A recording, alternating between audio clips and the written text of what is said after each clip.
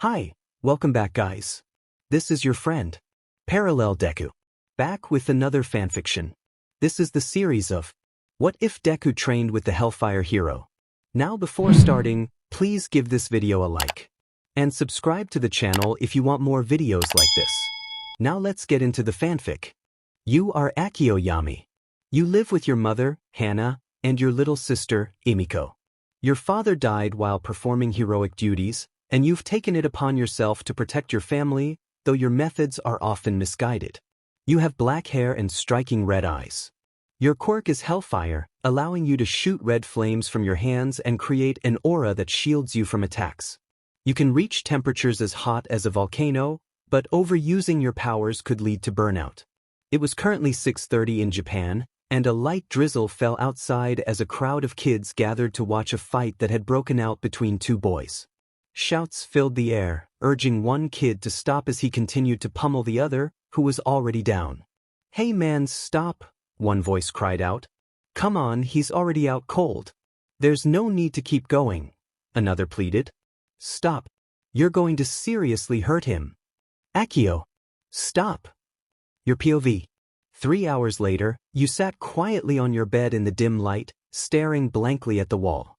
You snapped your fingers, creating small sparks of fire. Earlier, the police had brought you home after an incident where you nearly put a kid in the hospital, but you felt indifferent. Your mother's voice drifted through the door as she spoke to someone outside your room. "Please, I don't know what to do. Ever since his father died, he's changed. After his older brother left, things have only gotten worse. He's always angry and keeps pushing us away. I'm sure that's not the case. Don't worry. He doesn't hate you, he's just. But we might know how to help him." You decided to tune out their conversation, not wanting to hear more. Just then your door opened, and your little sister walked in. "Hey, Akio," she greeted softly. "Hey, Emiko," you replied, trying to keep your tone even. Emiko approached and placed her hand on yours. "It's okay. Mom's not angry, she's just sad.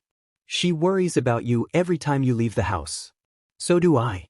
I'm scared you might leave one day and never come back, just like he did." Tears welled up in her eyes. You pulled her into a comforting hug, feeling her small arms wrap around you. "I promise I'll never leave you. I'm sorry you worry about me. I don't hate Mom or you. I'll always be here to protect you," you reassured her. Just then, the door opened again, and you both broke the hug to see who it was. The first to step in was a small figure in a suit, Principal Nizu. Following him was a man with a scarf around his neck, looking as if he hadn't slept in days, Shota Aizawa. Lastly, the man who was a close friend of your father entered, the #1 hero in the world, wearing that familiar, wide smile, All Might. "Ha, I am here. Young Akio. It's so good to see you again. You've grown taller, I must say," All Might exclaimed, and you rolled your eyes. "All Might, it's been a while. I should feel honored that you came all this way," you replied, your voice laced with sarcasm. Still the rebellious boy you always were," All Might chuckled as he shifted to his true, slimmer form. "Before you ask, yes, these two know about my secret just like your father did. You've grown a lot since the last time I saw you," he continued. "Enough with the small talk. Why you here? What do you want?" you asked coldly. "Allow me to introduce you to Principal Nizu and Shota Aizawa. I told them about you and that your father and I were good friends. They wanted to meet you personally," All Might explained. "To be honest, I'm not that impressed." "I didn't know you could be such a hothead," Aizawa remarked. "Care to say that again?" you challenged, your hand igniting with red flames. But when Aizawa's eyes glinted with a fierce red, your flames extinguished in surprise. "Ah, now I remember. You're the night hero, Eraserhead. My father spoke highly of you." "Can't say I'm impressed either," you replied, and suddenly, Aizawa's scarf shot out, wrapping around your arm. "Okay, now we're talking," you said, feeling the tension rise. No, we didn't come here to cause trouble. Mr. Aizawa, please refrain from using your quirk. As guests in another person's home, we should be respectful and avoid conflict," Nizu interjected calmly. "Fine," Aizawa conceded, releasing his quirk and wrapping his scarf back around his neck. "Emiko, would you mind giving us some time to talk with Akio in private? All Might asked your sister. Emiko looked up at you, concern etched on her face. It's fine, Emiko. Go make sure mom's okay for me, you said gently. Emiko nodded and left the room, leaving you alone with the unexpected visitors. You care about your family a lot. So why cause them so much trouble today? All Might asked. Some kids from school wanted to pick a fight with me while I was walking Emiko home. The main bully said awful things in front of my sister, and I couldn't let that slide. I taught him a lesson, you explained. A harsh one at that, All Might added. What does that mean? He got what was coming to him. He bullied me every day. Ever since my brother left, I've had to protect the family. I can't do that with people like him around, you said. That may be true, but it wasn't your responsibility to handle it that way. You could have seriously hurt him or worse. With your powerful quirk, you could have caused real damage and ended up in prison. Is that what you want? To leave your mother, who worries about you and wants you safe, and a little sister who looks up to you? Do you really want to lead her down the path you're on? Aizawa told you, and you remained silent, clenching your fist. What difference does it make now? I'll probably be sent to boarding school with other misunderstood kids. I'm already lost. Why should I try to be someone I'm not? You said. Be someone like your father? All Might asked. You looked at him silently and turned your head away. Well, there might be a way to redeem yourself, All Might said. How? You asked. I've taken a job as a teacher at Principal Nizu's school, UA High, All Might explained. But what does that have to do with me? You asked. I've spoken with Principal Nizu, and he agrees that a student like you, who has faced challenges but has a big heart, should attend this school. You'll be placed in the hero course classes and can use your quirk freely, All Might explained. But why me? You asked. You're one of many children who have had a tough life but deserve a second chance. What better way to restart than at our esteemed school? Nizu said, raising his hands in excitement. You can join on full recommendations without taking the entrance exam. You can make any requests you want. All you have to do is say the word. So, will you attend UA High? All Might asked. You stood up from your bed and crossed your arms. Okay, fine. But in return, I want my family to live somewhere nice. This place is a mess.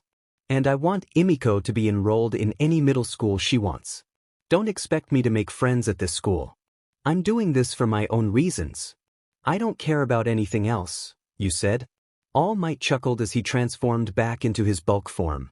Then it settled. He reached out his hand to you and you shook it. Welcome to Hero Academia. 5 weeks later. You were putting on your new school uniform, trying to hurry up and get ready. You were running late and needed to move quickly. After dressing, you walked out of your room and met Emiko and Hana. Hi Akio, do you want some breakfast? Hana asked. Nah, I'm fine. I'll grab something on the way. Emiko, are you going to do well in middle school? You asked your little sister. Yeah. And I hope you do well at your high school too, Emiko said with a smile. Okay, I gotta go, you said, heading toward the door. Wait, Akio, your mother called and you turned around. I just want to say I'm very proud of you, she said. You stood there for a moment before letting out a sigh. See you later, you said, walking out of the house. 30 minutes later. After getting off the public bus, you walked toward the entrance of UA High. It was a gated campus, and the main building was shaped like an H. You took out a piece of paper and read it. So my first stop is Class 1A. This should be fun, you thought as you entered the school. Inside, you went upstairs and found your classroom door. You looked up, noticing how large it was. After a long sigh, you reached out and knocked twice on the door.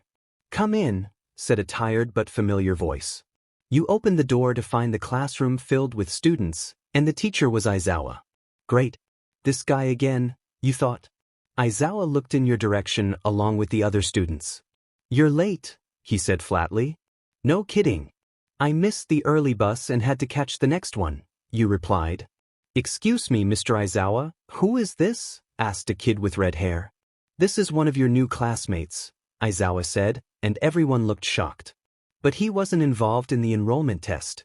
It's a rule that all students who want to attend UA must take this test, protested a kid with glasses. Well, he didn't have to. Principal Nizu, All Might, and I recommended him for various reasons. If you don't like it, too bad. Deal with it, Aizawa said, and everyone was taken aback. Now go on. Introduce yourself and your quirk, Aizawa instructed. Yeah, whatever. My name is Akio Yami. My quirk is Hellfire. You introduced, and then the others introduced themselves as well. Yuga Oyama. Quirk. Naval Laser. Mina Ishido. Quirk. Acid. Siu Azui. Quirk. Tenya Ida. Quirk. Engine. Achiko Uraraka. Quirk. Zero Gravity. Mashireo Oidro. Quirk. Denki Kaminari. Quirk. Electricity. Ajiro Kirishima. Quirk. Hardening. Kujikuda. Quirk. Kanivas. Rikido Sato. Quirk. Sugar Rush. Mezushuju. Quirk. Dupli Arms. Kyokajur. Quirk. Earphone Jack. Antasiro. Quirk. Fumikage Tokoyami. Quirk. Dark Shadow. Shoto Todoroki. Quirk. Half Cold, Half Hot. Toru Hagikure. Quirk. Invisibility. Katsuki Bakugo. Quirk. Explosion. Izuku Midoriya.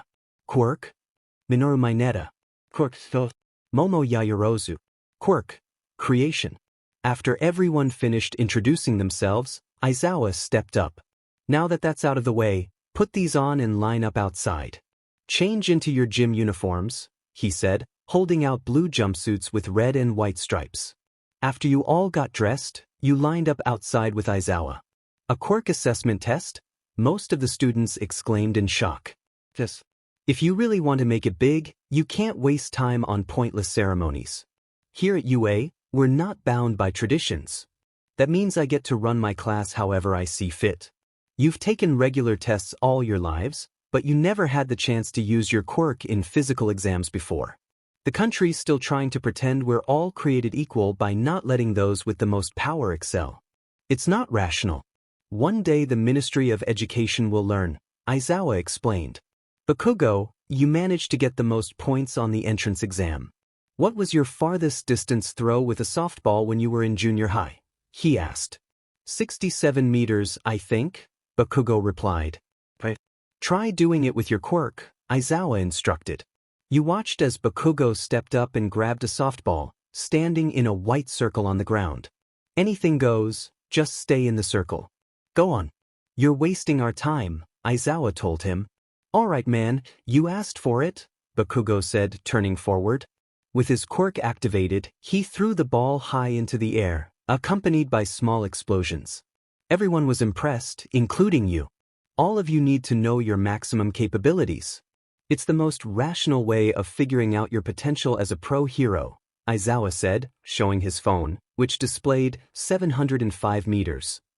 Whoa, 705 meters. Are you kidding me? Kaminari exclaimed. I want to go. That looks like fun. Ishido added. This is what I'm talking about, using our quirks as much as we want. Siro chimed in. You looked around and saw that everyone was excited to use their quirks. So this looks fun, huh? Aizawa asked, making everyone look at him. You have 3 years here to become a hero. You think it's going to be games and playtime? Idiots. Today you'll compete in 8 physical tests to gauge your potential. Whoever comes in last has none and will be expelled immediately. Aizawa's words shocked everyone. This is starting to get interesting, you thought. You can't send one of us home. I mean, we just got here. Even if it wasn't the first day, that isn't fair. Uraraka protested, and you rolled your eyes. Oh, and you think natural disasters are fair? Or power-hungry villains? Or catastrophic accidents that wipe out whole cities? No, the world is full of unfairness. It's a hero's job to try and combat that unfairness. If you want to be a pro, you're going to have to push yourself to the brink. For the next 3 years, UA will throw one terrible hardship after another at you.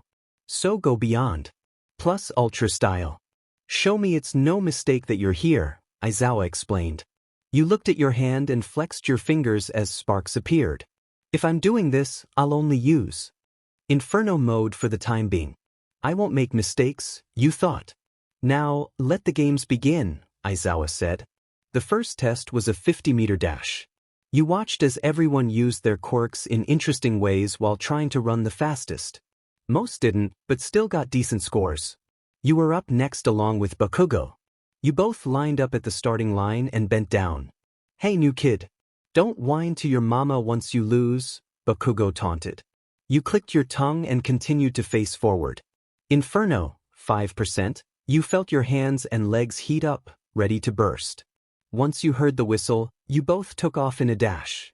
"Burst speed," Bakugo shouted as he propelled himself forward with small explosions. You released your fire and took off alongside him, soon crossing the finish line at the same time. 4.13 seconds, the measuring device announced. Bakugo looked at you with a shocked and angry expression while you simply rolled your eyes and walked off. "I'll stick to 5% of my power just to humor myself," you thought. The next test was grip strength. You gripped the device tightly and registered 1,130 kilograms. The following test was the standing long jump, where you used your quirk to give yourself a boost, flipping in the air before landing a few feet away from the sand. 20 minutes later, the fifth test was the same as the first, the ball throw. The student before you was up next. He had messy green hair and was sweating profusely. You thought his name was Midoriya. You were curious about this kid who hadn't used his quirk at all in the tests, but you wanted to see how he performed while throwing a ball. "If Midoriya doesn't shape up soon, he's the one going home," you heard a kid named Ida say. "Of course he is. He's a quirkless loser," Bakugo remarked, which surprised you. "He has a quirk. Did you not hear about what he did in the entrance exam?" Ida countered. "If he really was quirkless, he shouldn't have even been able to make it into UA. Just who is this kid, you thought? When Midoriya threw the ball, it only went 46 meters. You looked back to see Aizawa with his eyes glowing red. "I erased your quirk. The judges of this exam were not rational enough," he said, stepping forward as his scarf began to float around him. "Someone like you should never be allowed to enroll at this school," he added in a cold tone. "You're not ready. You don't have control over your power. Were you planning on breaking your bones again? Counting on someone else to save your useless body?" Aizawa asked. "No. That's not what I was trying to do." Midoriya protested before Aizawa wrapped his scarf around him and pulled him closer. "No matter what your intentions are, you would be nothing more than a liability in battle. You have the same reckless passion as another overzealous hero I know, one who saved 1,000 people by himself and became a legend. But even with that drive, you're worthless if you can only throw a single punch before breaking down. Sorry, Midoriya. With your power, there's no way you can become a hero," Aizawa said, letting him go. "I've returned your impractical quirk. Take your final throw. Hurry and get it over with," he added before walking away. You looked at Aizawa with suspicion, then back at Midoriya. "Guess we'll get our first expelled kid on the first day," you thought.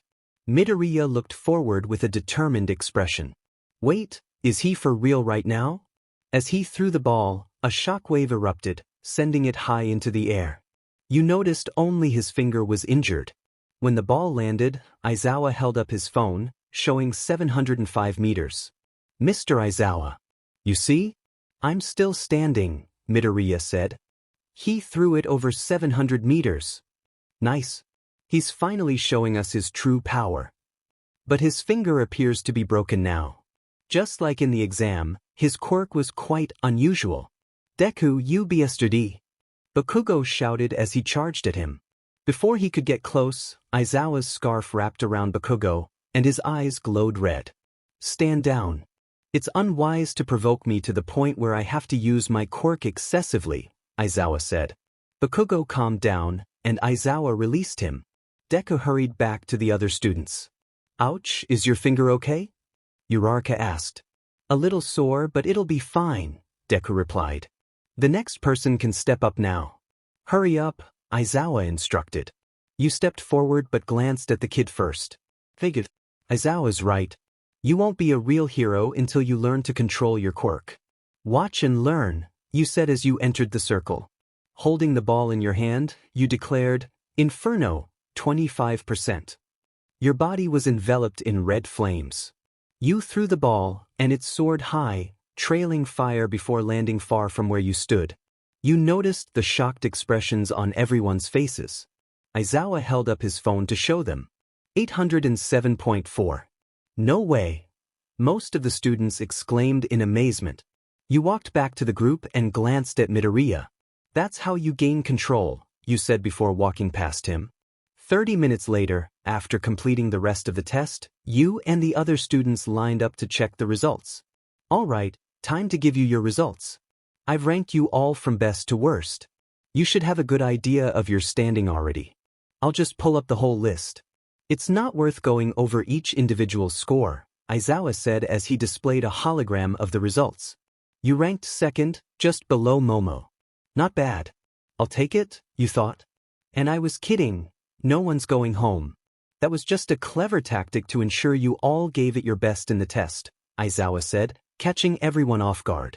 You shot him a skeptical look, but everyone seemed to believe him, judging by their reactions. I'm surprised the rest of you didn't figure that out. I'm sorry, I should have mentioned it, you heard Momo say. That's it. We're done for the day. Pick up a syllabus in the classroom. Read it over before tomorrow morning, Aizawa said as he walked off. 40 minutes later, after getting off the bus, you walked up to your house. You opened the door to find your mother and Imiko waiting for you. YN.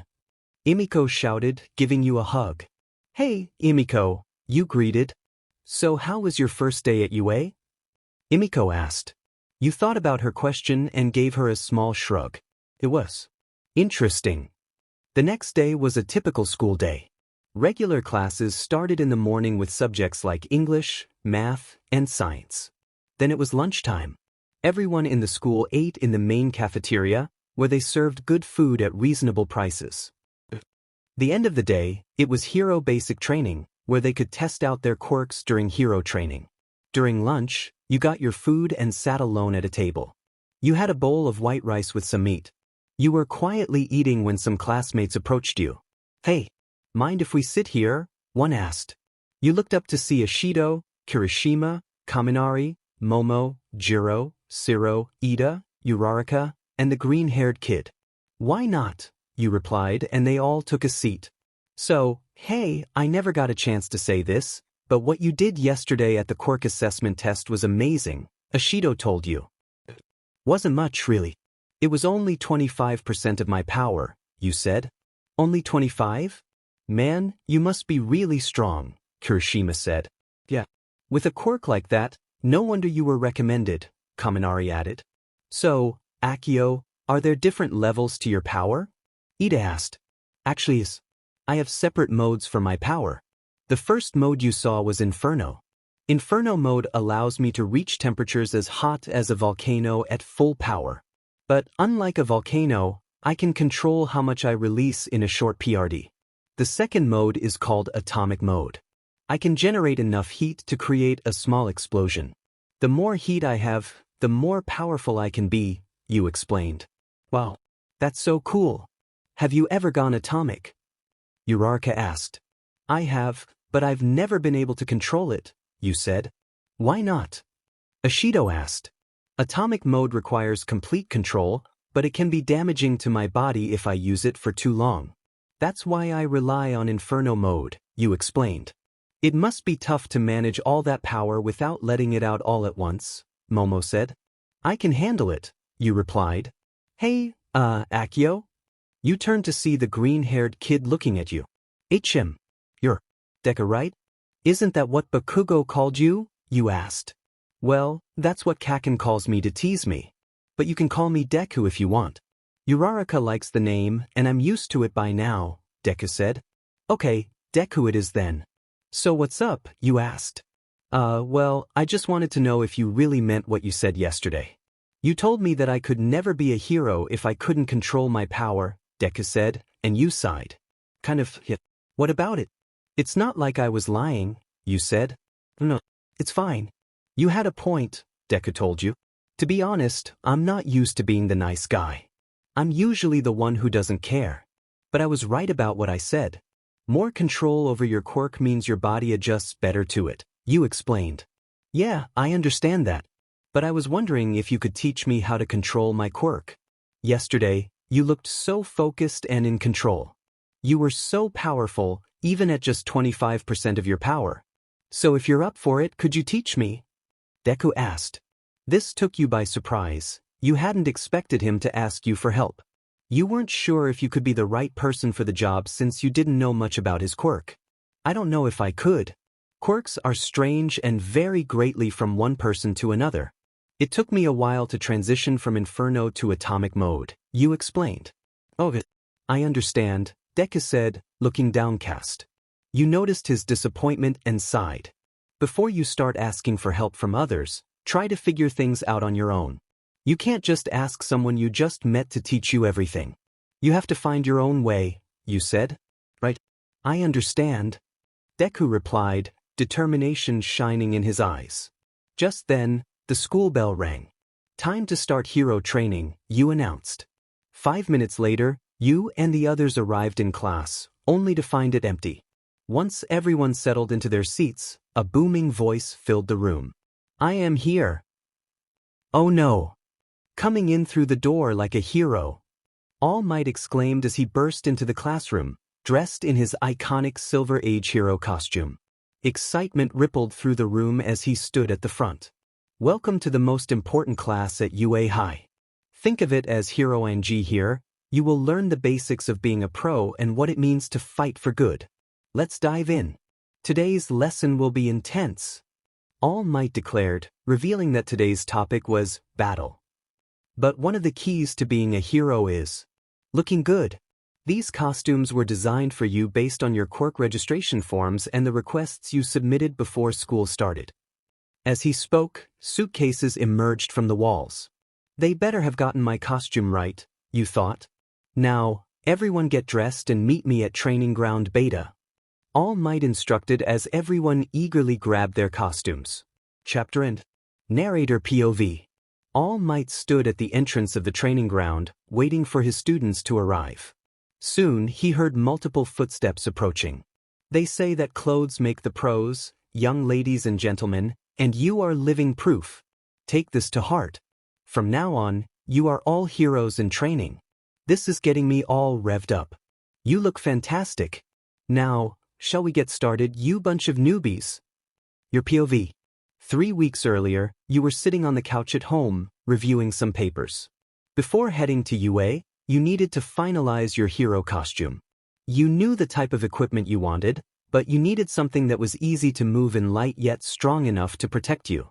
Emiko sat next to you, brainstorming ideas. You appreciated her help and were open to her suggestions. Oh, how about a cool jacket with a hoodie? With spikes on it? That would be awesome, Emiko suggested. The jacket with the hoodie sounds good, but I'm not sure about the spikes, you replied. Just then the door opened, and your mom walked in. Hey Mom, you and Emiko greeted her. Hi. Akio, I have something for you, your mother said. What is it, you asked. I know you were having trouble picking out a good costume, so I met up with an old friend at the police department and asked him to get something for you. Check this out, she said, holding out a piece of light body armor that fit perfectly. It looks good. I'll need to paint something on it to give it a personal touch, you said. I also got you this, your mother added, handing you a helmet.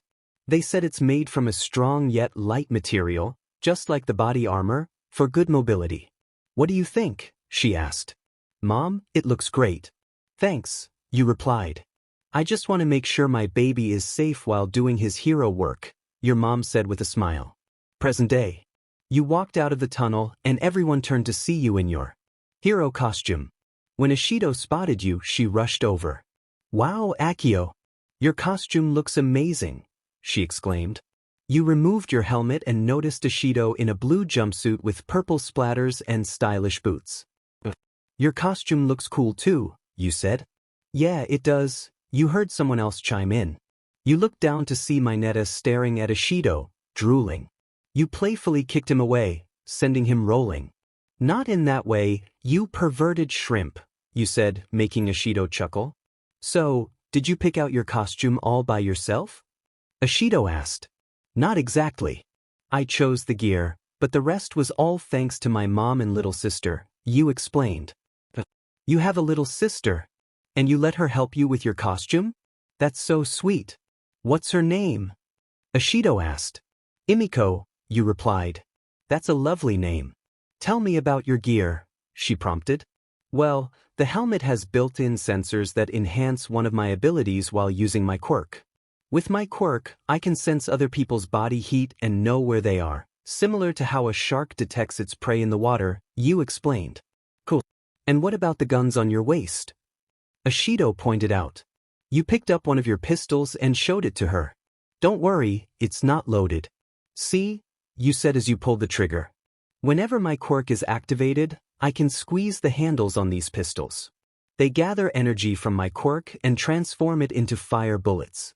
When I pull the trigger, anything it hits will explode, you explained. Aren't you worried about hurting anyone? Ashido asked. It depends on how much energy I put into the pistols. I can use just enough to knock someone out, or increase it to take down a reinforced wall, car, or door. But if I go too far, I could take out several city blocks, you clarified. Wow. You thought of everything. That's totally awesome. Ashido exclaimed. You glanced to the right and noticed Uraraka talking to. Wait, Deku? You examined his costume, noting the bunny ears on his head and the half-mask that resembled All Might's smile. You looked back at All Might, who seemed slightly embarrassed. This kid's a fanboy, you thought, suppressing a groan. Now that you're ready, it's time for combat training, All Might announced. Sir. Someone in a metal uniform raised their hand, sounding like Ida. This is the fake city from our entrance exam. Does that mean we'll be conducting urban battles again? Ida asked. Not quite. I'm going to move you 2 steps ahead. Most of the villain fights you see on the news take place outside. However, statistically speaking, encounters with the most cunning evildoers often happen indoors. Think about it, backroom deals, home invasions, secret underground lairs. Truly intelligent criminals stay hidden in the shadows. For this training exercise, you'll be split into teams of heroes and villains to engage in 2-on-2 indoor battles, All Might explained. Isn't this a little advanced? So you asked. The best training is what you get on the battlefield. But remember, you can't just punch a robot this time. You're dealing with actual people now, All Might replied. Sir, will you be the one deciding who wins? Momo inquired. How much can we hurt the other team? Bakugo asked. Do we need to worry about the losers getting expelled like earlier? Uraraka added. Will you be splitting us up based on chance or comparative skill? Ida asked. I wasn't finished talking. All Might interjected. Listen up. The situation is this. The villains have hidden a nuclear missile somewhere in their hideout. The heroes must try to foil their plans. To do that, the good guys either have to catch the evildoers or recover the weapon. Likewise, the bad guys succeed if they protect their payload or capture the heroes, All Might explained as he pulled out a box. Time's limited, and we'll choose teams by drawing lots. Let's draw. Team A, Deku and Uraraka. Team B, Shuji and Todoroki. Team C, Mineta and Momo. Team D, Bakugo and Ida. Team E, Ashido and Oyama. Team F, Koda and Sat. Team G, Kaminari and Jiro. Team H, Tokoyami and Siu. Team I, Ojiro and Toru. Team J, Kirishima and Siro. You looked around to see everyone had a partner, but you were the only one without one. Hey All Might, is it a requirement to have a partner for this? You asked. Don't worry, young Akio. After everyone else is gone, I've got something special planned for you, All Might assured you. You shrugged your shoulders and leaned against the wall. All Might reached into 2 boxes labeled hero and villain. I declare that the first teams to fight will be Team A as the heroes and Team D as the villains. Everyone else can head to the monitor room. Bad guys, set up your hideout. In 5 minutes, the battle will begin, All Might announced, and everyone started to disperse. As you were about to leave, Deku and Uraraka approached you. What do you two want? You asked. Advice. For both of us, please. Since it's Bakugo and Ida, it'll be tough, Uraraka said. And I know Kaken won't hold back on me. But anything you give us is good enough, Deku added. You looked at both of them and saw the determination on their faces. Sighs, well, first, you both need to come up with a plan on the spot. Don't take too long trying to figure something out. Uraraka, don't rely too much on your quirk. And Deku, be careful not to overdo it again, you advised. They nodded and you walked away. You joined the others in the monitor room, standing next to everyone as you stared at the screen. So, Akio, who do you think's going to win? Kirishima asked. I don't know. Both teams have potential. Let's just watch and see, you replied, placing your helmet on your belt and crossing your arms. Then All Might entered and walked up to the terminal. All right, let's begin the indoor battle. Team A and Team D, your time starts now, he announced over the loudspeaker. Your POV. Team A. Team D, your time starts now. You watched as Deku and Uraraka prepared to enter the building on the monitor. Pay attention, everyone. Think about what you would do, All Might instructed. On the screen, you saw Deku and Uraraka enter the building through a window and start to navigate the hallways, cautiously checking each corner. So, Akio, do you think Midoriya will be able to use his quirk in actual combat? Kirishima asked. Tell me something. What happened to Deku when he used his quirk in the entrance exam? You asked. Oh yeah, you weren't part of that. Well, he used one punch to take out a giant robot, but his arms and legs were like jelly afterward, and he was out cold, Kirishima explained. Just what I thought. He'd be lucky to make it out of this fight. Luckier if he and Uraraka actually win, you said. If what he said about his entrance exam is true, and if my theory about his quirk is correct, both Deku and All might have some explaining to do, you thought as you continued to watch them navigate the halls. Suddenly, Bakugo appeared and unleashed an explosion from his hand, forcing Deku and Uraraka to dodge. Whoa! He almost got the jump on them, Mineta exclaimed. Sneak attack Bakugo? What kind of person pulls cheap tricks like that? Kirishima said. It's a viable strategy. He's playing the part, acting like a villain would, you explained. Correct, young Akio, All Might said. It didn't work. Midoriya dodged him. Ashido said. Look, there he goes. Kaminari pointed out as everyone focused on the screen. Bakugo charged at Deku, preparing to punch him, but Deku grabbed his arm and swung him over his side onto the ground. Deku stood over him, fist raised, as Bakugo quickly got back up. You noticed Bakugo put his hand up to his ear and started talking, but you couldn't hear what they were saying. Who was Bakugo talking to? Kirishima asked. He's got an earpiece so he can communicate with Ida, you explained, and All Might turned to face everyone. Correct. I provided both of them with a map of the building and a roll of tape.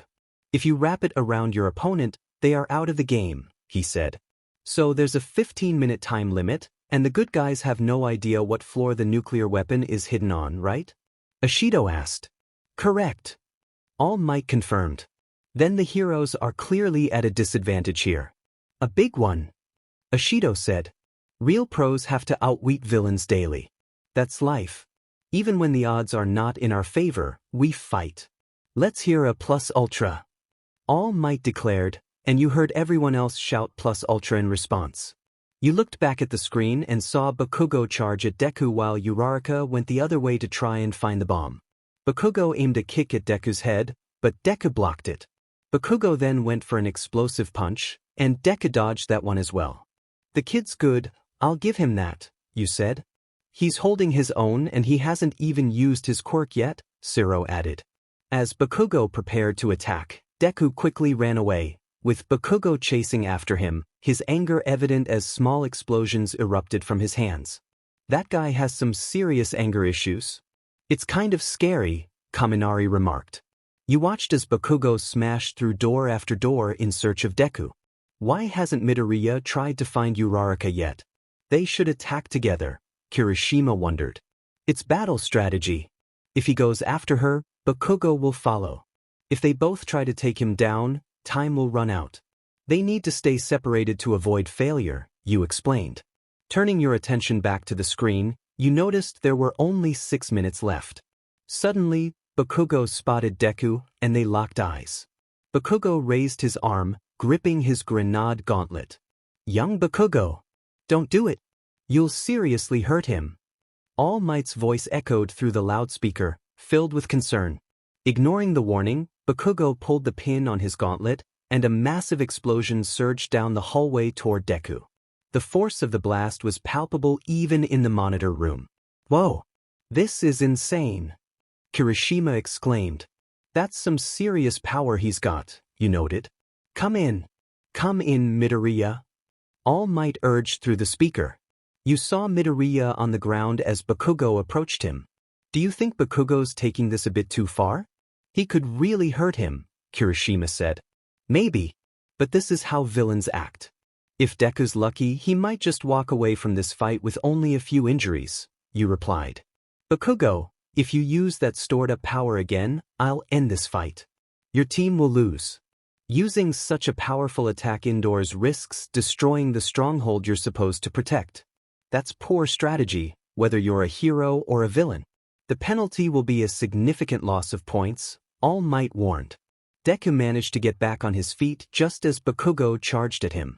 As Deku prepared to punch, Bakugo unleashed an explosion that sent him soaring into the air, then fired another blast at Deku's back.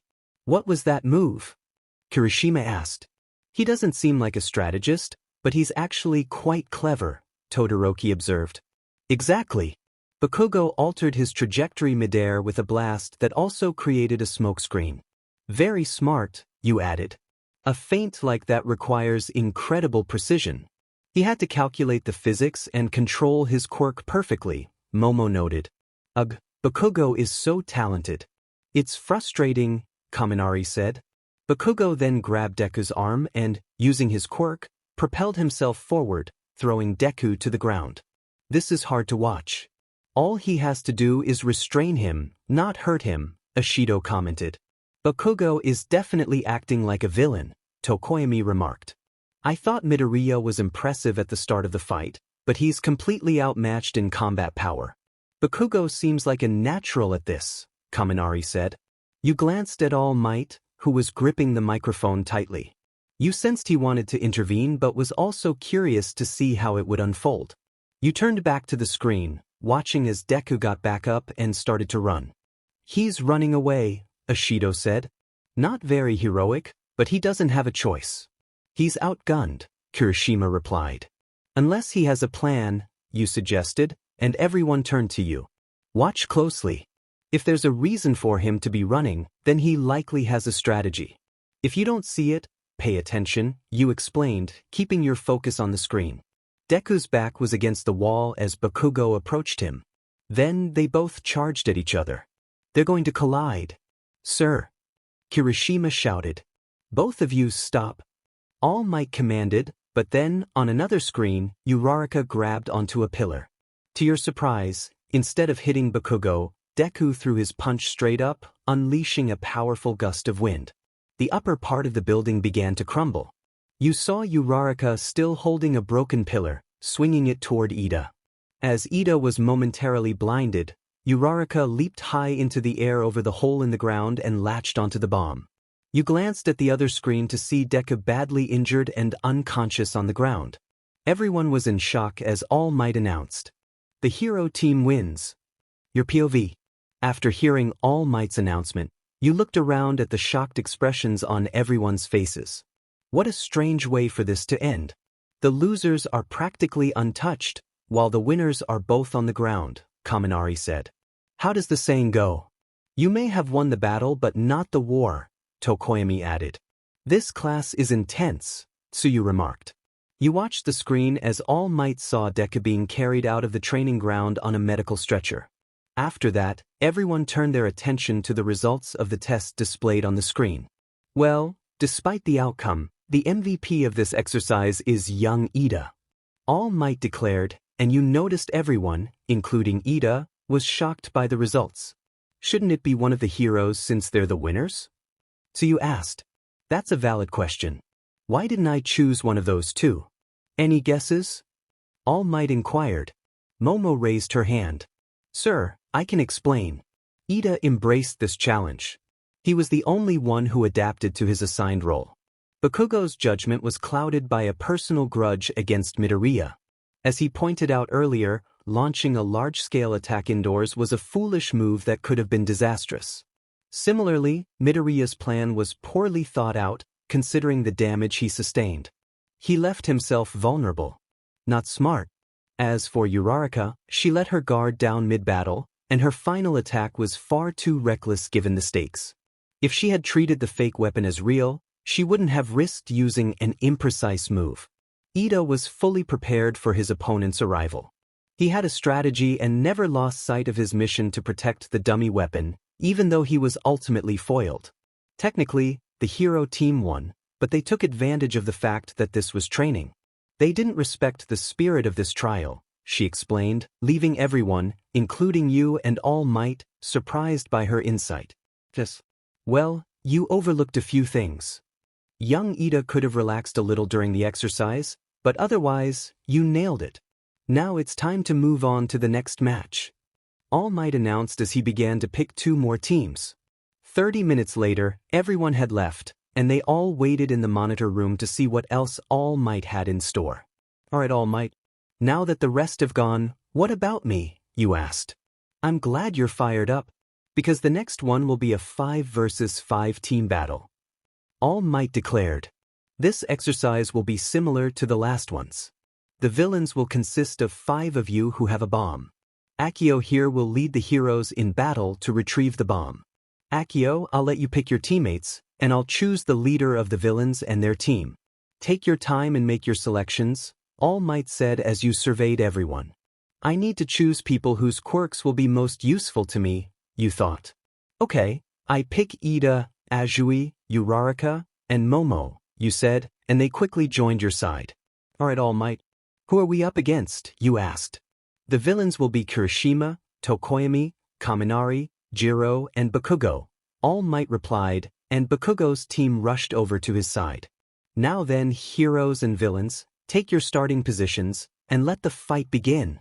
You and the others stood outside in an alleyway, waiting for the battle to commence. So, Akio? So you called. Yeah, Azui, you replied. You can just call me Tsu, she said.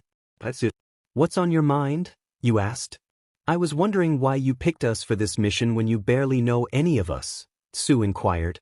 I chose you all for your quirks and other reasons. Ida, you can move quickly with your quirk, so you should help go after the bomb with the others, and Tsu, with your athletic abilities, you can reach the bomb just as fast as Ida, you explained. But why me and Momo? You could have gone with anyone else, Uraraka asked. You can use your quirk to float objects and even yourself. Momo here can provide you with supplies if there aren't any around, you said. Yeah, but do you have a plan for taking the bomb? Momo asked. All Might said I'd be the leader of this team, but I'm not going to be the one making the plans. That part is all on you, Momo, you told her, and she looked surprised. But why me? Do you trust me that much? She asked. Not really. I've only known you all for 2 days, and I'm not the trusting type. I'm just taking a gamble for now. But on a side note, you're incredibly smart, which is why I picked you. This is my gamble. We already know our enemy. The others will likely focus on protecting the bomb. Tokoyami will stay behind with the bomb along with Kaminari and Jiro. Kirishima will want to attack while defending the bomb. As for Bakugo, he'll probably go rogue again and come straight for me. If I can take him out, you guys should have an easier time. Like I said, I'm not the type to trust people, but I have no choice in this matter. So, do you think I can really count on you 4 to do this? You asked. You can. We won't fail you, Uraraka declared, and everyone nodded in agreement. Alright teams, you're free to move. Let the battle begin. All Might announced through the loudspeaker.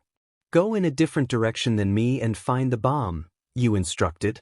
They nodded and dashed down the alleyway. Here goes nothing. You put on your helmet and pulled your hood over your head as you stepped out into the open. You walked down the empty street, scanning your surroundings. Then ahead of you, you spotted the person you were looking for, Bakugo. I was right. I saw you talking to Deku and that girl before my battle with them. What did you tell him? Bakugo demanded. Like that's any of your concern. What he did was all his own doing, you replied. Why waste your time on a nerd like him? He may have a quirk now, but he's still weak, Bakugo sneered. I don't care about him. I'm just here to fight and win, you said, and Bakugo growled. You think you're as strong as me? He shouted, sparks flying from his hands. No. I know I'm as strong as you said, drawing your pistols. Inferno 10%. Your quirk activated, and flames began to swirl around you. I'm going to make you eat those words. Bakugo shouted. Bring it, you replied as you both charged at each other and collided. Ida led Momo, Uraraka, and Tsu down another part of the fake city in search of the bomb. Are you sure it was a good idea to leave Akio to fight Bakugo alone? We all saw how Deku was after our fight, Uraraka. I know how you feel, but if he thinks he can take on Bakugo, then I'm not one to argue, Ida replied. Plus, he came here on recommendations and didn't have to take the entrance exam. We're only seeing his quirk now, and judging by what happened yesterday, he seems pretty strong, Momo added. Then they heard multiple explosions in the distance. Sounds like they're already fighting. And it sounds intense, Tsu said. Come on. We shouldn't waste time. Akio gave us the opportunity to find the bomb while he took on Bakugo. Let's not fail him, Ida urged. Don't worry, Ida.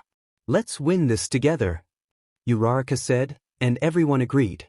After you and Bakugo clashed, a massive explosion erupted, sending both of you back. You fired your pistols at him, but he dodged out of the way. I overheard you talking about those things to Pinky. You won't catch me with those, Bakugo taunted. Well then, I guess it's hand-to-hand, you said, holstering your pistols. You think you can get anywhere close to me with my quirk?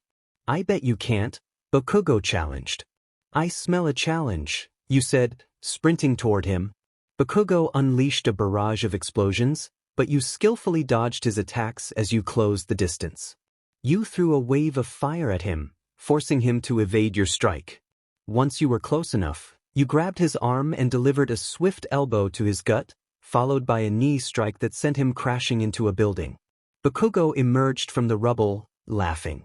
So, if you're here, I suppose the other extras are going after the bomb. You think they can do it? He asked. I don't know.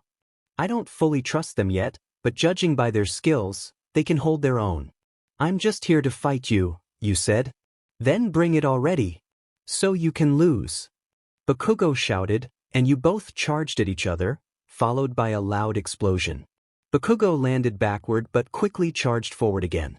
You were about to counter when he fired a small explosion to his side, changing his direction. You glanced to your left and saw him launch another explosion behind him, which sent you crashing into a street railing. Before Bakugo could attack again, you flipped over the railing and soared into the air. You landed on the side of a building, pushed off, and delivered a punch to his face. Then you grabbed his arm and slammed him into the street. Bakugo quickly got up and launched himself at you. You're going down, he yelled as you charged at him. Narrator POV. Everyone in the monitor room watched as Akio and Bakugo engaged in a fierce battle. I don't understand why Akio went off on his own to take on Bakugo. They should be fighting together, not splitting up, Ishido said. This is how a team leader acts, taking on the biggest threat and trusting his team to handle things from here on out. Perfect strategy, All Might replied. So, All Might, why did you recommend him to come to UA? Ishido asked. It's not really my place to say. Young Akio wanted to keep it a secret for now, not wanting everyone to know too much about him, All Might explained. Strange. So he's the type of person who keeps to himself, Todoroki observed. Well, this is the first time we're seeing him, and he's doing great against Bakugo, Siro added. Yeah, I don't see him being weak at all in this match, Ishido agreed. Your POV. You and Bakugo exchanged explosions and fire, each trying to outmaneuver the other. You charged at him, delivering a powerful punch to his face. Bakugo countered by grabbing your arm and throwing you into a metal post. You quickly got up and charged at him again, dodging his hand and kicking him in the gut. As he was sent into the air, you put both fists together and unleashed a massive wave of fire toward him. Bakugo covered his face as he landed on the ground. You're getting me all fired up. Remember that attack I pulled on Deku? I don't care if it's indoors or outdoors, I'll still use it to defeat you. All the sweat I've built up is being gathered into these gauntlets. My sweat works like nitroglycerin, Bakugo declared as he raised his arm. Die, he shouted, and a huge wave of fire and explosions surged toward you. Oh no, you thought, raising your hands to shoot a heat wave at it, amplifying the explosion. Narrator POV. Ida, Uraraka, Tsu, and Momo looked behind them to see a massive explosion followed by a cloud of smoke. Akio, what's your status over there? Is everything okay? Momo asked through the comms. I thought I told you not to worry about me? Just do your part. Bakugo is mine to handle, Akio replied before hanging up. Guys, I really feel like one of us should go back, Uraraka suggested. As much as I want to, we have a job to do. Akio entrusted us with this. Going back now would be pointless. Let's keep searching, Ida insisted as they continued on. So, what's the plan to get near them? They probably know we're coming thanks to Jiro's quirk and might have an ambush waiting for us, Tsu asked. First, Tsu, I want you to go to the rooftops and scout the area. As for Uraraka and Momo, I have another plan for you too. Jiro, Tokoyami, Kaminari, and Kirishima stood near the bomb, looking past the buildings at the explosions and smoke in the distance. It must be a crazy fight. I wish I could watch it, Kirishima said. To be honest, it's kind of scary knowing that two of our classmates can create explosions or fire, Kaminari added. Both of them are strong, and Akio is holding his own much better than Midoriya did. This fight is incredible, Tokoyami remarked. Guys, I hear footsteps, Jiro said, her earphone jacks on the ground. How many? Kirishima asked. 1. Then they saw Ida running toward them at full speed. Protect the bomb, Kirishima shouted as he hardened, and Tokoyami summoned his dark shadow, a dark bird emerging from him. As Ida approached, he began running around them in circles, creating a large smoke screen. I can't see a thing, Jiro exclaimed. Kaminari, can't you shoot your electricity at him or something? Kirishima asked. If I do that, we'll all get shocked too, Kaminari replied. Dark shadow, Tokoyami commanded. His dark shadow struck the ground near Ida, forcing him to stop running and dodge. Ida then charged at them again, only to be pushed back by Kirishima. He must have some kind of plan. Just running in blind is pointless, Kirishima thought as Ida charged again. Tokoyami's dark shadow hit the ground in front of Ida once more, making him dodge out of the way. Guys! Now! Ida shouted. As the smoke cleared, they saw multiple small grenades floating above them. Above was Uraraka, who had a rope tied around her waist leading to a building with a grapple machine next to Momo and Tsu. Tsu used her long frog tongue to grab Ida from the ground and pull him up onto the building. Uraraka, now! Ida shouted. Uraraka put the tips of her fingers together. Release, she called, and all the grenades fell on top of them.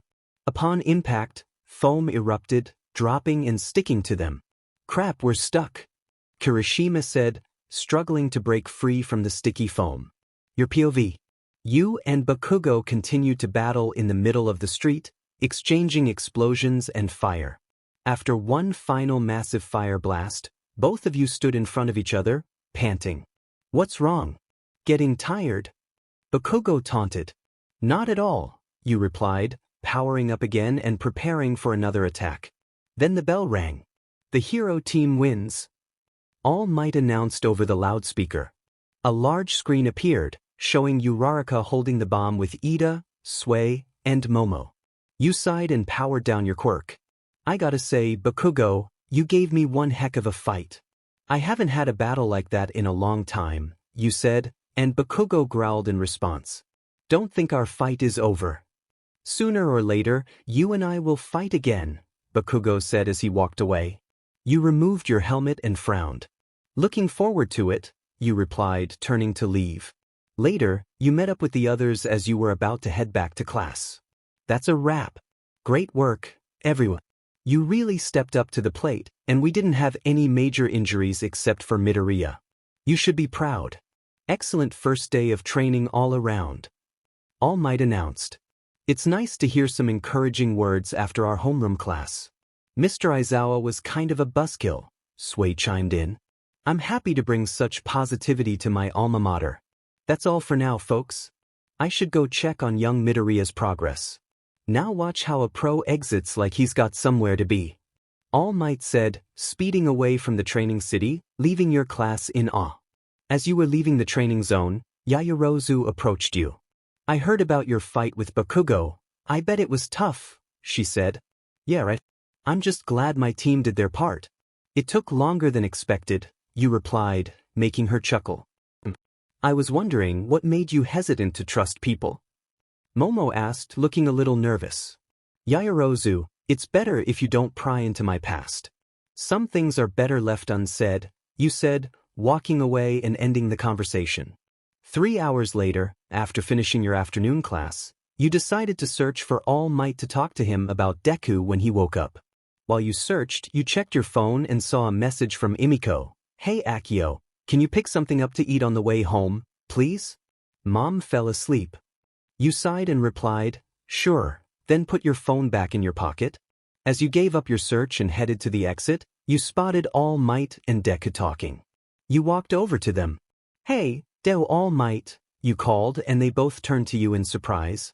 You pointed behind you and said, we need to talk about something. Let's go. Now. You started walking and they followed. You led All Might and Deku to a quiet part of the school where you could talk privately.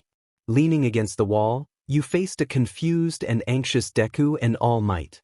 First things first, you said, then lightly tapped Deku on the head. Didn't I say to make sure you don't break your bones? What part of that didn't you understand? You asked calmly while watching Deku rub his head. I'm sorry. I know you said that, but I had no other choice, Deku exclaimed, waving his arms. You sighed. Well, I can't say you did bad. I can't say I'm surprised by that quirk, you said, and Deku froze. You glanced at All Might. Admit it, All Might. You gave him one for all, didn't you? You asked, already knowing the answer. Silence filled the air as you stared down both Deku and All Might. Yeah, I did. How did you figure it out? All Might asked. His quirk is powerful. It just reminds me of yours. I put 2 and 2 together, you explained. Wait, how did you know about one for all? Deku asked. My father was All Might's partner. They were good friends, you said. Oh, I didn't know All Might had another sidekick, Deku said, earning another light tap on the head from you. My father wasn't his sidekick, you clarified. Right, sorry. So what was his name? Deku asked. You paused for a moment, but All Might placed a hand on both your and Deku's shoulders before you could answer. That is another story for another time. Right now, it's getting late, and you both should be heading home, he said. Yeah, you're right. I promised Imiko I'd pick up something for her to eat, you replied. Okay. See you tomorrow then. Deku said as you walked away, lost in thought. For once, I'm glad you stepped in, All Might. You of all people know how I feel when people ask about my family, especially my father. The next day, after waking up, you took the public bus to the stop near the school. Once you arrived, you walked up the hill towards the entrance. While checking your phone, you heard loud voices. Looking up, you saw the front of the school flooded with news reporters. You groaned, knowing exactly why they were there, All Might.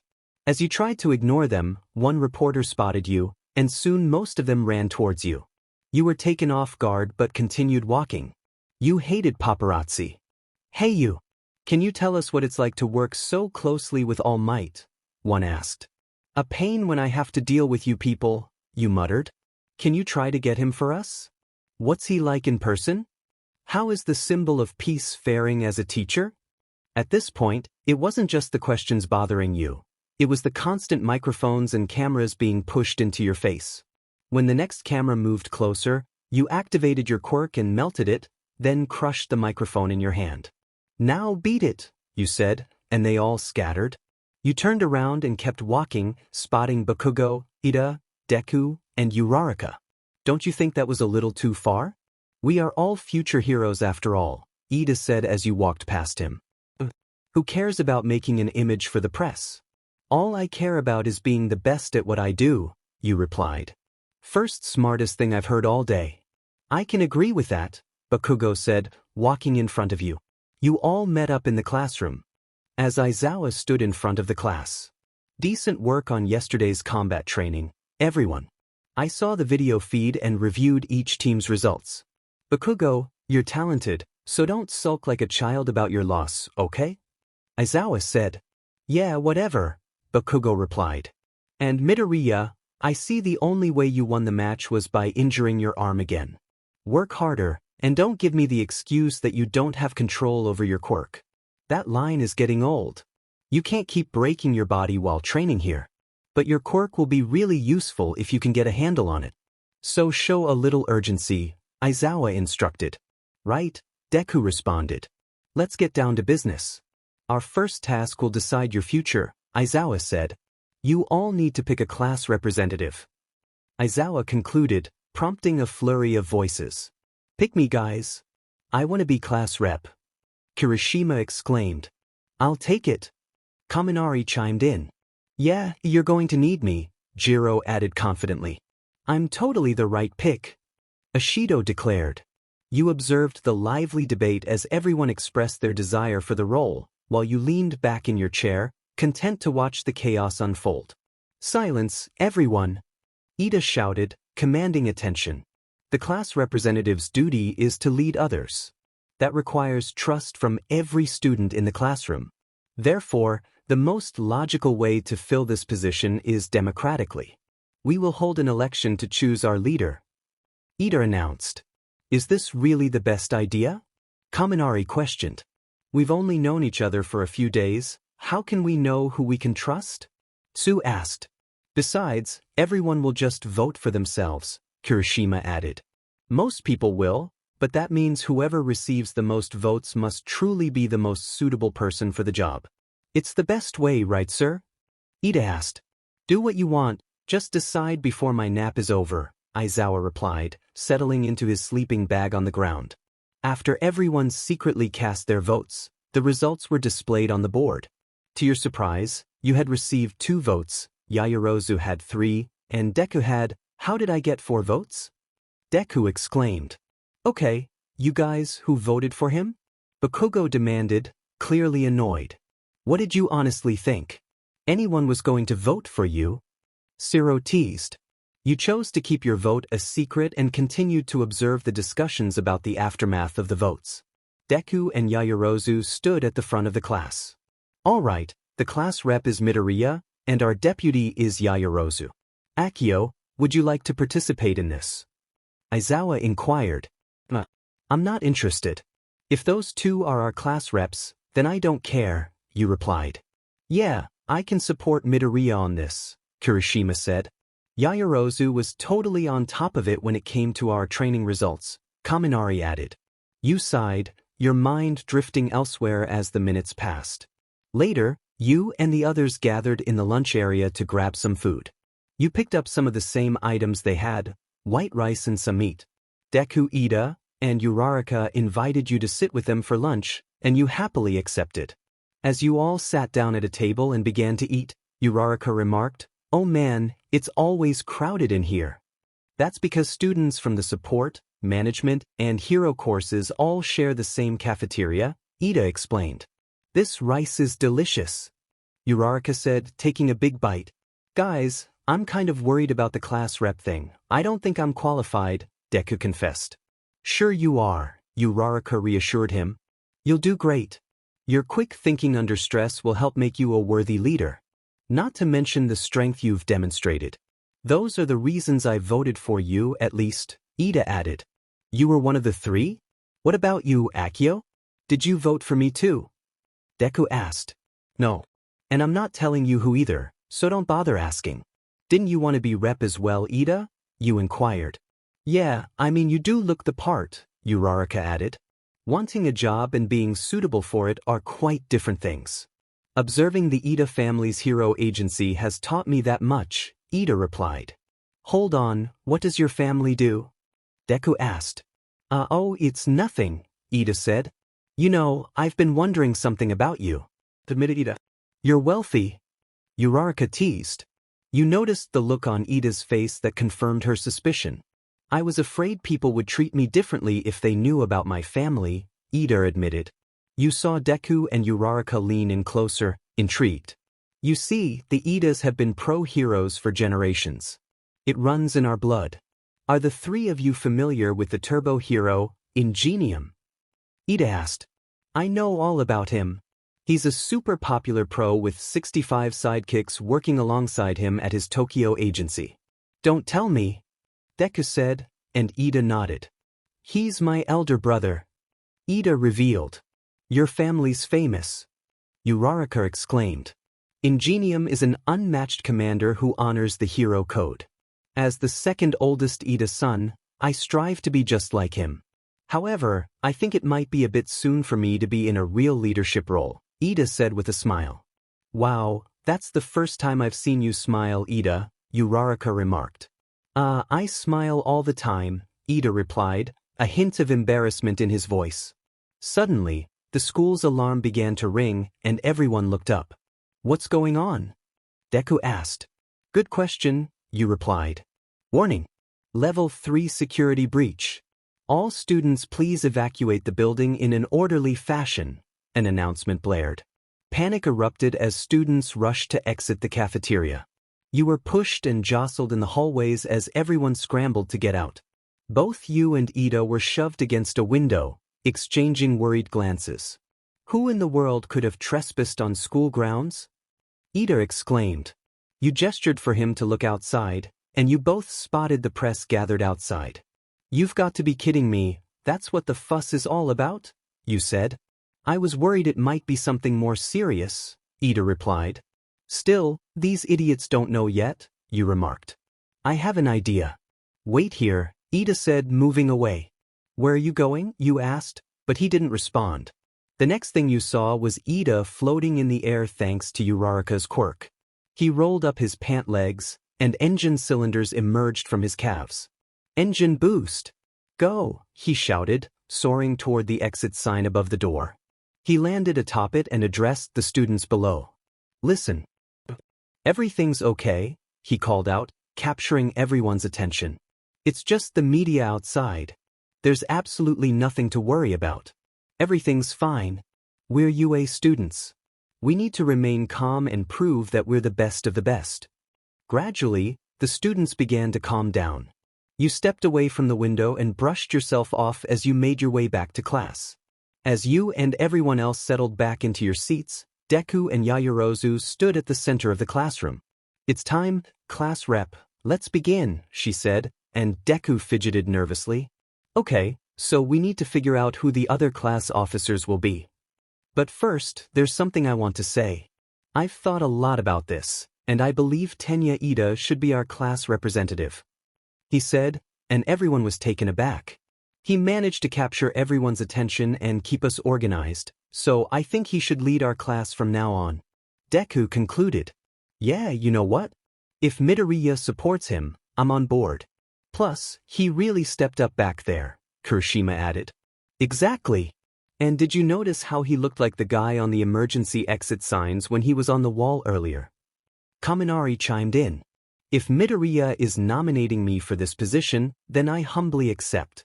I promise to fulfill the duties of class representative to the best of my abilities. Ida declared, and everyone agreed. After some time, Aizawa was ready to discuss the next hero training class. Today's class will be a bit different. You'll have 3 instructors. Me, All Might, and another faculty member will be monitoring you, Aizawa announced. What kind of training is this? Zero asked. Rescue training. You'll be dealing with natural disasters, shipwrecks, and situations like that, Aizawa explained, and excitement buzzed through the class as everyone began discussing their plans.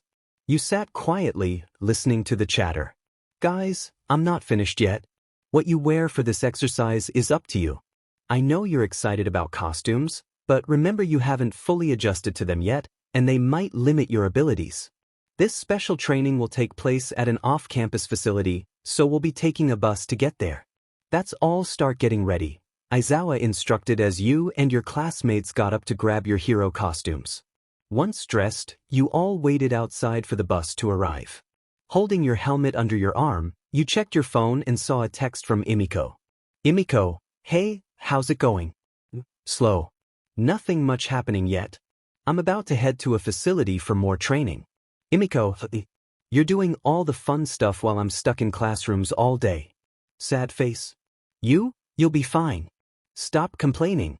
Imiko, I'm not complaining, I'm just bored. Do you have a girlfriend yet? Stop it. Imiko. I'm just teasing. Imiko, oh no, I think my teacher just saw me texting you. Gotta go. See you at home. You sighed quietly, realizing how similar you and your sister were. Just then you heard a whistle and saw Ida. Gather around, Class 1A. Form 2 neat lines using your student numbers so we can load the bus efficiently, Ida instructed as everyone began boarding. The bus departed from the school, and chatter filled the air. You sat alone, feet propped up on the headrest, leaning back as you checked your pistols and helmet. The bus's open layout ruined my boarding strategy, Ida remarked. Ida, you really need to relax, Ashido replied. If we're pointing out the obvious, then there's something I want to say. About you, Midoriya, Tsu said. About me? What is it, Azui? Deku asked. I told you to call me Tsu. That power of yours, doesn't it resemble All Might's? Tsu inquired, capturing your attention as you noticed the uneasy look on Deku's face. Wait, hold on. You're forgetting that All Might doesn't hurt himself. That makes a huge difference, Kirishima interjected, and you saw Deku start to calm down. Still, I bet it's cool to have a simple augmenting type of quirk. You can do a lot of flashy things with it. My hardening is super strong and can take down villains in a fight, but it doesn't look all that impressive, Kirishima added. No way, I think it looks really awesome. That's pro-hero material, Deku said. You think so? Seems like it'd be easier to be a popular hero if I had something flashier, Kirishima replied. My naval laser has the perfect combination of flare and strength, Aoyama chimed in. But it's not great if you can only use it for a second and it gives you a stomachache, British boy, you teased, earning laughter from most of the group. Well, if any of our classmates have pro quirks, it's Todoroki, Bakugo, and Akio, Kirishima stated. My quirk is powerful, but it's mostly about how much I've trained to get to this point, you added. You're right. But speaking of Bakugo, he's always angry, so he'll never be that popular, Tsu remarked. What did you say? I'll take you on. Bakugo shouted, his temper flaring. You know, we just met you, and it's pretty clear that your personality is a mix of flames and garbage, Kaminari pointed out. You're going to regret the day you applied to this school, loser. Bakugo yelled again. Bakugo, knock it off. You're just proving them right. Just because you have that quirk doesn't mean you can explode every time someone says something you don't like, you said. Shut up. Didn't you destroy a media camera earlier for the same reason? Bakugo retorted. True, but my quirk doesn't turn me into a raging mess like yours does, you replied nonchalantly, making everyone laugh. You want to go another round with me? I'll take you down. Bakugo challenged. Dream on, hotshot, you responded. Hey, we're here. Stop messing around, Aizawa said.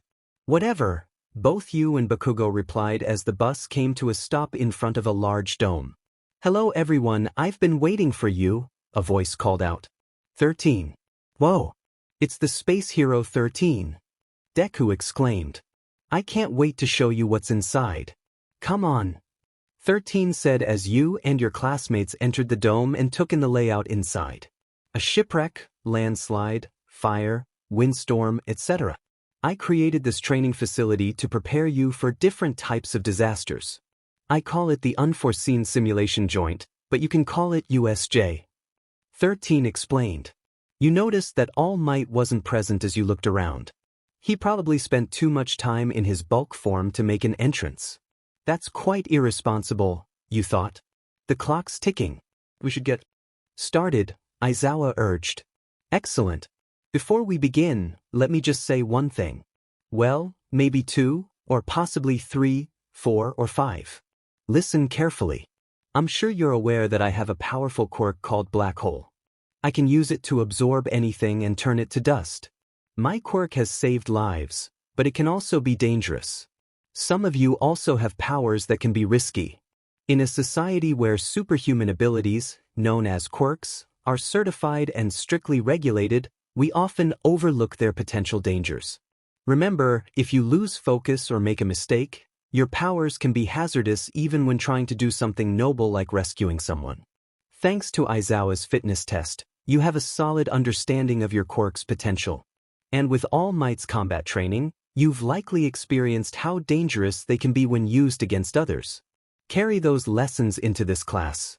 Today, you'll learn how to use your quirks to save lives. You won't be using your powers to attack enemies or each other, only to help. After all, that's what being a hero is all about, ensuring the safety of others. Thank you for listening, 13 explained, and the room filled with cheers. Suddenly, in the center of the USJ, a purple mist began to materialize. Within the mist, two glowing yellow eyes appeared. As the mist parted, a man emerged, his arms and head adorned with disembodied hands. Everyone stay together. 13, protect the students. Aizawa shouted, panic evident in his voice. What is that thing? Kirishima exclaimed as more figures followed the man out of the mist. Wait, has the training started already? Kirishima asked, stepping forward, but you quickly pushed him back. Stay back, you warned, noticing Aizawa donning his yellow goggles. This is real, those are villains, he declared, causing everyone to panic. You scanned the room, taking in the shocked expressions on your classmates' faces. You never imagined facing off against villains when you came to UA, but here you were. Villains were about to attack you and your classmates. This is real. Those are villains. Aizawa reiterated as more figures emerged from the purple mist. You noticed the nervous looks on your classmates' faces as the villains continued to approach. You counted at least 20, maybe 30, or even 50-70 in total. Quickly, you donned your helmet and spotted a larger figure stepping out of the portal. This being had an exposed brain, was muscular, and had a beak-like mouth. They must have used the press as cover while sneaking onto campus, Aizawa said as the villains approached the steps. Guys, this is bad. What are villains doing here? Uraraka asked. No time to figure that out, just be ready, you replied. You watched as Aizawa's scarf began to move, preparing for a fight. How could so many of them get into a facility as secure as UA? Kirishima wondered. Yeah, 13, why aren't the alarms going off? Yayorozu added. Good question. I'm not sure, 13 admitted. Is the entire campus under attack, or is this their only target? Todoroki asked. If the alarm sensors aren't being triggered, one of these villains must have a quirk that masks their presence here, you explained. They carefully chose this isolated facility as an entry point at a time when a class was being taught, Todoroki added. They're foolish for trespassing here, but they've thought this through. Whatever their plan is, they must have a concrete objective in mind. But what is it? You concluded. 13, get them out of here and alert the main campus. If they can block our sensors, they might be jamming our communications too. Kaminari, try using your quirk to contact the school, Aizawa instructed. Yes sir. I'm being jammed too. I can't get through, Kaminari replied. What are you going to do? You can't fight them alone. There are too many. Even if you can nullify their quirks, your fighting style is better suited for stealth and one-on-one battles. That's not going to help in a group, Deku said. You can't be a pro if you only have one trick. I'll leave it to you, 13, Aizawa said before jumping down to confront the villains. Come on everyone, let's go. 13 urged as everyone began to run, except for you and Deku. You wanted to see how he would handle the situation. You also wanted to be down there fighting. Akio, Midoriya, we have to go. Ida shouted. Fine. Come on, kid, you said, grabbing Deku by the collar and heading toward the door. But before you could reach the exit, the same villain with warp powers blocked your path. There is no escape for you. It's a pleasure to meet you. We are the League of Villains. I know it's impolite, but we decided to invite ourselves into this haven of justice to say hello. And besides, isn't this a fitting place for All Might, the symbol of peace, to take his last breath? I believe he was supposed to be here today, yet I see no sign of him. There must have been some change in plans we couldn't foresee.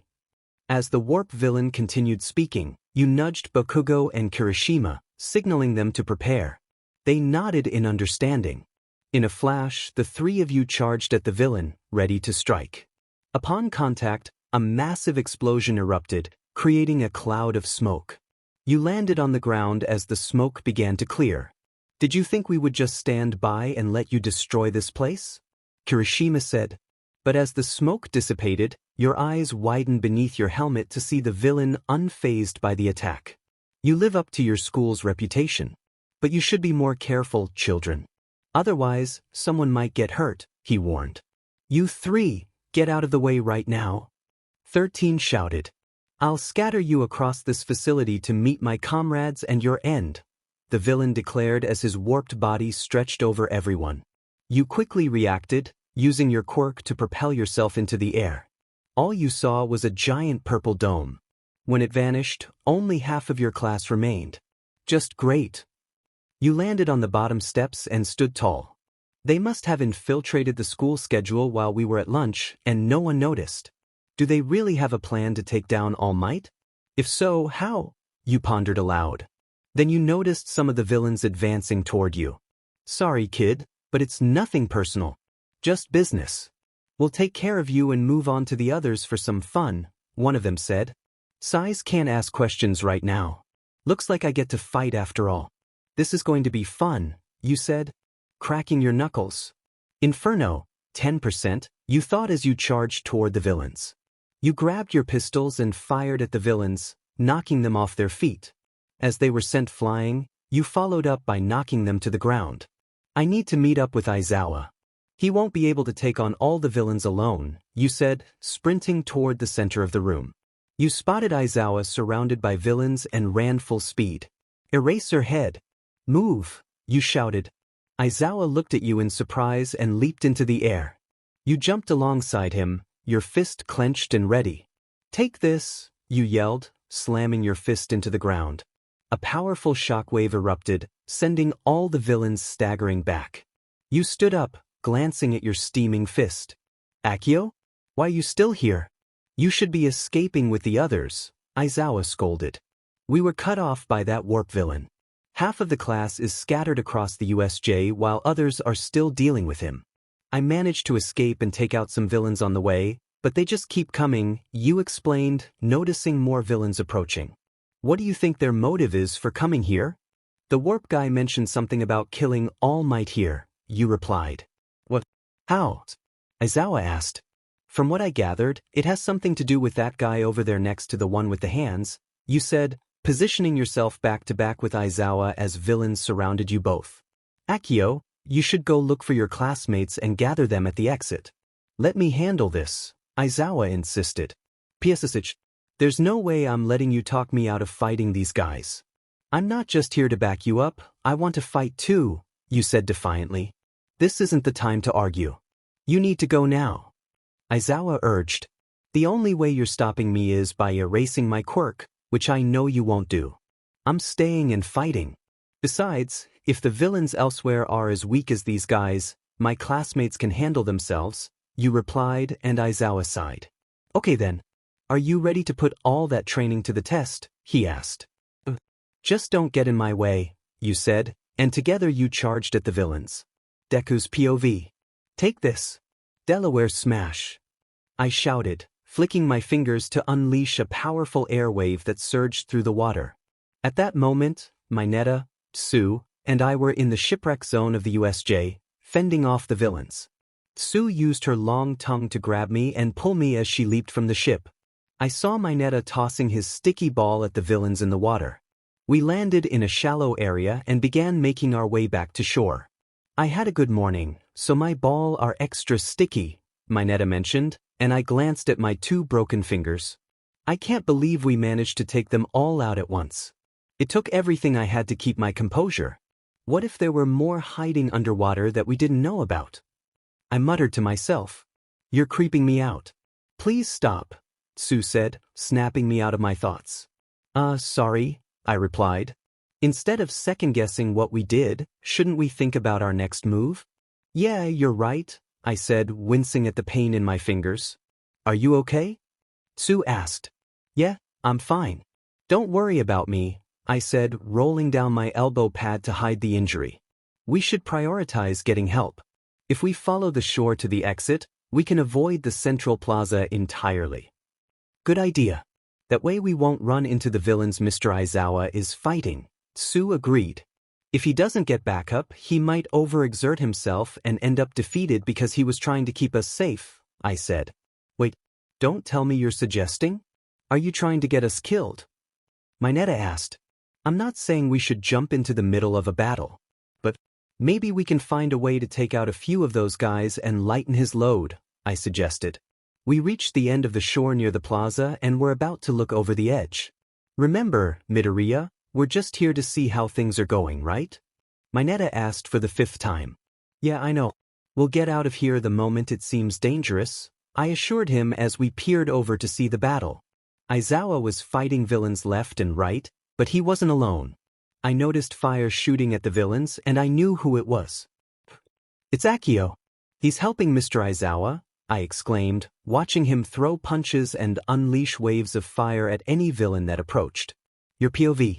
You kicked down more villains and unleashed a massive heat wave at the last of them.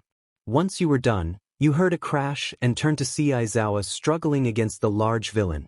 Eraserhead, you called, rushing toward him, but villains blocked your path. Get out of my way, you shouted, igniting your fist and smashing through them as you continued running. Hey, ugly, you yelled, leaping into the air and delivering a powerful kick to the monster, knocking it away from Aizawa. You stood over him as he struggled to stay conscious. Eraserhead, you idiot.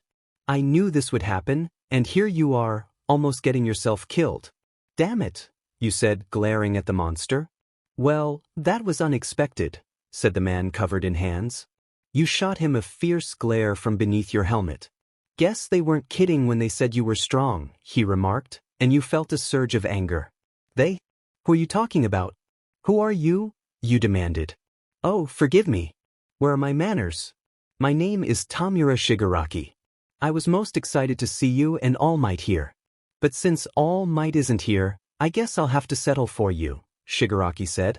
Enough with the riddles. What's your plan for taking down All Might? Does it involve the brainiac over there? You questioned. Oh, him? He's the bioengineered anti-symbol of peace. But you can call him Nomu.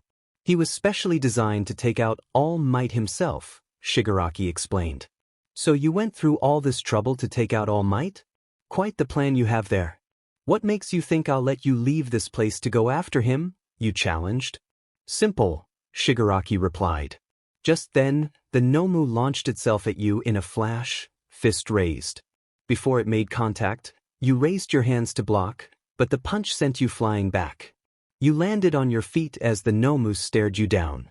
I was going to save him for All Might, but I suppose a little practice run with you will be fun. You are almost as strong as All Might. Nomu, subdue the kid until he can't move. Make it hurt, Shigaraki ordered. The Nomu let out a loud shriek and charged at you. Inferno, 35%. You shouted as your flames intensified, preparing for battle against the Nomu. Deku's POV. This is bad. This is really bad. Mr. Aizawa is down and in serious trouble because of that Nomu.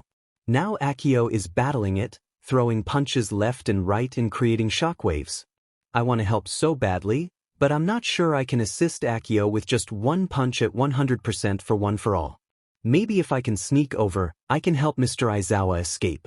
But that guy named Shigaraki is right there. If I go now, I'll put myself, Tsu, and Mineta in danger. I hate feeling so helpless. I glanced back at Mineta and Tsu. Mineta had his hands over his mouth, tears in his eyes, while Tsu stared in shock. I can't risk their safety right now. I'll have to wait. Hopefully, Akio won't get too hurt. Your POV. Both you and the Nomu threw punches, creating another shockwave. You knew this opponent was strong, but this was ridiculous. The Nomu swung again and you blocked it, sending you crashing into a wall. You recovered and faced the Nomu. I can't beat this guy in strength at my current power. I need to push myself to win, you thought. Inferno 50%.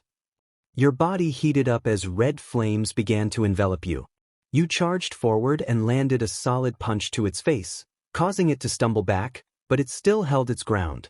You unleashed a flurry of punches to its face and gut, dodging its attacks. When the Nomu swung again, you deflected its arm and executed a spin kick to its face, sending it crashing to the ground. Once it was down, you formed your hands into a U shape, curling your fingers inward as a sphere of red fire began to form in the center. Take this. Rayakak. A massive red heat wave erupted from your hands, striking the Nomu and causing a significant explosion upon impact. Once the smoke cleared, you saw the Nomu rising, but it was missing one arm. Looks like your Nomu can't handle my heat. You lose, you taunted. Oh, you think so? Shigaraki replied. Then, to your shock, the Nomu's muscle tissue began to reform, creating a new arm. Are you kidding me? You exclaimed in frustration. You see, my Nomu has been holding back and absorbing all of your strong attacks. You're in for the fight of your life, boy, Shigaraki said. The Nomu then delivered a massive punch to your gut, sending you backward. You gasped in pain as you struggled to regain your footing. Suddenly, the Nomu appeared behind you and struck hard in the back, sending you flying. Narrator's POV. 13, Uraraka, Shiro, Sato, Ashido, and Shoji were still locked in a stalemate with the warp villain at the entrance. Ida had already escaped to get help, and now they needed a plan. But before they could think of anything, something crashed down behind them near the steps. They turned to see Akio struggling to stand. Akio! Ashido called as they rushed toward him. Stay back! Akio shouted just before the Nomu kicked him in the arm, sending him over the edge. They froze in fear as the Nomu glared at them, then let out a shriek and charged forward with its fist raised. But before it could make contact, it was halted inches away. They all looked to see who had stopped the attack. Akio! Your POV. You struggled to hold back the Nomu's massive fist, trying to prevent it from hitting your friends. You idiots! I told you to stay back. Go. Now, you shouted. As you heard them retreat, you thought, I need more power. Your flames intensified. Inferno. 100%. At full power, your flames surged around you, and your strength increased. You pushed the Nomu's fist away and tackled it midair. While airborne, you landed several hits before the Nomu slammed you into a pillar. It pushed you away, and as you landed, it launched down, preparing to slam its fist into you. You dodged just in time and kicked it in the head, disorienting it. The Nomu quickly recovered, letting out a loud shriek as it charged forward, throwing multiple punches your way. You managed to dodge and block most of them, then kicked the Nomu into the air and flew after it. As it tried to punch you midair, you evaded and soared above it, launching yourself downward onto the Nomu's back, slamming it into the ground. You then formed your hands together again. Let's see you walk away from this. You yelled as a massive red heatwave erupted from your hands, creating a colossal explosion that shook the entire USJ, sending a red beam shooting into the sky. Once the smoke cleared, you stood over the Nomu, panting. Before you could react, it kicked you in the side, sending you crashing into the fountain. Before you could get up, the Nomu grabbed you by the neck and lifted you. You watched as its body slowly began to regenerate from your attack, forming new skin and tissue. Damn it. Even at 100% of Inferno, he's still strong, you thought. The Nomu punched you in the gut and threw you aside, creating a crater. Though you were battered, you stood up and glared at the Nomu. Man, they said you were tough, but this is insane. You really are a troublesome one, Shigaraki said. The only way you're going to stop me is if you kill me. I'll keep fighting even when I'm weakened, you declared. So be it. Time to end this, Shigaraki said, walking toward you as you braced yourself for the next round. Then the warp villain appeared next to Shigaraki. Tomura Shigaraki, he said.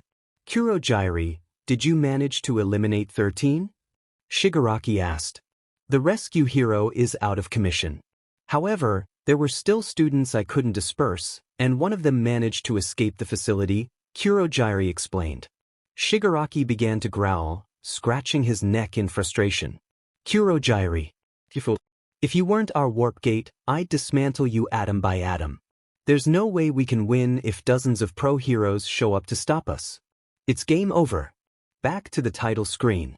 I was looking forward to finishing this today. Damn it. Let's go home, Shigaraki said. Do you really think I'll let you leave?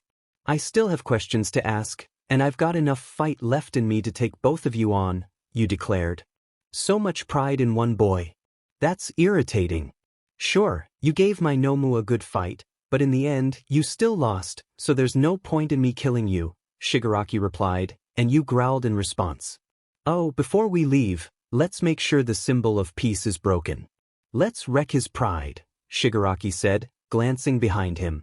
You followed his gaze and saw Mineta, Tsu, and Deku in the water, watching. In a flash, Shigaraki was right. There with his hand outstretched toward Tsu before you could react. You were too late to stop him as he reached out, seemingly ready to harm her. But as you watched, nothing happened.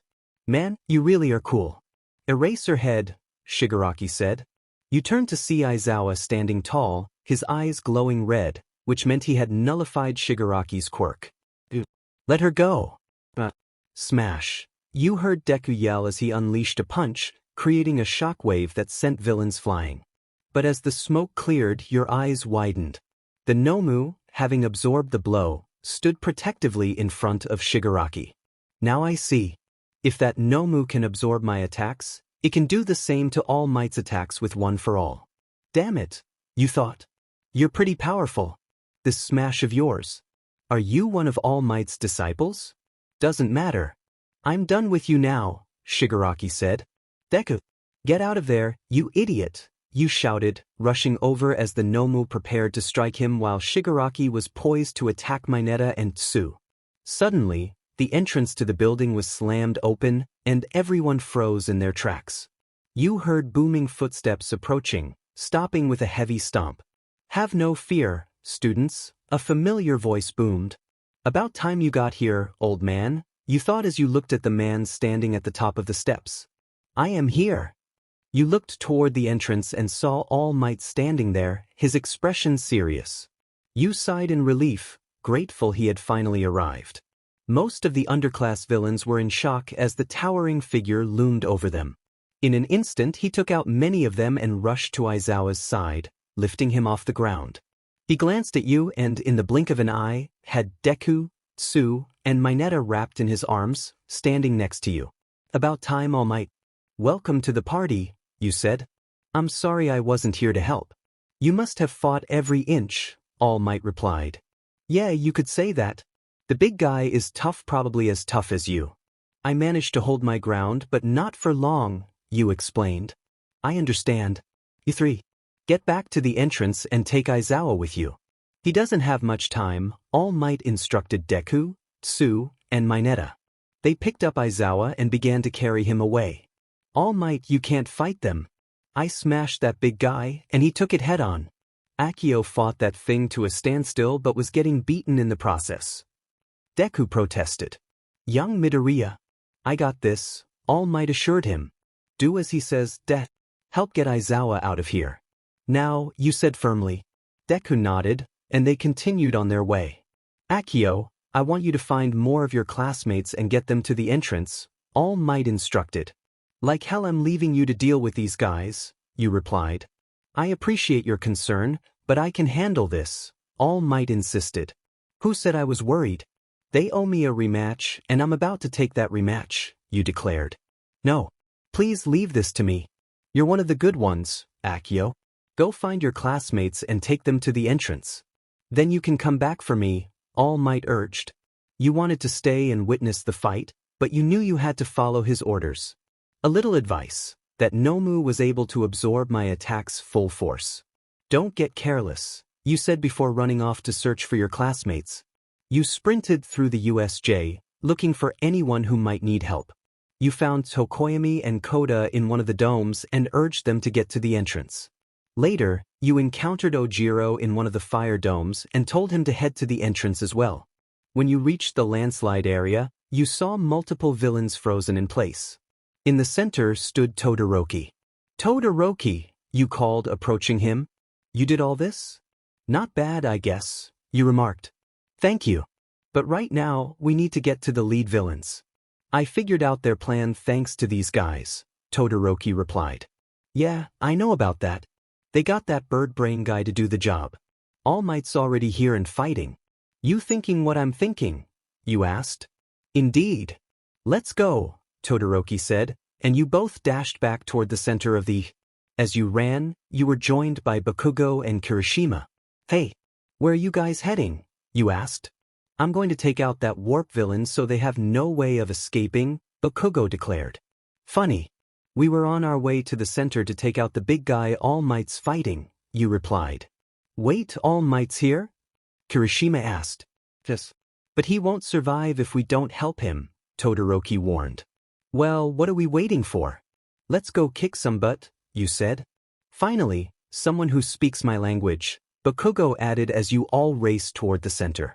As you got closer, you saw All Might struggling against the warp villain's portal, held down by the Nomu. You saw Deku about to be pulled into a portal.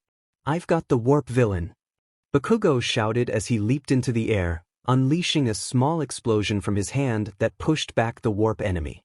Kirishima now, you called out as you and Kirishima soared toward Shigaraki. Just as you were about to grab him, he dodged out of the way. Dim, that was going to be cool, Kirishima said. How are you still fighting after your battle with my Nomu? Shigaraki asked. Guess you didn't plan for my quirk, which lets me heal whenever I take damage. I can keep this up all day, idiot, you replied, glancing back to see Bakugo restraining the warp villain with a metal collar while Todoroki freed All Might by encasing the Nomu in ice. Looks like I found your weak spot this time, you smoky villain. Bakugo taunted. The symbol of peace will not be defeated by delinquents like you, Todoroki added as you all confronted Shigaraki. Kurogiri, how could you let this brat get the best of you? You've put us in a real bind here, Shigaraki scolded. You got careless, you foolish villain. It wasn't hard to figure you out, you said. Only certain parts of you turn into that smoky warp gate. You used the mist to hide your actual body as a distraction, thinking that made you safe. But if you didn't have a body, you wouldn't need this neck armor, right? You're not immune to well-aimed attacks, Bakugo concluded. Kurogiri attempted to move, but Bakugo pressed down harder. Don't move. If you try anything funny, I'll make sure you regret it, Bakugo warned with a confident grin. Nomu, Shigaraki commanded. The Nomu emerged from the warp portal, sitting up straight and breaking off its frozen arm in the process. How is that? Thing still moving? It's all messed up, Deku exclaimed. Stay back, everyone. All Might warned. That thing can regenerate lost limbs. You informed the group as the Nomu did just that, growing back its arm. I thought you said it only had shock absorption, All Might said. I didn't say that was its only quirk. It also has super regeneration. The Nomu has been modified to take you on even at full power. It's basically a highly efficient punching bag that hits back, Shigaraki explained. Nice summary, you said as you all braced for a fight. First, we need to free our escape route. Get him, Nomu. Shigaraki ordered. The Nomu charged at Bakugo with incredible speed, preparing for a massive punch. Suddenly, a powerful shockwave hit, and before you knew it, you were at a distance from the Nomu with the others. Whoa! Kakin, you dodged it, Deku said. Shut up. No, I didn't, you nerd, Bakugo replied. How did we get over here then? Kirishima asked. Isn't it obvious? You said. As the dust settled, you saw All Might pushed back against a wall. These are kids, and you didn't hold back? All Might questioned. I didn't have much choice. He was threatening my companion. Besides, these kids are no angels. The plain-looking one? He tried to take me out with a powerful punch. What kind of hero does that? You think you can act violently just because it's for others? That frustrates me. Why do people get to decide which violent acts are heroic and which are villainous? Judging what's good and evil is a slippery slope. You think you're the symbol of peace? You're just another tool of violence. And violence breeds more violence. I'll make sure the world understands that once you're gone, Shigaraki declared. You're nothing but a lunatic. Criminals like you always try to make your actions sound noble. But admit it, you're only doing this because you enjoy it, All Might countered. We have them outnumbered, Todoroki said. And Kakin found the mist guy's weakness, Deku added. These guys may act tough, but we can take them down with All Might's help, Kirishima said. Let's do this, you agreed. Don't attack. Get out of here, All Might insisted. You would have been in trouble earlier if it weren't for me, remember? You need our help, Todoroki argued. I appreciate your assistance, but this is different, All Might replied. Different my foot. You'd be long gone without our help. I've fought that Noma once, and I'll do it again. I'll go all out and blow them away, you said. I know you all want to fight, but trust me. Just sit back and watch a pro at work, All Might reassured. But you're hurt and bleeding. And you're almost out of TI. Deku started to say, but you quickly smacked him on the head. You both knew that All Might was running out of time in his current form, but you couldn't let Deku slip up and reveal it. Noma. Kurogyri. Take him out. I'll deal with the kids. Let's clear this level and go home, Shigaraki ordered as he charged straight for you and the others. Heads up, we're fighting after all, you said as you prepared to unleash your full power. Before anyone could attack, both All Might and the Nomu charged at each other. When their fists collided, shockwaves erupted around them. Weren't you listening? One of his powers is shock absorption, Shigaraki said. Yeah, and what about it? All Might replied, continuing to punch the Nomu repeatedly. Both he and the Nomu exchanged blows at an incredible speed, creating multiple shockwaves. You said his power is shock absorption, not nullification. That means there's a limit to how much he can take, right? All Might shouted as the punches kept coming. The battle raged across the USJ, both fighters trading blows. The Nomu was being pushed back by All Might's relentless assault. The Nomu attempted to retaliate but was thrown to the ground. Now for a lesson. You may have heard these words before, but I'll teach you what they really mean, All Might declared as he prepared for one final punch. Go beyond. Plus Ultra.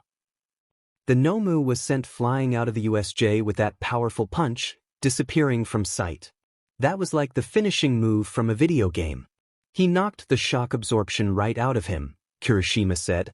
He must have been punching that monster so fast it couldn't regenerate, Bakugo added. Imagine having power like that. Nothing but strength and control, you added as the smoke cleared, revealing All Might standing tall after the fight. I really have gotten weaker. Back in my heyday, 5 hits would have been enough to knock that guy out. But today, it took more than 300 mighty blows, All Might said, turning his attention to Kurogyri and Shigaraki. You've been bested, villains. Surrender. We all want to get this over with quickly. You glanced at Shigaraki, who was shaking not from fear, but from rage. You all stood by as Shigaraki seethed with anger. He kept scratching his neck. What's wrong? Not attacking? Didn't you say you were going to clear this level earlier? Well, come if you dare, All Might taunted. This is intense, Bakugo stated. As I expected. There's no reason for us to fight now. He'll handle this, Todoroki said. No way. I'm not leaving until I see them groveling on the ground. I want a piece of this action as well, you insisted. Think about the high stakes of staying. We might risk getting in the way. All we need to focus on now is making sure our classmates are safe, Todoroki replied, starting to walk off. Yeah, he's right. Come on, Midoriya. We should regroup with the others. The last thing we want to do is get taken hostage or get in his way, Kirishima added, also walking away. But you and Deku didn't move. You both noticed the steam rising from All Might's body and realized he had little time left. If his bluff didn't work, he'd be in trouble. You scanned the area and saw the other lower-class villains starting to stir. Crap. If they get up and start attacking, All Might's done for. Damn it. He needs to fall back now. I can try to buy everyone enough time to escape. In the meantime, I can still get some answers out of those two. How did they know my name? Who are these guys? Then the villains behind you rose and walked toward you all. Guess we have to take care of the weaklings first, you said, standing next to Kirishima and Bakugo, who were also preparing to fight. Suddenly, you saw Shigaraki sprinting directly toward All Might. This is bad. They're actually about to attack him, you thought. In an instant, Deku flew into the air, fist raised. Whoa, Midoriya! Kirishima exclaimed. Then you saw Shigaraki's hand emerge from a warp portal, aiming right at Deku's face. Damn it, Deku, you shouted, leaping into the air after him, but you weren't fast enough to stop what was about to happen. Then a gunshot rang out, hitting Shigaraki's hand. Deku fell to the ground, and you halted in your tracks. Where did that come from? You asked aloud. Sorry, everyone. I know we're a bit late. But I got the teachers here as fast as I could, you heard Nizu shout from the entrance. About time they got here. Your class representative has returned. I've fulfilled my duty. And I've brought reinforcements. Ida announced as you looked to see the UA High School heroes assembled. The pro heroes began to attack the villains, slowly making their way toward you all. Amen. The pros are here. It's game over. For real. Let's go home and try this again later. Just as Shigaraki was about to finish his sentence, he was shot multiple times in the arms and legs, causing him to fall to the ground, with Kurogyari shielding him. Before they had time to react, they were being SC'd up by 13's black hole Quirk. I may have failed to defeat you this time, but your days are numbered, All Might, symbol of peace. I'm going to take you down. As for you, Akio, Shigaraki said, locking eyes with you as he entered the warp gate. I'll be seeing you soon. And so, will they? His words echoed in your mind as he and Kurogyari vanished. You stood there in confusion, Shigaraki's last words lingering in your thoughts. They, you muttered. Hey, Akio, you heard Kirishima call your name, and you turned to see him next to you. You alright? You look kinda spooked, he asked. You hesitated for a moment, debating whether to share what Shigaraki said or keep it to yourself. Tiesuke, I'm fine. It's not like I'm beaten up that badly like those two, you replied, pointing toward All Might and Deku, who now had 2 broken legs. Oh yeah. Hey, Midoriya. Kirishima shouted, starting to run toward him. You took off your helmet and held it in your arms as you watched from a distance. Then you realized that All Might not be in his bulk form anymore, and if Kirishima saw him, his secret would be blown. Kirishima! Stop! You shouted. He halted just as a wall formed from the ground right in front of him. You saw Cementos create the wall. For your safety, please stay back, young man. Join your classmates at the front gate. Leave the injured to us, we can take care of them, he instructed. Oh yeah, you got it. He said to wait at the entrance. Let's go. Kirishima shouted to the others and you watched them walk off. Hey, Akio, you coming? Kirishima asked. Yeah, I'm coming, you replied, walking off as well. 10 minutes later, you were outside the USJ, surrounded by police. You leaned against the wall with the rest of your class as Detective Tsukachi counted everyone. 16, 17, 18, 19, everyone seems to be unharmed except for that boy whose legs are all messed up, he noted. After he finished counting, Ashido, Momo, Jiro, Uraraka, Tsu, and Ida approached you. Man, when we saw you fighting that brain guy, we were kinda scared for you. But in the end, you survived, and I'm glad for that, Uraraka said. Of course I survived. It takes more than that to get rid of me. I had everything under control, you replied. I bet you did. After what I heard, All Might came in and saved you and Midoriya, Jiro said with a chuckle. Like hell he did. I was doing just fine on my own before he showed up. If Deku hadn't gotten in the way, I would have taken out every last one of them, you insisted, and they laughed. Well, either way, you did great. Thanks for protecting us from that monster. That shows how much you care, Ashido said. Yeah, well, I didn't want to hear anyone's mouth if I had failed to make sure a bunch of first years like you all got hurt. So that means you all need to get stronger so I won't have to save your skins again, you said. That's all part of the journey to becoming a hero. Make sure to get as strong as you can, Ida said. Let's get these students back to the main campus. They've been through a lot, and we don't need to question them right away, Tsukachi said. Detective, what about Mr. Aizawa and 13? Tsu asked. Aizawa has some serious injuries. His arms are damaged, and he has facial fractures.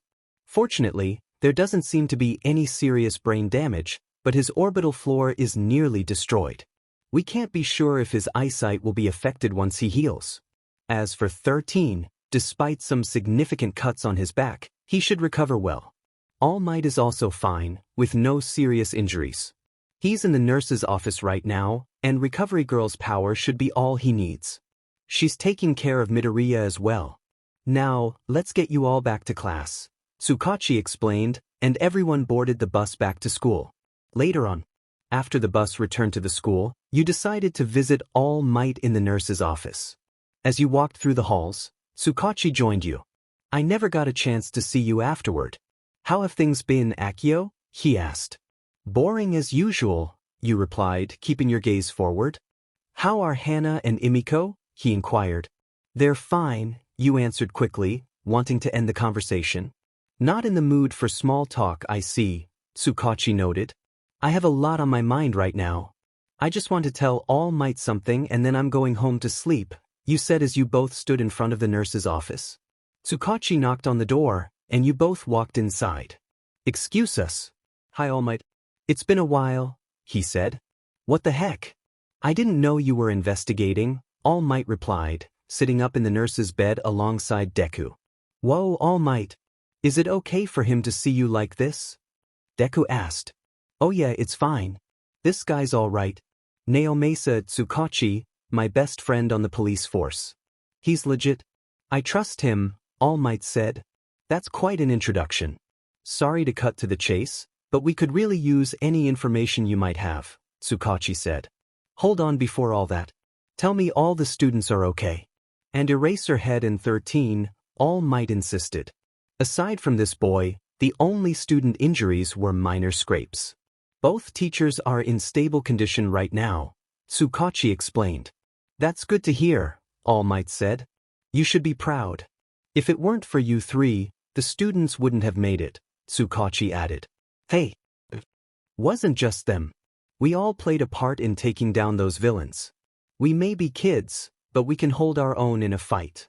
Don't count us out as weaklings. We risked our lives too. They made a mistake attacking us, and the next time they show up looking for a fight, I'll be ready to take them on, you declared. He's right. They all stepped up and learned what it means to be a pro. They'll become great heroes, All Might said. Thanks for that, All Might. You too, Akio, Deku said. I was actually talking about the ones who fought. The only reason you're sitting there is that you injured yourself, you pointed out, causing Deku to cover his face in embarrassment. That's a bit harsh, Akio, All Might remarked. I didn't come here to sugarcoat the fact that he needs more training with One for All and more DSP. I also didn't come here to check on your well-being. I came here because I need to tell you something, you said. I'm listening, All Might replied.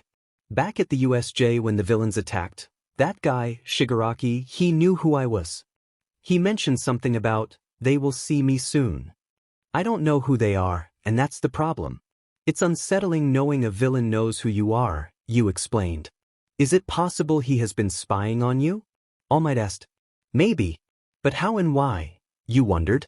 Either way, I suggest putting a police detail on your mother and sister until we have answers, Tsukachi advised. I can protect my family myself. I don't need police help, you insisted. We know that, Akio. But I'd feel more at ease knowing your family is safe with a police detail while you're at school, All Might said. That's fine.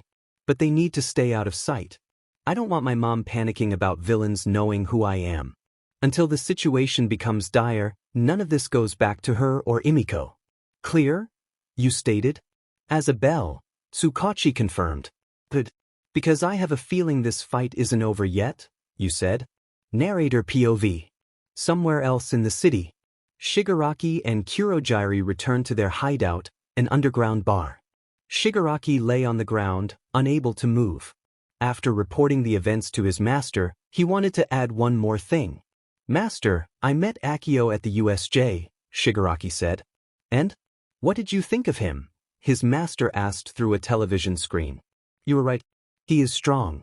He managed to stand up to the Nomu with barely any injuries, Shigaraki replied. Yes. I knew his powers have evolved over the years. He is his father's son, the master said. I never got a chance to ask. What is Akio to you anyway? He's strong and very prideful, but what is he to you? Shigaraki inquired. It's not what he is to me, it's what he is to my closest friend and his father's greatest enemy. I'll be sending one of my companions to you. He will help you lead your League of Villains to its fullest potential. Respect his ways and treat him well, the master instructed. Who is this person? Shigaraki asked. Someone who knows young Akio better than anyone in the world. The next day after the USJ incident was unlike any other. News reports continued to discuss the events that unfolded. The now-called League of Villains attacked the UA class with the goal of eliminating All Might. Although 72 villains were apprehended, the leader escaped and remains at large. Your POV, 2 days later. You woke up early and got ready for school. For the past 2 days since school was out, you spent most of your time training. Your body was still sore from the previous day's events, but you refused to let that hold you back. As you stepped out of your room, your mother was waiting for you. Honey, are you sure you're okay to go to school? If you're still feeling tired, you can stay home, she said, her worry more pronounced than the day before. You recalled the frightened look on her face yesterday as tears streamed down her cheeks. Rolling your eyes, you sighed. Mom, fine. I told you I wasn't hurt that badly. I can handle myself in a fight, especially against some wannabe villain group, you reassured her. I know.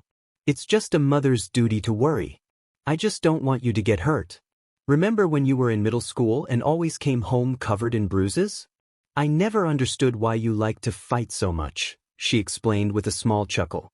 I know. I promise I'll be fine, you replied. As you headed for the door, you felt 4 arms wrap around your waist. Turning around, you saw both your mother and Imiko hugging you tightly. Take care, Akio, Imiko said. We love you, your mother added. You silently groaned and rolled your eyes. Come on, that's too tight. No need to get all mushy with me, you said, gently pulling away as you walked out the door. As you made your way to the bus stop, you paused for a moment and sighed. You guys need to work on your stealth, you remarked, turning around to see 2 detectives emerging from a small alleyway. How did you know we were here? One of them asked. I'm not dumb. I have eyes. But mostly I can sense your body heat with my quirk. If I can detect you too, then my mom and sister will too. Either try harder or find someone else for this job, you said before walking away.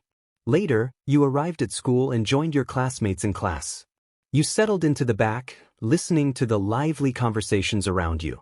Did you guys watch the news last night? We got a few seconds of screen time. Hagakure exclaimed. We're basically celebrities now, Kaminari added. Get over yourselves. The hero course that produces pros was attacked, and that's what they care about, Jiro stated. Man, who knows what could have happened if the teachers hadn't shown up, Siro said. Why'd you say that? I'm going to freak out just thinking about it. Mineta shouted. Oh, shut up. Grow a pair, loser. Bakugo retorted. Did you see All Might fighting that bird guy? That dude was super strong and he still took him down. Sato exclaimed. Yes, his strength was truly remarkable, Tokoyami agreed. But the real MVP was Akio. He faced that threat head-on and protected all of us.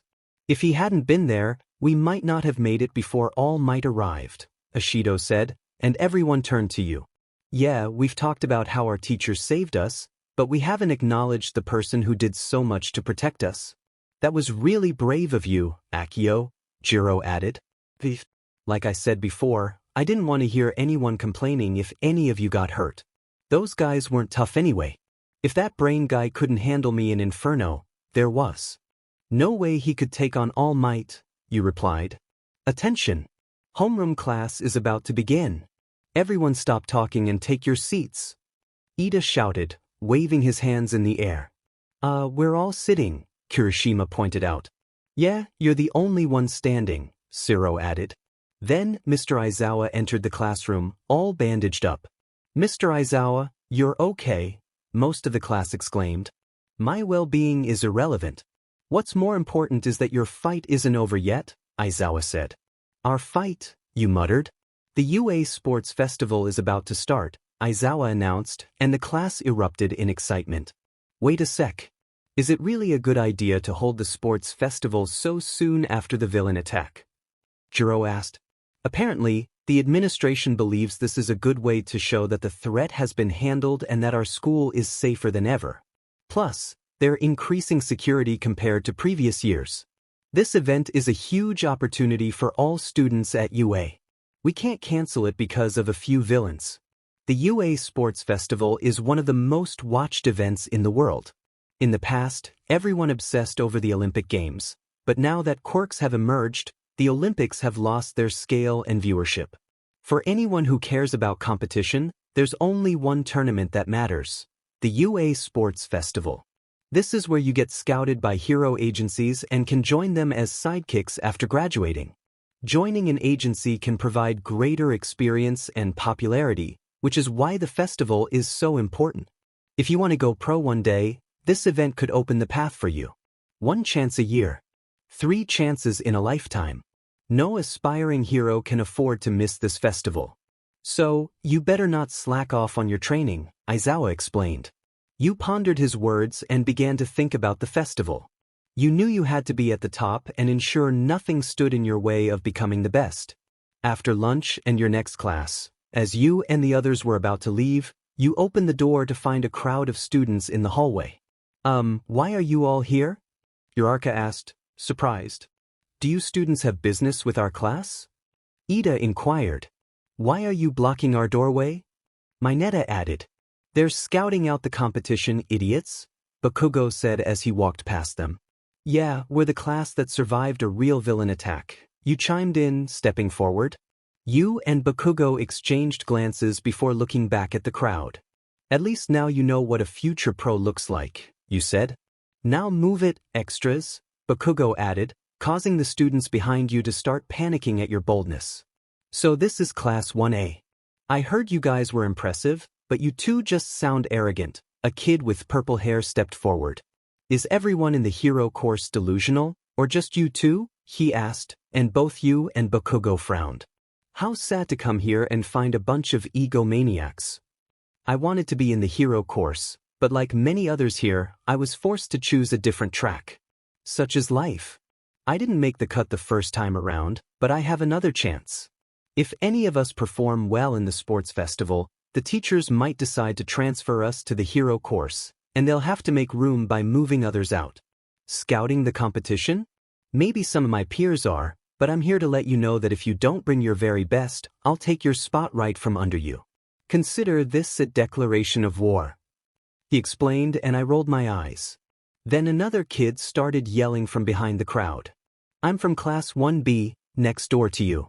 We heard you fought some villains, and I came to see if that was true. But you're just a bunch of kids who think you're better than us," he said. As Bakugo was about to walk away, I followed suit. "Hey, where are you two going? You have to say something. It's your fault that they're all hating on us," Kirishima said. "Let them hate. These people don't matter. The only thing that's important is that I beat them," I replied. "When I beat them too, you know," Bakugo added. "Whatever," I said. Well. I wasn't sure if this class had another fire user, but it looks like it was true," another kid said, making me groan as I turned around to see him. "My name is Murano Hino. My quirk is Navy Flame. I'm part of Class 1C. I heard you were a big shot who got chosen to be in this class. Why is that, I wonder?" Hino asked. "None of your business, idiot," I said, walking off, but Hino grabbed my shoulder.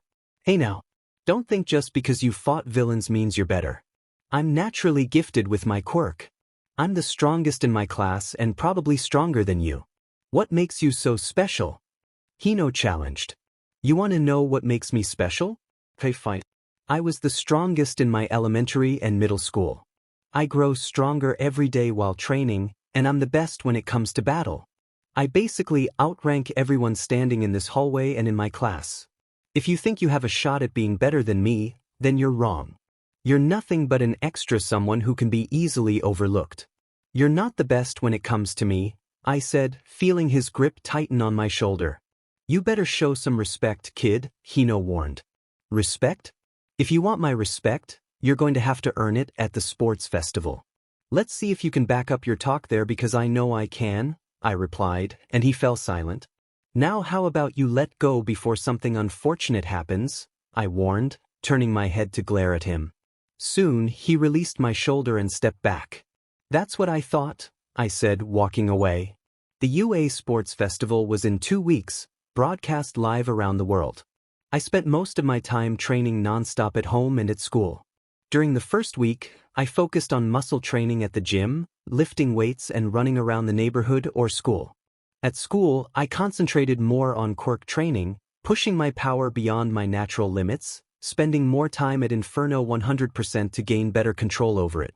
I also attempted to go atomic a few times, but the highest I could manage without hurting myself was 10%. Thanks to Emiko's quirk, which also had healing flames, she was able to heal me a few times, giving her a chance to train her own abilities. The rest of my time was spent trying to see if I could use atomic at a higher percentage than 10%. To my frustration, I could not yet, at least. Day 8. Atomic, 15%. I shouted. My body began to catch fire, and my flames thickened. I stood at the center of a field, training my quirk while Emiko sat a few yards away to avoid getting hurt. I yelled as loudly as I could, increasing my flames to get hotter and hotter. Then I felt a massive jolt of pain as I clutched my arm and fell to my knees. Damn it, come on. I can't give up now, I thought, getting back up and trying to increase my fire even more. Then the pain struck again, and this time I fell onto my stomach. Akio! I heard Emiko shout. I lifted my head and saw her kneeling beside me, trying to help me up. Are you okay? She asked. I'm fine. I just need to go again, I replied. No way. You're too hurt. That's enough for now, Emiko insisted, helping me to a nearby bench. We sat in silence on the bench as Emiko used her healing flames to mend my injuries. Lost in thought, I heard Emiko chuckle. What's so funny? I asked. Nothing. Just remembered a few times you came home covered in bruises, and Mom always healed you no matter how many times it was. I guess it's like mother, like daughter, she said. Well, nobody asked you. You just volunteered, I replied. Well, I'm glad I did. So I can give Mom a break, Emiko said, making me roll my eyes. Hey, Akio, can I ask you something? Emiko said. What is it? I asked. Can I come with you to the sports festival? She asked. Why? I inquired. Because I just want to see how things are at UA. I might want to go there when I leave middle school, just like you did. I want to see how people are at the school. Plus, I can help you if you get injured. I already talked it over with Mom, and she said as long as it's okay with you and the school, I can go. Please let me, Emiko pleaded. Okay, fine. I'll see if I can make some calls and talk it over with Aizawa and All Might, I said. Thanks, Akio. You're the best, Emiko exclaimed, hugging me. Yeah, I know. Come on, let's head back home, I said as we both got up and started walking home. Days later, the sports festival was finally here, and I was ready. After some discussions, I was able to bring Emiko with me to the sports festival. We stood at the door, putting on our shoes to leave. Be extra careful while you're there, Emiko. And listen to your brother, our mom said. Okay, Mom, Emiko replied. And Akio, you be careful too, our mom added. Yeah, I know, I said. I'll be recording the whole thing in HD. Give it your all, son, and show them who you are, our mom encouraged. I plan to. Come on, Emiko. Don't want to be late, you said as you both stepped out of the house. Soon, you arrived at the school grounds and made your way to the arena. A crowd of people gathered outside, while others were inside near various booths. You noticed several pro heroes present, some there to scout talent and others on guard duty. As you entered the arena, you spotted your class ahead. That's my class. Come on, Emiko, you said, quickening your pace. You saw Deku, Uraraka, Ida, Tsu, Ashido, Momo, and Jiro look your way and approach you. Hey, Akio. You made it. Oh, who's this you have with you? Momo asked. This is my sister, Emiko. She wanted to come, so I had to pull some strings to make that happen. Emiko, this is Momo, Ashido, Ida, Tsu, Jiro, Uraraka, and Deku, you introduced. Hi, it's nice to meet you, Emiko greeted. It's nice to meet you too. Akio told me you helped him pick out his hero outfit. Is that true? Ashido asked. I like to help him with things, even if they seem unimportant. My brother spoke highly of you all. It's nice to meet people he hasn't complained about, Emiko replied. So, you told her about us, huh? Jiro teased. Only because she asked. Not because I wanted to share my school life with her, you defended. Oh really? Because you mentioned them a lot every time you came home, Emiko said with a smirk, prompting the others to look at you. Emiko, if I knew you were going to be this annoying, I would have easily said no, you said. Don't worry, I'm just joking around, Emiko laughed. Well, we should head to our class's waiting room. The festival is about to begin, Ida said as they started walking. As you followed behind, Emiko whispered to you, so, are you going to tell me which one you have your eye on? What are you talking about? You asked back. Like, which one you want as your girlfriend, Emiko said with a teasing tone. Shut up, you replied, making her chuckle. Soon, you and your classmates entered a waiting room. After changing into your gym uniforms, you waited for the festival to begin. Man, I was totally hoping I could wear my costume, Ashido said. At least everyone will be in uniform. That'll keep things fair, right? Ojiro added. I wonder what they have in store for us in the first round, Sato mused. No matter what they've prepared, we must persevere, Tokoyami stated. Then Ida opened the door. Everyone, get your game faces on. We're entering the arena soon, he announced. Midoriya, you heard Todoroki call out to Deku, who walked over to him. Hey, Todoroki. What's up? Deku asked. From an objective standpoint, I think it's fairly clear that I'm stronger than you. However, you've got All Might in your corner helping you out. I'm not here to pry into your situation, but know that I will beat you, Todoroki declared. Hey, what's the big deal? Why are you picking a fight all of a sudden? And right before we get started, Kirishima said. We're not here to be friends. Don't forget, this isn't a team effort, Todoroki replied. Hey, Todoroki, you said, standing up and walking over to him. He turned to face you. Just because he has All Might in his corner doesn't mean he's special. If I'm not mistaken, you have someone in your corner that you don't want there. Your declaration of war is aimed at the wrong person. Deku's got talent, I won't deny that. But he won't be a challenge for you not yet. I'm stronger than him. Stronger than anyone in the hero course. You think you can dismiss others because you believe they're not on your level. Think again. Consider this my declaration of war against you and Deku. I've already made it with Bakugo. I will beat you, and when I'm done, Deku is next, you asserted. We shall see then, Todoroki said, walking past you. Todoroki, Akio, Deku called, making you turn to him. I don't know what's going through your head or why you think you need to tell me that you'll beat me. Yeah, you both are better than me. You two probably have way more potential than anyone in the hero course. That's why you both got in. So easily. We're all going to have to stand out, and I'll be aiming for the top 2, Deku said. Fine, you replied and walked out. The crowd roared with excitement as the UA Sports Festival was about to begin.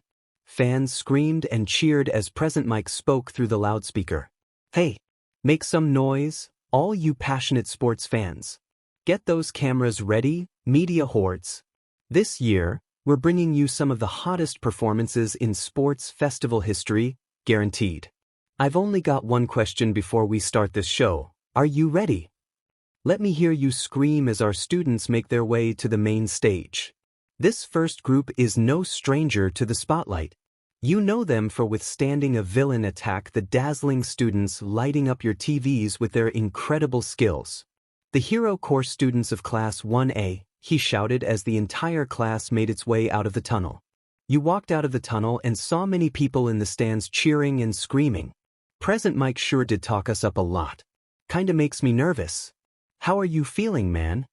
Kirishima asked you. I'm not worried. It just makes me want to win more, you said.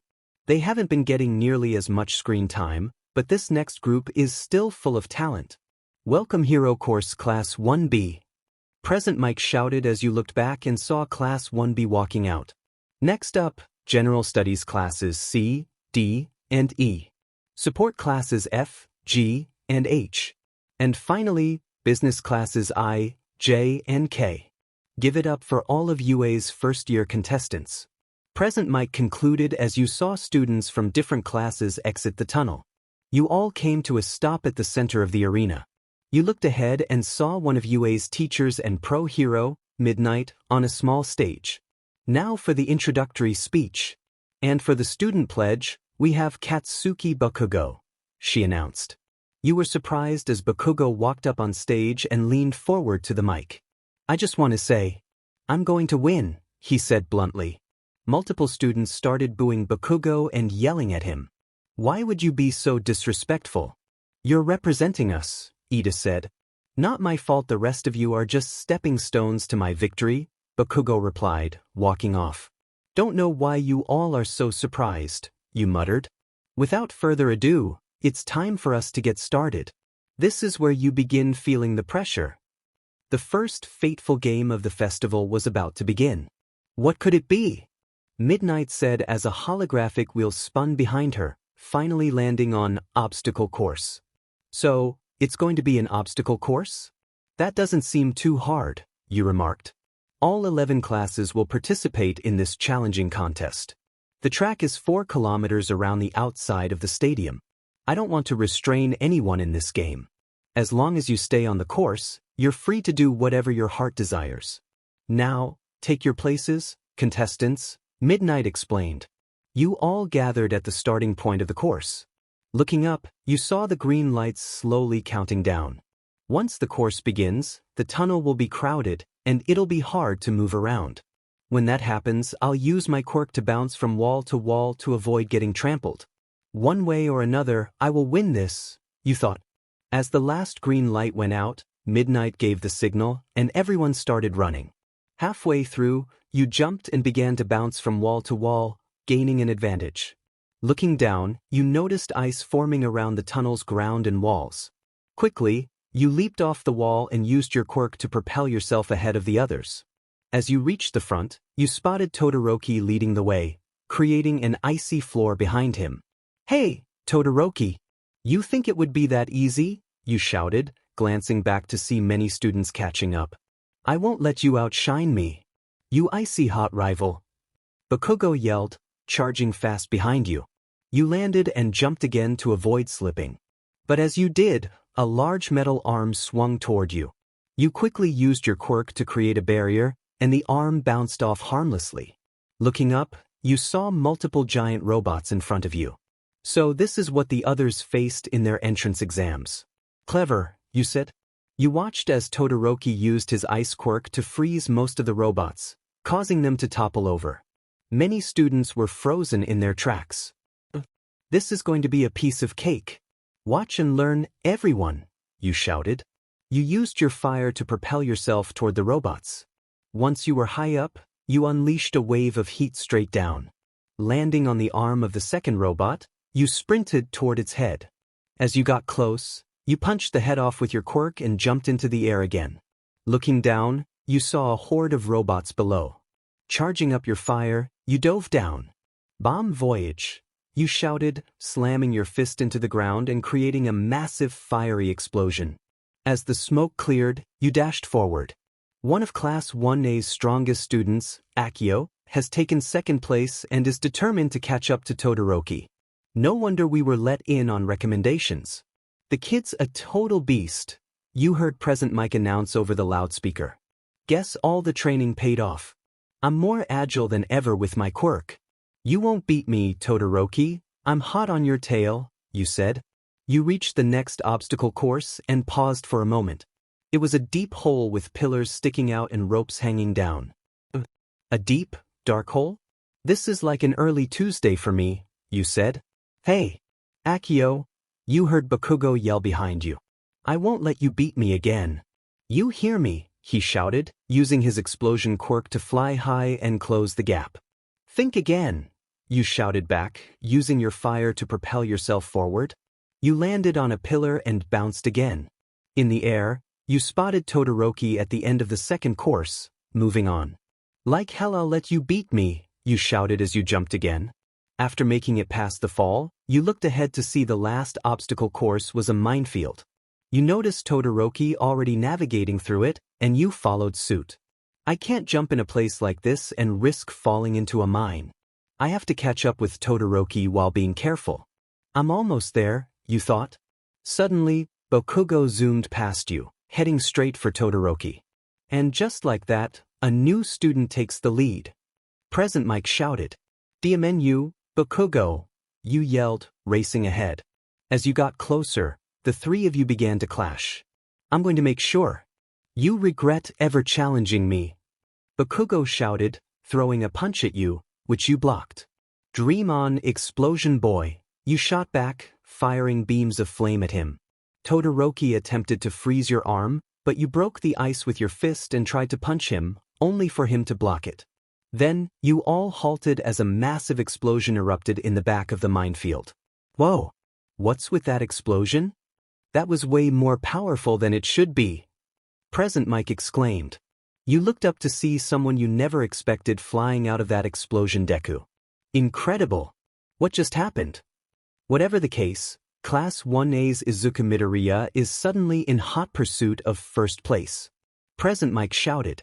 Deku zoomed above your head and took the lead. Looks like the lead is his. Present Mike announced. Deku, what do you think you're doing? Bakugo shouted, charging forward. Todoroki followed, creating an ice path to run on. As they were about to pass you, you saw Deku flip over and throw a piece of robot debris onto the ground below him, triggering another huge explosion that propelled him ahead of everyone as he sprinted toward the finish line, followed closely by Todoroki and Bakugo. Damn it, Deku. You won't beat me. Inferno 50%. Time for my biggest jump yet. You shouted. You threw your hands behind you, channeling all your fire into them. Then, you unleashed a massive blaze, launching yourself high and forward, past Todoroki and Bakugo, straight for Deku. What an incredible jump! Class 1's Akio has skyrocketed past Todoroki and Bakugo and is now in hot pursuit of Midoriya. Present Mike shouted. You fired more blasts behind you for an extra boost, flying faster and faster. You were closing in on Deku as you both approached the tunnel leading to the finish line. This is getting intense. Who will win the first game? Present Mike exclaimed. It's going to be me, you shouted, landing on the ground and jumping once more. You and Deku made it inside the tunnel. You were now inches away from Deku as he tried to run faster. As you and Deku reached the end of the tunnel simultaneously, you both burst out into the open air. A tie! I can't believe it, ladies and gentlemen. For the first time in sports festival history, we have not one, but two champions of the first games. Present Mike shouted, and the crowd erupted into cheers for you and Deku. You glanced over to see Deku wiping tears from his eyes, a smile on his face. I have to say, I'm actually surprised by the stunt you pulled. You really had me worried there, you said, and Deku let out a nervous chuckle. Yeah, you had me worried too. I thought you were going to pass me for a second there, he replied. Well, I would have won if I had gone all out in Inferno, you said, crossing your arms. Yeah, you probably would have, Deku agreed. You sighed as you waited for the other students to return to the arena for the next part of the sports festival. You watched as the rest of the first years entered the arena from the tunnel. Most of your class managed to make it in before anyone else. Hey Akio, you heard Momo call, and you turned to see her bent over, panting. What's the matter with you? You asked, arms crossed. I was running for two, she said, pointing to her back. You looked to see Mineta clinging to her, his usual antics on full display. I see, you replied. Can you help me? She asked, and you sighed. Hey Kirishima. Get over here, you called. The redhead ran over. Hey man, what's up? He asked. We need to remove a leech off of Momo here. Grab the leech and pull, you instructed. Kirishima grabbed Mineta from behind while you held Momo firmly by her arms. Wait, can't we come to a compromise? Just let me have this moment. Mineta shouted. Kirishima, pull on 3. 1, 2, 3, you said, and you both started to pull. You pulled Momo forward while Kirishima pulled Mineta back. Man, for a shrimp, you're pretty strong, Kirishima remarked. Soon, Mineta was freed from Momo, causing Kirishima to stumble back while Momo was pulled into your chest. You noticed her face turn red as she quickly pulled away. Thanks for that. By the way, I saw how you did in the obstacle course. You should be proud, Momo said with a smile. Let's not get carried away. That was only a warm-up. The real stuff hasn't even started yet, you replied. The first game for the first years is finally over, and what a game it was. Now let's take a quick look at the standings, shall we? Midnight announced as a holographic board appeared behind her, displaying the race results. You saw your name next to Deku's in first place. Only the top 42 will advance to the next round. But don't be too let down if you didn't make the cut. We've prepared other opportunities for you to shine. Now the real fun begins, the chance to fully move yourselves into the limelight. Give it your best. The next round of the festival is a cavalry battle. Allow me to explain. The participants will form teams of 2 to 4 people as they see fit. In theory, it's basically the same as a regular playground game. But there is one difference. Each player has been assigned a point value based on the results from the obstacle course. The point assignments go up by increments of 5 starting from the bottom. For example, 42nd place is worth 5 points, and 41st is worth 10. The points given for first place is 10 million.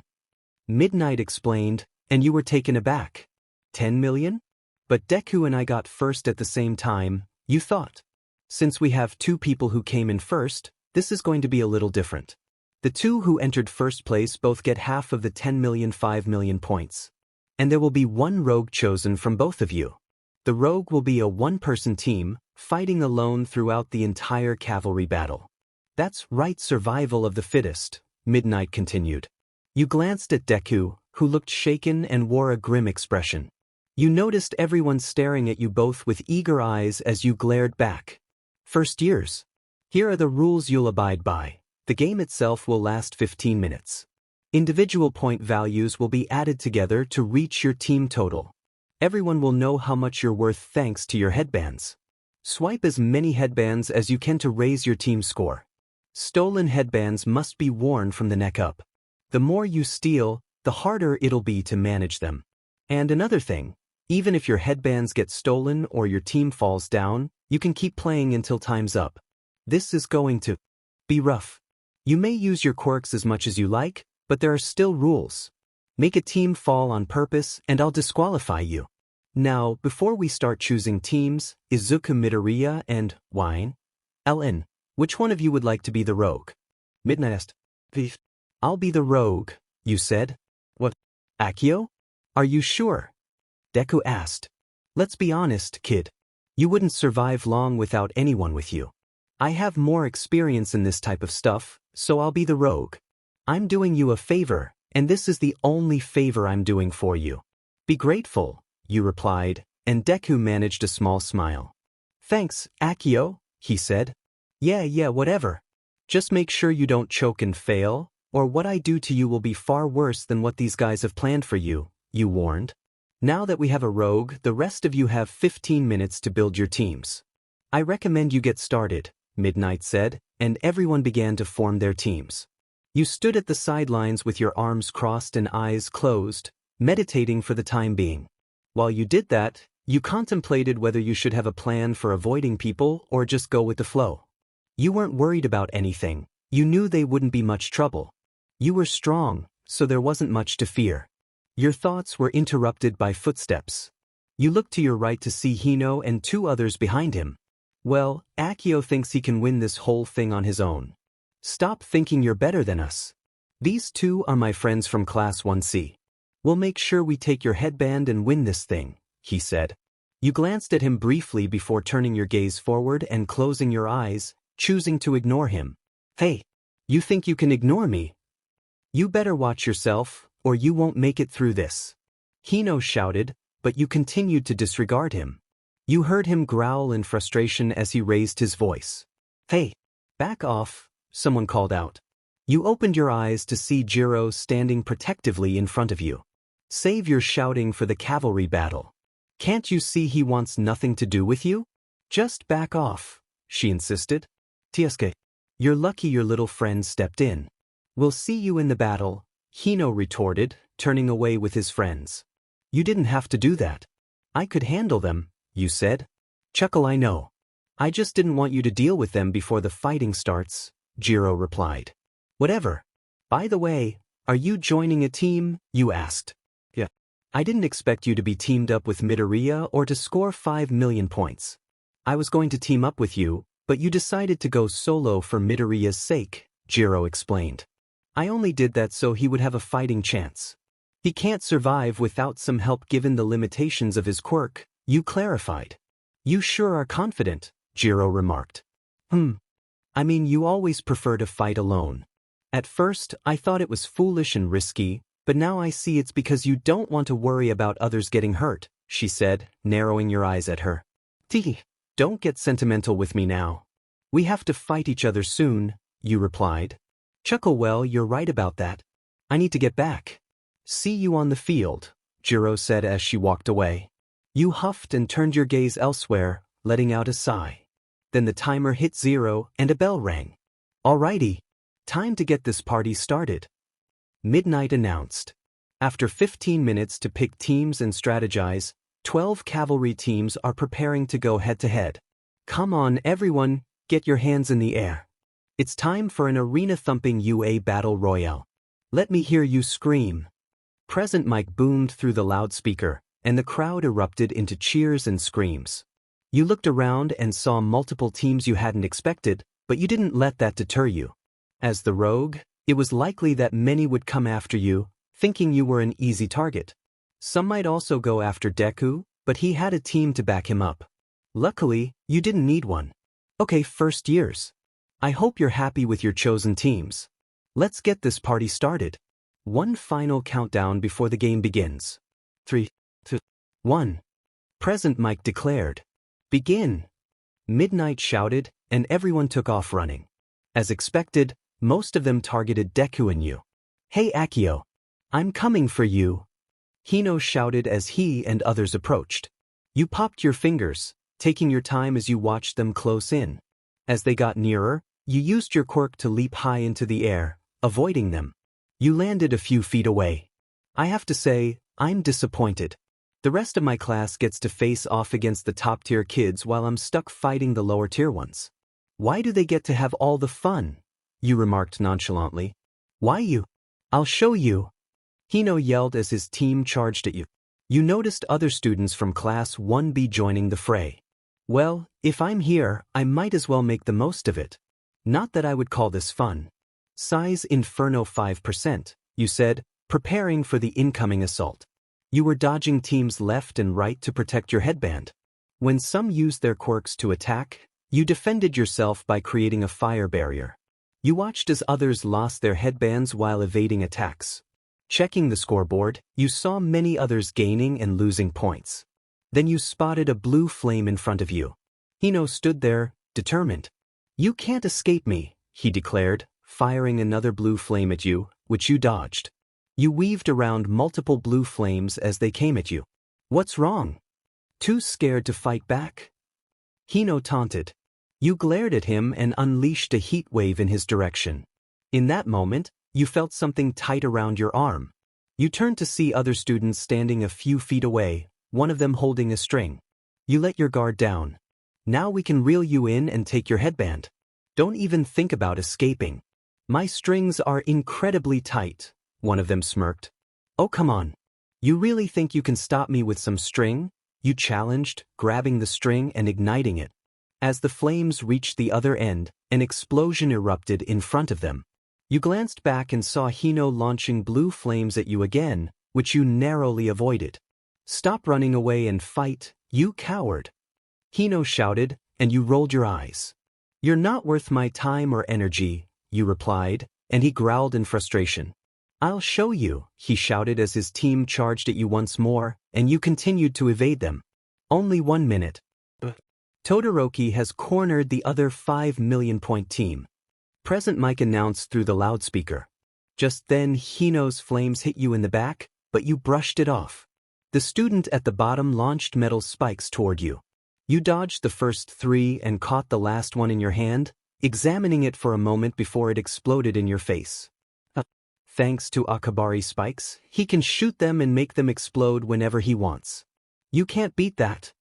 Hino shouted. You, however, were furious. Once the smoke cleared, your eyes glowed like red fire. You won't get away with this, you shouted as you dodged the exploding spikes left and right to avoid being hit.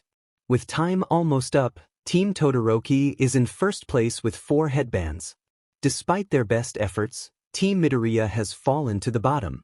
Will these be the top 5 teams along with our rogue that moves on to the next round? Present Mike called out. You glanced at the timer, only 20 seconds left. Damn it. I won't let you beat me. Hino shouted as his team charged at you with full force. That's it. They asked for this, you declared, rushing toward them. As you closed the distance, you leaped into the air, and you and Hino unleashed waves of fire at each other in a dazzling display. You landed gracefully on the ground, bracing yourself for the next onslaught. Incredible! In a shocking turn of events, Team Midoriya is back in the running with only 11 seconds left. Present Mike announced through the loudspeaker. A countdown began on the screen as Hino's team sprinted toward you, and you stood your ground, ready. Then a horn sounded, and everyone froze. Time's up. The second round is officially over. Now let's take a look at our top teams.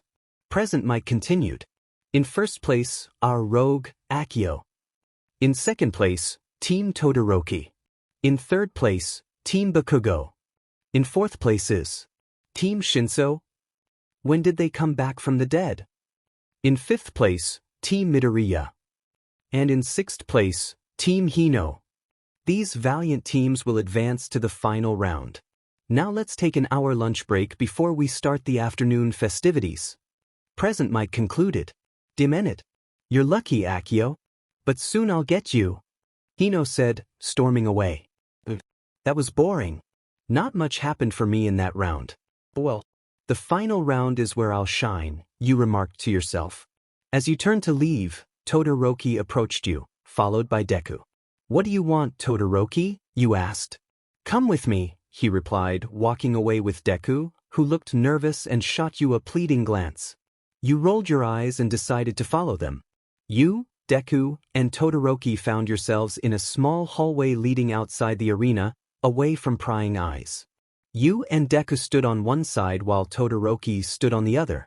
Silence hung in the air as you all sized each other up, waiting for someone to speak. Feeling a bit tired, you broke the silence. So, you got us here. Now what? You asked Todoroki. Todoroki sighed and began to explain. I was overwhelmed, and it made me break a promise I made to myself long ago. Ida and Kaminari. Yaoyorozu and Tokoyami. Uraraka. None of them felt it.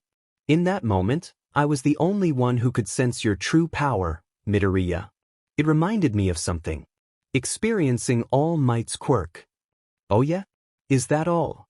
Deku asked, intrigued. I'm saying the power coming from you felt the same as All Might's. And as for Akio, you were brought in through full recommendations by Mr. Aizawa, the principal, and even All Might. I've also noticed a sort of connection you've developed with Midoriya regarding his quirk, Todoroki said. Tiesuke, I wouldn't call it a connection. I'm just giving him some battle advice here and there. It's nothing special. What's your point? You replied. Midoriya. Tell me, are either of you really All Might's secret love child or something? Todoroki asked, catching you off guard. You almost laughed but maintained a serious expression. No way, that's not it at all. But I guess even if I were, I'd totally deny it, so you probably won't believe me anyway. I promise you've got the wrong idea, Deku said quickly. That's not it at all, is interesting wording. It suggests there is something between you two that you're not supposed to talk about. What about you, Akio? Todoroki pressed. The very idea of me being related to that guy is enough to make me sick. Of course, I'm not related to him, you stated firmly, and he nodded. My father is the hero Endeavor. You must have heard of him. He's the number 2 hero. So if one of you is connected to the number 1 hero, All Might, in some way, that would mean I have even more reason to beat you both. My father's ambition is to reach the top. He used his power to make a name for himself as a hero, but he was never able to surpass All Might. The symbol of peace is living proof of his failure. He's still trying to take down All Might, one way or another, Todoroki explained. I'm not sure what you're getting at, Deku said. What are you trying to tell us, Todoroki? You asked. Have you two ever heard of quirk marriages? Todoroki inquired. Your eyes widened at the question, as you were all too familiar with the topic. Yeah. They became a problem in the first few generations after superpowers became widespread. Some sought potential mates solely to create powerful children. Many people were forced into relationships. They were essentially old-fashioned arranged marriages, which were clearly unethical, you explained, looking down. Indeed. My father has a rich history of accomplishments, but he also has plenty of money to throw at his problems. He bought my mother's relatives to gain her quirk. Now he's raising me to usurp all might. It's so frustrating. I refuse to be a tool for that scumbag. In every memory of my mother, I only see her crying. I remember she called my left side unbearable before she poured boiling water on my face.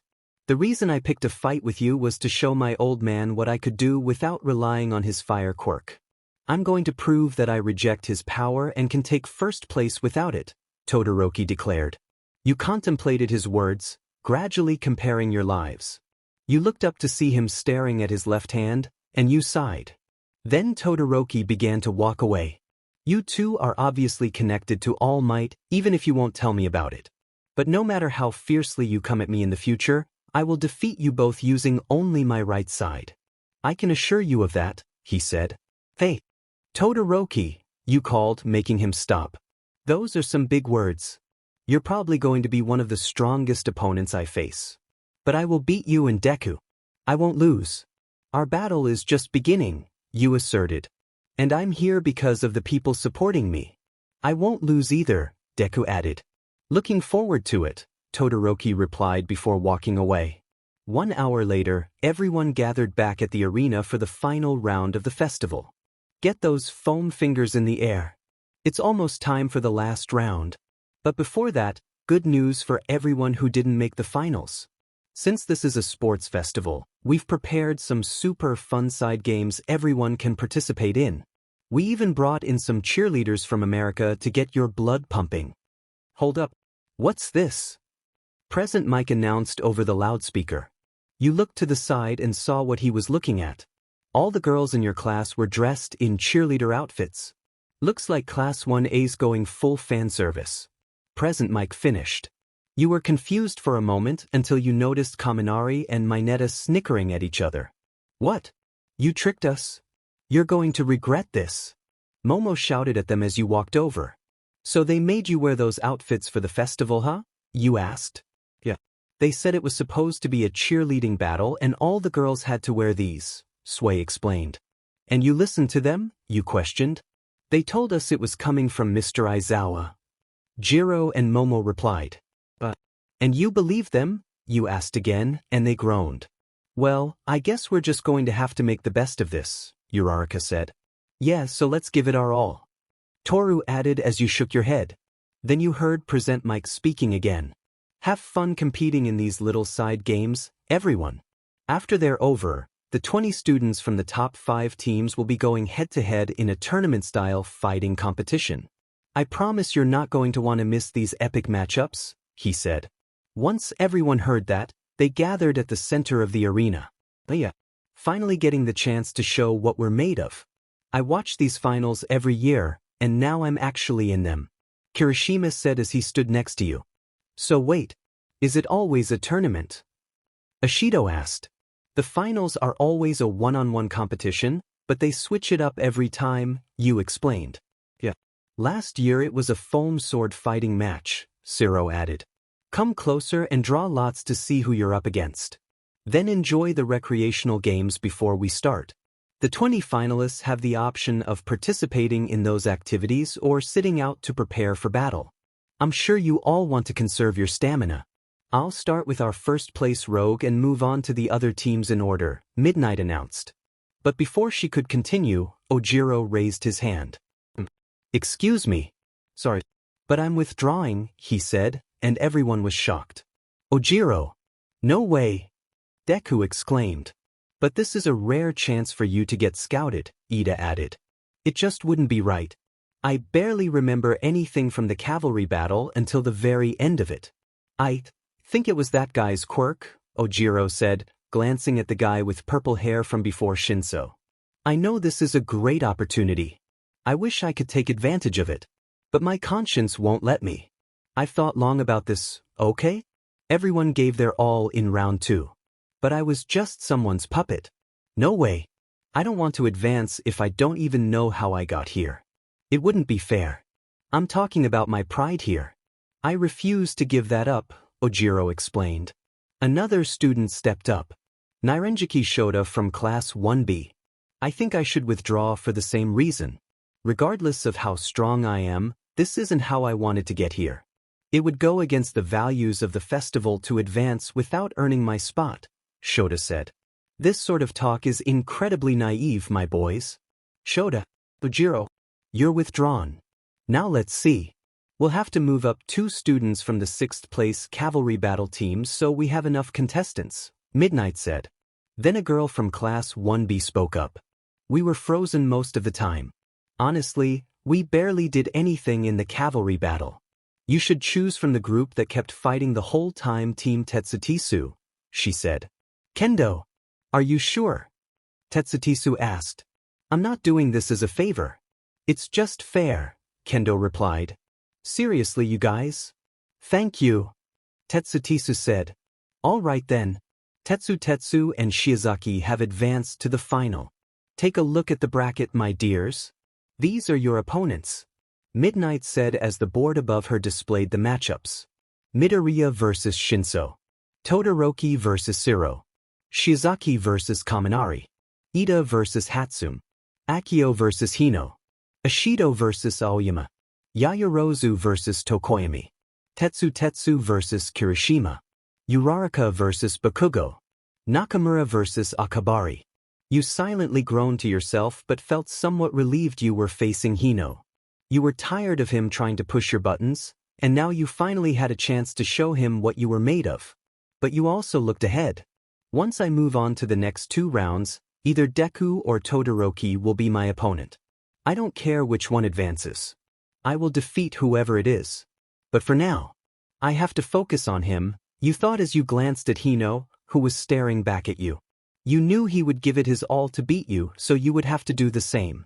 Your POV. You walked out of the arena, mentally preparing yourself for the tournament. You were about to find a quiet spot to meditate when you felt a light kick on your leg.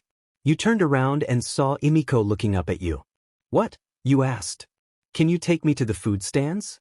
I'm kind of hungry, she said. I can't. I need to prepare for the tournament, you replied. Well, as your coach, I think the best way for you to prepare is to eat, Emiko insisted. Since when were you my coach? You asked. The point is, I know you're hungry too, so there's no denying it. We're going to get something to eat, Emiko said. You were about to argue when your stomach growled. Fine. Let's go, you said, and you both walked outside. You and Emiko got some food from one of the stands and sat down at a table. You shared a bucket of chicken wings along with a drink as you engaged in deep conversation. So I saw the brackets for the final round. That Hino guy? Is he the one who kept pestering you since this whole thing started? Emiko asked.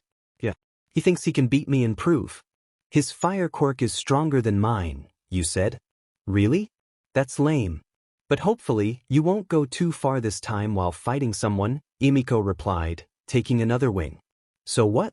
Someone needs to show him who's at the top and why he's at the bottom, you said. Yeah, but make sure you don't let him push your buttons, Emiko cautioned. He's been pushing my buttons from the start, and I haven't snapped yet. I've got everything under control, you said. Hey, Akio, a voice called. You turned to see Kirishima, Kaminari, Jiro, Ashido, and Momo approaching you and Emiko. Mind if we sit? Kirishima asked. Whatever. Go ahead, you replied as they settled down.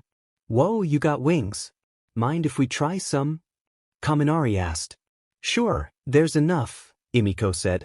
Kaminari and Kirishima each took one and bit into it. They both yelped. Wow, these are super spicy. Kaminari exclaimed. How can you two eat this? Kirishima asked. It's not that bad. Being a fire quirk user means I have a taste for spicy food. Can't you handle it? You challenged. No. We'll try to get used to it. They do taste good, though, Kirishima said, attempting another bite. Do you want some too? Emiko asked the others. Oh no, I'm good. I ate something beforehand, Momo replied. I'll have one, Ashido said, grabbing a wing and taking a bite. I guess I'll have one too, Jiro added, taking a wing and biting into it. Their eyes lit up and they quickly grabbed napkins to take some for themselves. What is this? A feeding frenzy? Get your own, you joked, pulling the bowl closer, making everyone laugh. So, Akio, are you ready for your match later in the tournament? Kirishima asked. Of course I'm ready. I never slack when it comes to fighting, you said confidently. I don't know. Not all of us have seen your power, and some of us aren't sure if you're as strong as you claim, Kaminari said. Maybe you'd like a demonstration, you said, giving him a challenging glare. He tensed up. No, I'm good.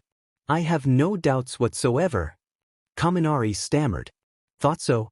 But you all shouldn't be talking. You all need more training, you said. Don't mind what he's saying. That's just Akio's way of encouraging you to improve, Emiko added as you rolled your eyes and turned your head. So, Akio, there's something I've been wanting to know. Why did you come to UA? Momo asked. What kind of question is that? Doesn't everyone want to come to UA? You replied, taking another wing. Well, yeah, but we want to know why you want to be a hero. A lot of people who come to UA have a purpose in becoming a pro. So why do you want to be a hero? Jiro asked. You looked down at the table for a moment before answering. I don't know. Maybe I came here to find a purpose in why I want to be a hero. I just don't know yet. Was there someone you idolize that you want to follow in their footsteps? Ashido asked. Geez. Enough with the questions. You guys are more annoying than Emiko, you said, earning a playful punch in the arm from your little sister. Well, we should get going. It'll be time for the tournament to start, you said, getting up, and the others followed suit. You all walked into the stadium. Halfway in, you spotted Hino in front of you and stopped. Ah, great. A nuisance, you muttered. Look here, Akio. You think you can walk around here thinking you're the best. Well, you're not. There's no way I'm letting you beat me this time. Once we clash, I will win. And your little sister will be here to watch me take you down. Maybe she'll be my sister once I'm done with you, Hino said with a smirk. His words ignited your anger, and you started to walk forward. Akio, no. Emiko said, stepping in front of you. You halted, feeling a hand on your shoulder. It was Kirishima standing next to you. Hey, save this for the ring. There's no point in picking fights now. If you're strong, then prove it in the ring, he said. Yeah, there's no point in fighting now. Where's the fun in fighting where no one can see you? Ashido added. Plus, this place will be swarming with staff if you two fight now. Then your match later will be cancelled, Momo said. So how about you back off now before things get worse? Jiro suggested. Hino growled and walked away. Wow. You guys really had our backs, Emiko said. Well, what are friends for? We got your back, Akio, Kirishima said, smiling at you. You stayed silent for a few moments but then shrugged it off. Yeah. Come on, we don't want to be late, you said, walking forward. You soon reached the assigned stands for Class 1A and sat down with the others, looking down at the tournament stage. Hey sports fans, are you ready? Present Mike shouted into the loudspeaker, and the crowd erupted in cheers. After all the action you've already witnessed, it's time for the real battles to begin. Can you feel the excitement? Our competitors are on their own now. Sometimes heroes have only themselves to rely on. Heart, skill, strength, wisdom, courage. They'll have to use all of these to rise to the top. Present Mike announced. So who's up first again, you asked. It's Midoriya and Shinso. They are the first ones to fight in the first round, Ida told you from the seat below. Oh yeah, you told me about Deku, Akio. Do you think he's going to win? Emiko asked, sitting next to you. Don't know. If he plays it smart, he'll be lucky to win, you replied. Then fire erupted from the sides of the stage as you saw Deku and Shinso walking up. All right, audience. Let's cut to the good stuff and not delay these finals any longer. Welcome our first fighters. It's Izuku Midoriya from the Hero Course versus Hitoshi Shinso from General Studies, who really hasn't done much to stand out yet. The rules are simple. Immobilize your opponent or force them out of the ring. You can also win by getting the other person to surrender. Bring on the action because we've got our very own recovery girl waiting on standby. So put your morals aside and don't be afraid to play tough. But of course, no life-threatening moves are allowed. Real heroes use their power to throw villains in jail, not to harm them. Ready? Begin. Present Mike declared. You watched as Shinso started speaking to Deku, and once he stopped, Deku began to walk toward him with a frown, suddenly freezing in his tracks. You were confused as to why he had stopped moving, looking completely entranced. I warned him not to say anything. Ojiro shouted. Huh. Hey, what's going on? This is the first match. It should start out with a bang. The fight has just begun and Izuku Midoriya is completely frozen. Present Mike announced over the loudspeaker. What's going on? Uraraka asked. Why isn't he moving? Ida chimed in. Izuku Midoriya not moving a muscle. And what's with that look on his face? Could this be a quirk at work? Hitoshi Shinso seems to have Izuku Midoriya completely stunned. He didn't stand out in the first rounds at all, but it's possible Shinso's quirk is incredibly powerful. Who could have imagined this turn of events? That's the festival for ya. Present Mike exclaimed. Ojiro? What exactly did you say to him before his match? You inquired. That Shinso guy has some kind of quirk that can put anyone he talks to in a hypnotic trance, leaving his victims under his control. As long as you don't say a word to him, you'll be fine, Ojiro explained. It looks like Deku let whatever Shinso said get to him. He was being played right from the start, you noted. Then you saw Shinso tell Deku to walk away, and Deku obeyed, turning around and heading toward the exit. A what? Midoriya's obeying him. Present Mike shouted. Oh no. Deku, what are you doing? Uraraka exclaimed. He can't walk out of the ring. He'll lose the match if he does.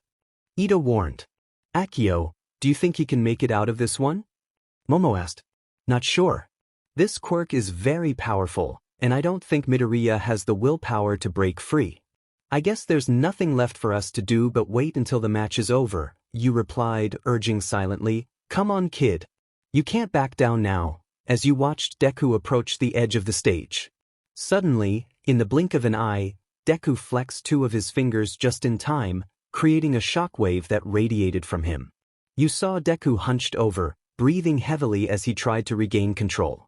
What's this? Midoriya stopped just in time. Present Mike shouted, and the crowd erupted into cheers. That's the way to do it. Ida cheered. Whoa. I was about to freak out. Uraraka added.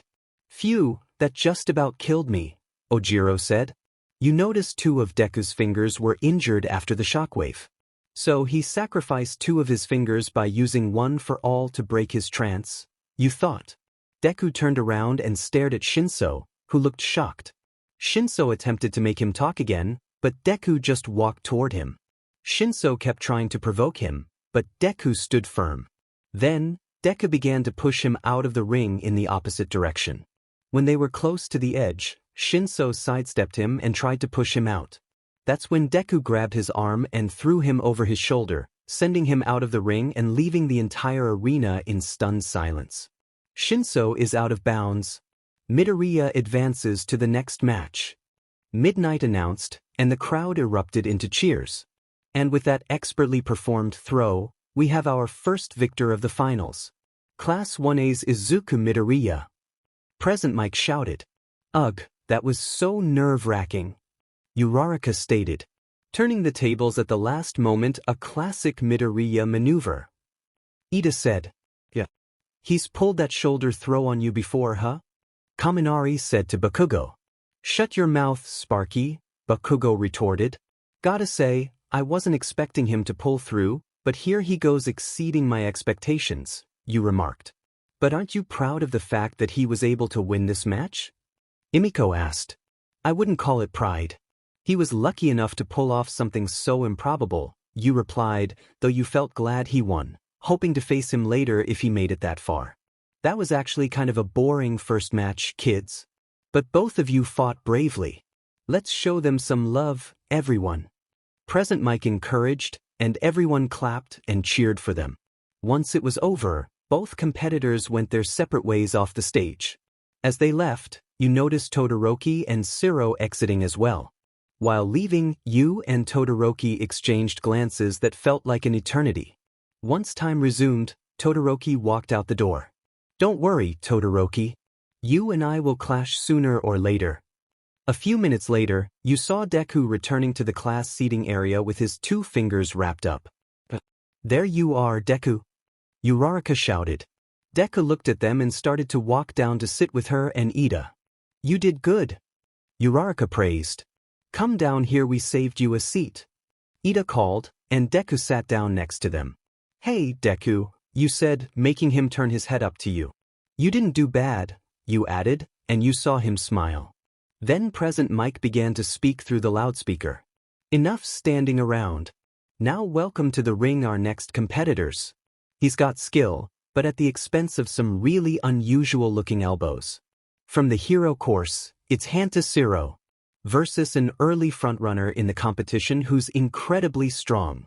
Someone who rightfully got into the hero course based on recommendations. It's Shoto Todoroki. And now for the second match of the finals. Ready? Begin. Present Mike shouted. Immediately, Shiro shot out tape from his elbows straight at Todoroki, wrapping it around him. Then Shiro started to spin him around in circles in the ring. That attack could throw his opponent out of bounds. A brilliant surprise opening from the underdog. Way to start off strong, Shiro. Present Mike exclaimed. Then Todoroki looked up at Shiro while spinning. I'm sorry, he said. Then, out of nowhere, ice formed from Todoroki's right foot, and a giant iceberg appeared right in front of everyone, inches from Class 1A's faces, shaking the entire arena. Everyone's eyes widened in shock as they stared at the massive iceberg Todoroki created. Whoa, was all Akio could say to describe the power he displayed.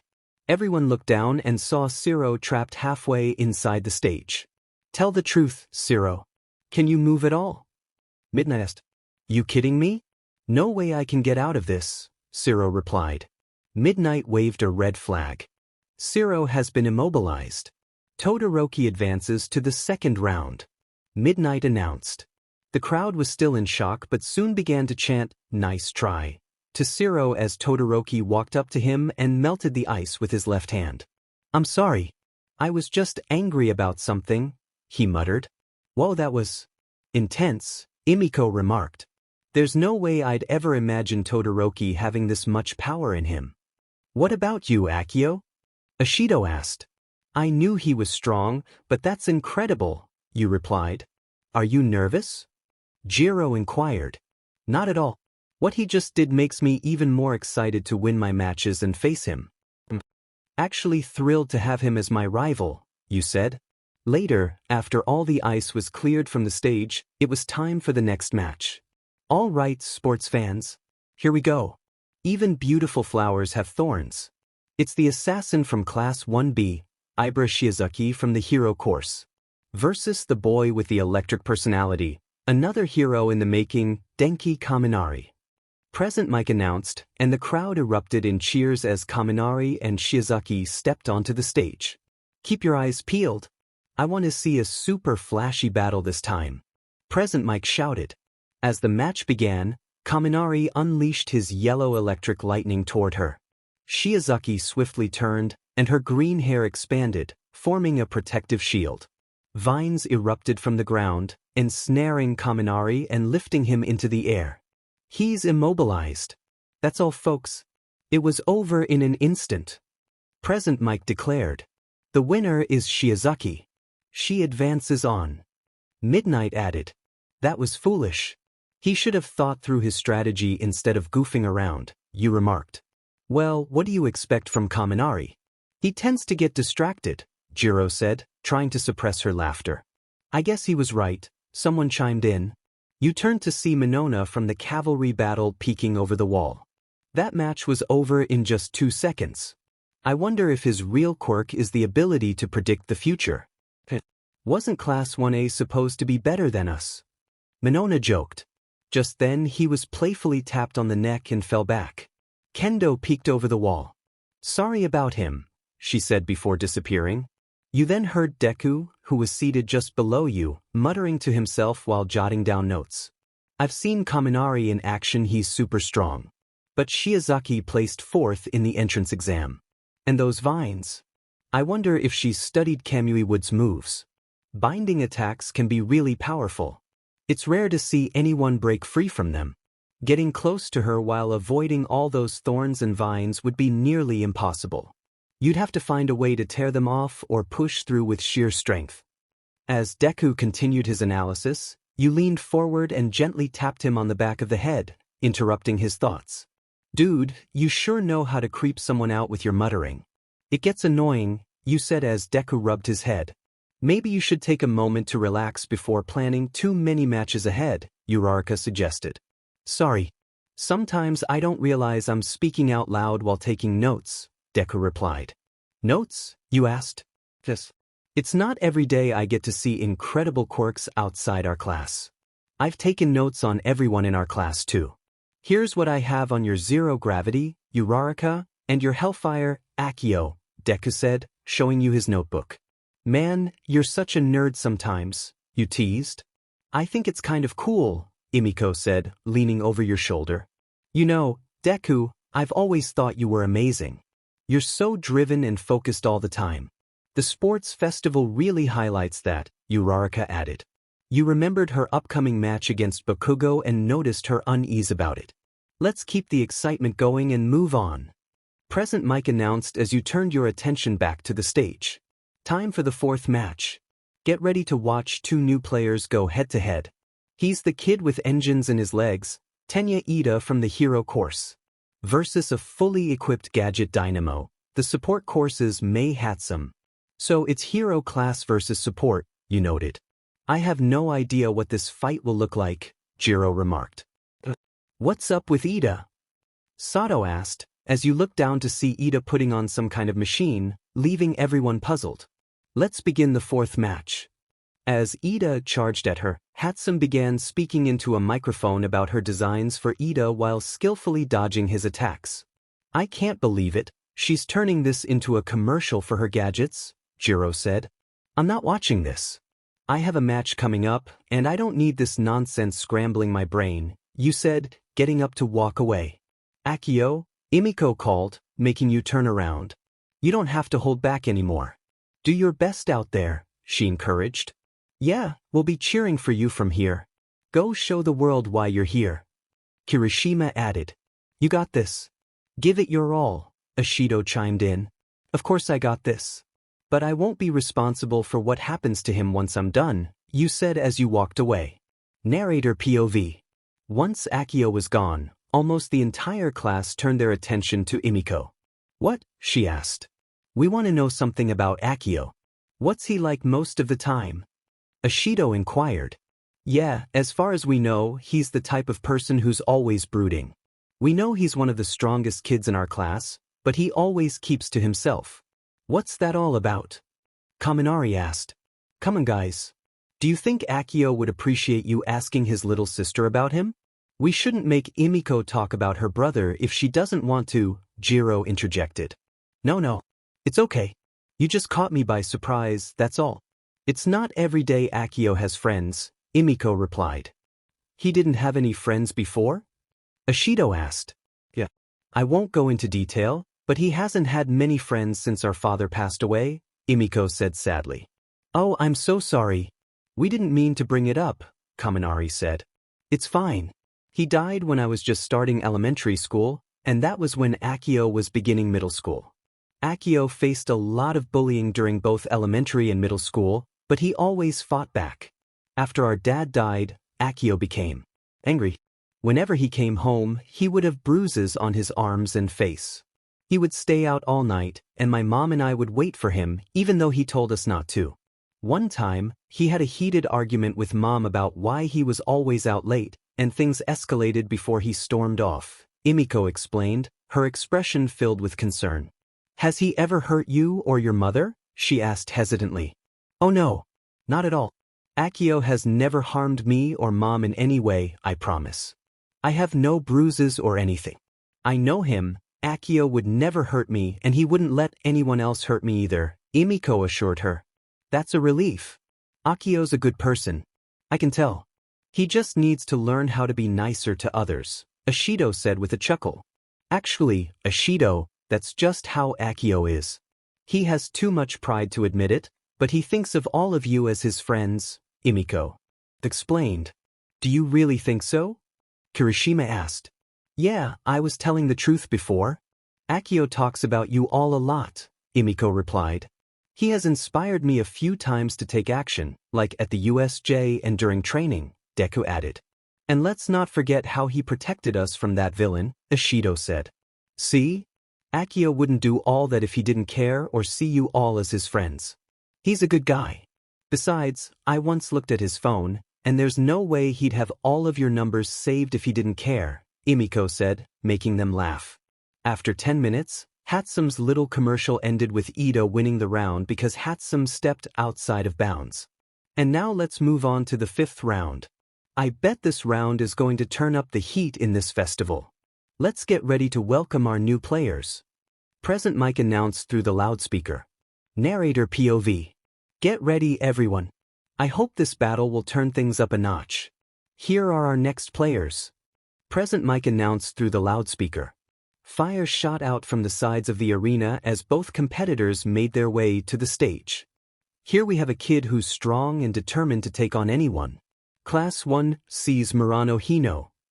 Hino walked confidently onto the arena stage, a smirk on his face. And a powerful hothead who is one of the strongest in his class, and likely in the whole hero course. Class 1 is Akio Yamo.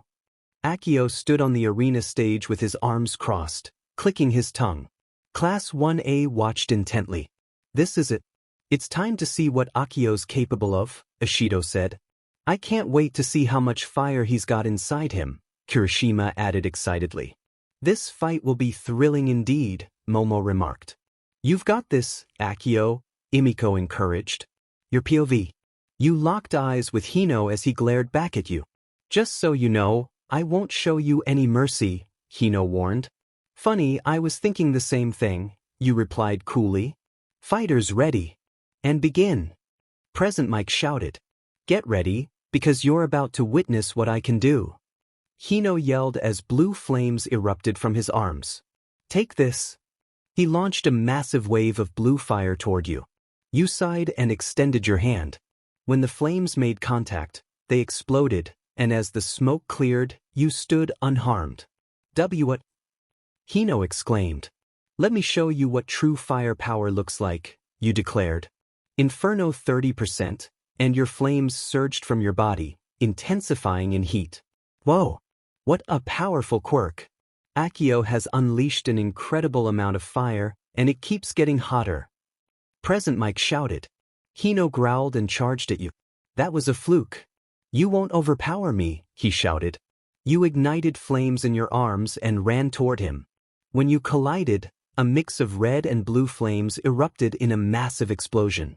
You jumped back and shot fire from your hands straight at Hino, who dodged and countered with his own flames. You raised your arm to block his attack and charged at him. Your entire arm ignited as you landed a punch in Hino's gut, sending him stumbling back.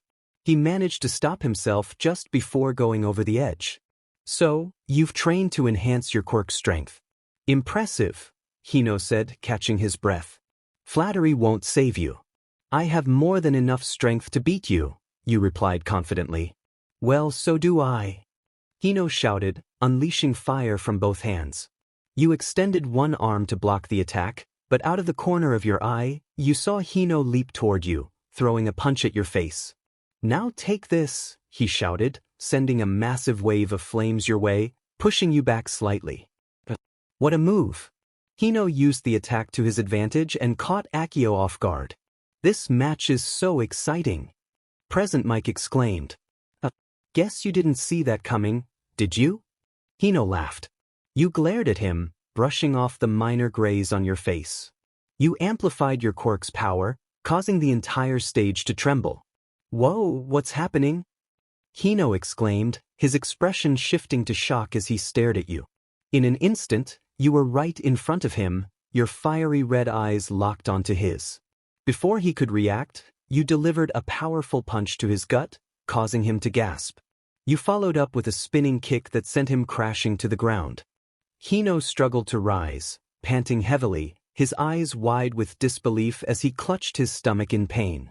Are you done getting your act together? Because I'm getting bored, you said, and that made him growl. What did you say, you heartless fool?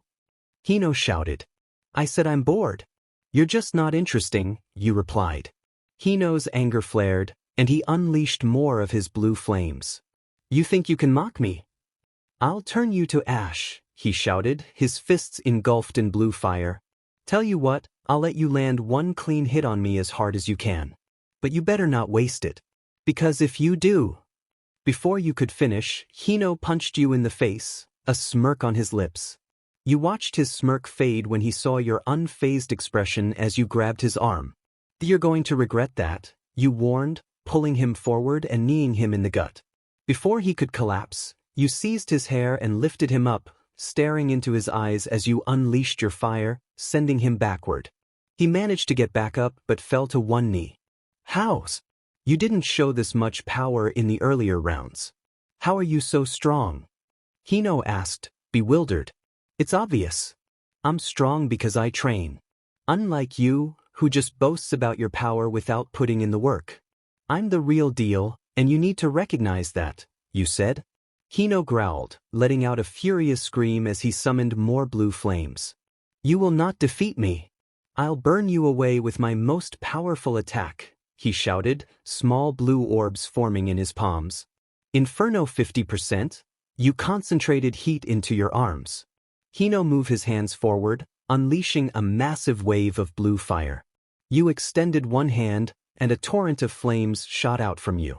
When both waves collided, a mix of blue and red flames spiraled into a giant fiery orb. Hino poured more power into his attack, pushing your flames back slightly. You felt the pressure against your hand and a sting in your arm. Give me more, you thought, channeling even more energy into your fire. With a final surge, a huge explosion erupted in front of Hino.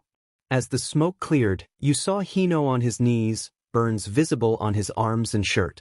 You walked toward him, the arena silent except for the crackling of small flames around the ring. It's funny. After all this, you still haven't earned my respect, you said, standing over him. Screw you, Hino whispered. It looks like you can't get up, which means you can't fight. You extended your hand toward him. Time to make this official. Leave my ring.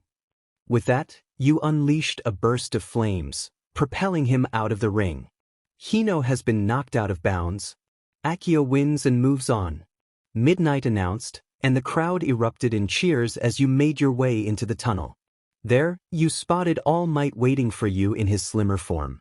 Hey, I saw your match. You did well. I'm proud, he said with a smile. It wasn't hard to beat someone like him. He spent too much time bragging about his power.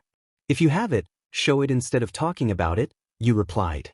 Suddenly, a sharp sting shot through your arm, causing you to clutch it and let out a small grunt. Akio? Are you okay? All Might asked, concern etched on his face. Yeah. I'm fine, you assured him, though another sting made you grunt again. You used too much power in that fight. You need to be more careful. Remember, quirks are an extension of your body, and they amplify your physical abilities. The more power you use, the more strain you put on yourself, All Might cautioned. I said I'm fine, All Might. I'll win my next match in the second round and keep on winning with my power. And I'll do it my way, you insisted as you continued walking. Hey, just be careful. You may be strong, but you're still young. Don't push yourself too hard, All Might advised. You sighed and kept walking away.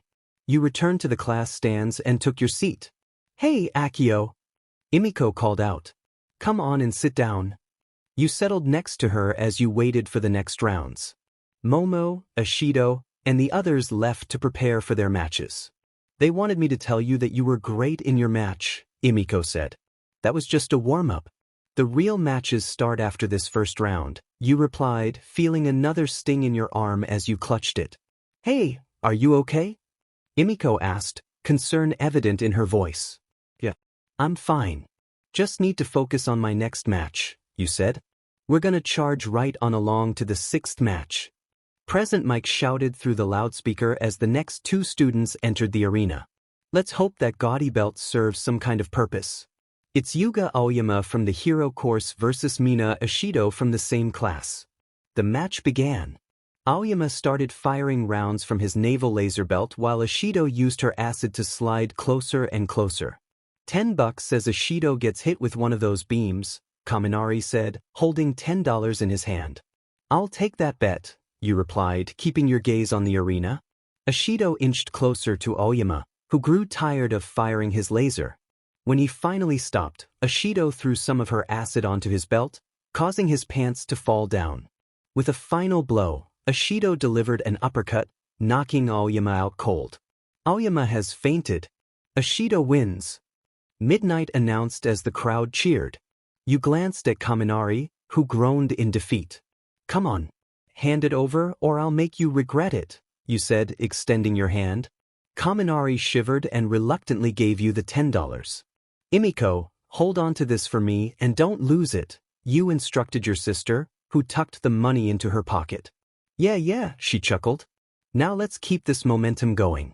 Time to move on to the 7th match. Offense and defense in 1.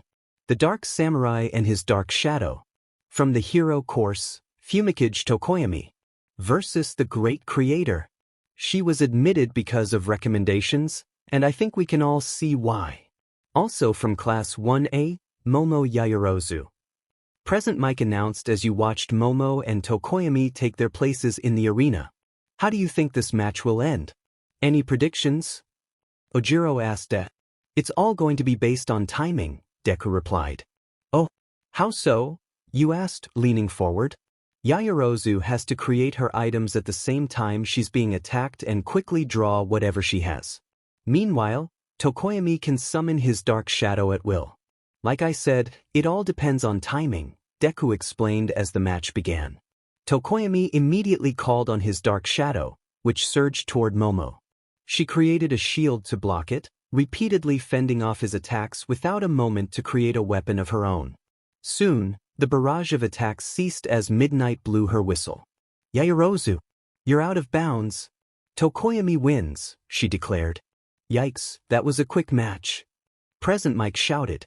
DMN. That was fast, you remarked. I feel bad for Momo though. She didn't get a chance to do anything, Imiko said. Yeah, well, something like this can highlight someone's weaknesses. If there's a next time, she'll have to do better, you replied. You know, you don't always have to sound so cold, Imiko said, rolling her eyes. Just then, you noticed Deku leaving. Hey, where are you going? You asked. I'm going to check on Uraraka. She's probably nervous about her match. I could use your help trying to cheer her up if you want to come, Deku said. Go on, Akio. I'll let you know if Kirishima wins his match, Imiko encouraged. Tiesuke, why should I care if the redhead wins or not? You said, getting up to follow Deku out. You and Deku arrived outside the waiting room where Uraraka was. Uraraka? Deku called as you both entered and saw Ida there as well. Deku. Why aren't you two watching the matches? Uraraka asked. Most of them ended how I expected. Plus, it looks like Kirishima's fight is going to drag on for a while. I just wanted to check on you, and I asked Akio to tag along, Deku explained. I was just getting bored and decided to see what was going on, you added. I'm next. So this is it. My fight, Uraraka said, determination in her eyes. It'll be okay. I don't think Bakugo would use his full power against a girl, right? Ida suggested. Yeah, he would, Deku replied. I doubt he'll stop until you stay down, you added, noticing Uraraka's expression falter. Besides, everyone's trying to reach the top spot in these games. Even if she wasn't fighting Kaken, I don't think anyone would hold back, Deku said. And you'll have a tough time with your Quirk, you noted. Akio, I don't think you're helping her morale, Ida pointed out. I'm not going to lie and say you'll do great out there just because you try your best. There is a significant power gap between the two of you. Everyone can see it but are too nice to say anything about it. But they always want to cheer you up with some overly sentimental speech to lift your spirits, you said. I know we're on completely different levels and I probably have no chance of winning. But I guess I have no choice but to go out there and face him, Uraraka said, a mix of sadness and nervousness in her voice. I didn't say you didn't have a chance, you replied, making her look up at you as you sat across from her. I mentioned that there's a power gap between you two. The best thing you can do from here on out is to try harder to win. Every time you get knocked down, just tell yourself, I'm not done yet. Use your quirk to its fullest. Stay calm and think carefully about your next move. Push past your limits and just be yourself. You watched as Uraraka's eyes lit up with newfound confidence, sitting up straighter. You're right. I can't let fear hold me back. I need to use my quirk to its fullest and go beyond. Plus ultra.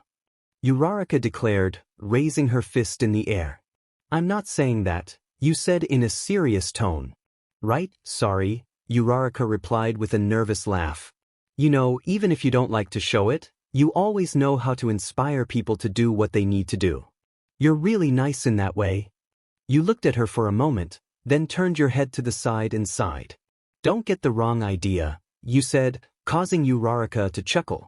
Uraraka, you've helped me so much since I came to you. Now I think it's my turn to help you, Deku said, pulling out his journal. Maybe I can repay you a little with this. I've got a plan for how you can use your quirk against Kaken. It's not much, but I did my best. Hey, this is perfect. Ida exclaimed. Thank you so much for doing this. But no, sorry. You're amazing, Deku. I keep seeing that over and over again.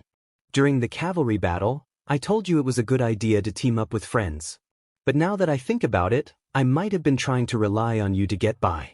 That's why when Ida said he was trying his best to beat you, I felt kind of embarrassed, Uraraka said, standing up. Uraraka. Deku began. So it's fine. Really. Everyone's facing their future and giving it their all. That means we're all rivals, even you and me, Deku. So, I guess I'll see you in the finals, Uraraka said. After the fight between Kirishima and Tetsu ended in a draw, with both of them knocked out, it was time for the next match.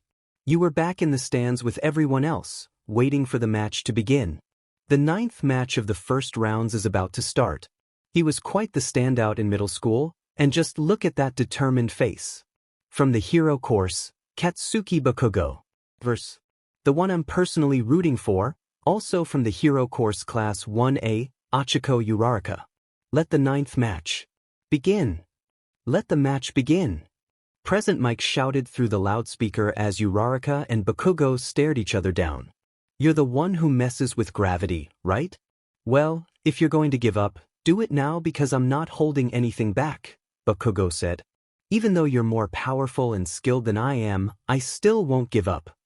Uraraka declared, charging at him. You watched as Uraraka ran toward Bakugo, preparing to attack. Bakugo threw his right arm back, unleashing an explosion that sent her flying back, creating a smoke screen. You noticed a blue shirt appear in the smoke, and Bakugo turned around, sending another explosion that way. In that moment, Uraraka came from behind him. Whoa! She used her jacket as a decoy. What incredible quick thinking! Present Mike shouted. But as soon as she got close, Bakugo threw his hand back, launching another explosion that sent her back. Uraraka landed on the ground but quickly got up, running at him again. Too slow! Bakugo shouted, tossing another explosion her way. Uraraka dodged it and emerged from the smoke behind him. I'm not done yet, she shouted. Bakugo turned around and fired another explosion her way. Explosion after explosion, Bakugo kept sending her back, but something was off about Uraraka's strategy. She was staying low every time she attacked and never rested. You noticed that every time Bakugo launched an explosion, rubble from the ring flew everywhere. That's when you looked up, a smirk almost creeping onto your face. Hey, shouldn't one of the teachers step in? A member of the audience shouted. Yeah. This is too rough, another added. This is shameful. If you really want to be a hero, then stop acting like a bully. Just send her out of bounds already, someone else shouted, and the crowd began to boo Bakugo. I have to agree with the audience on this one. This is getting a little too serious, Kaminari said. Yeah. Why can't Bakugo just finish this already? This is pointless, Jiro added. Where is the person who started this uproar? Are you a pro? Aizawa said through the loudspeaker, silencing everyone. If you're being serious, you can go home and hang up your cape. I'd suggest looking into another career. Bakugo's fierceness acknowledges his opponent's strength. He knows she deserves to have made it this far, so he's doing whatever it takes to keep her at bay and come out on top, Aizawa continued.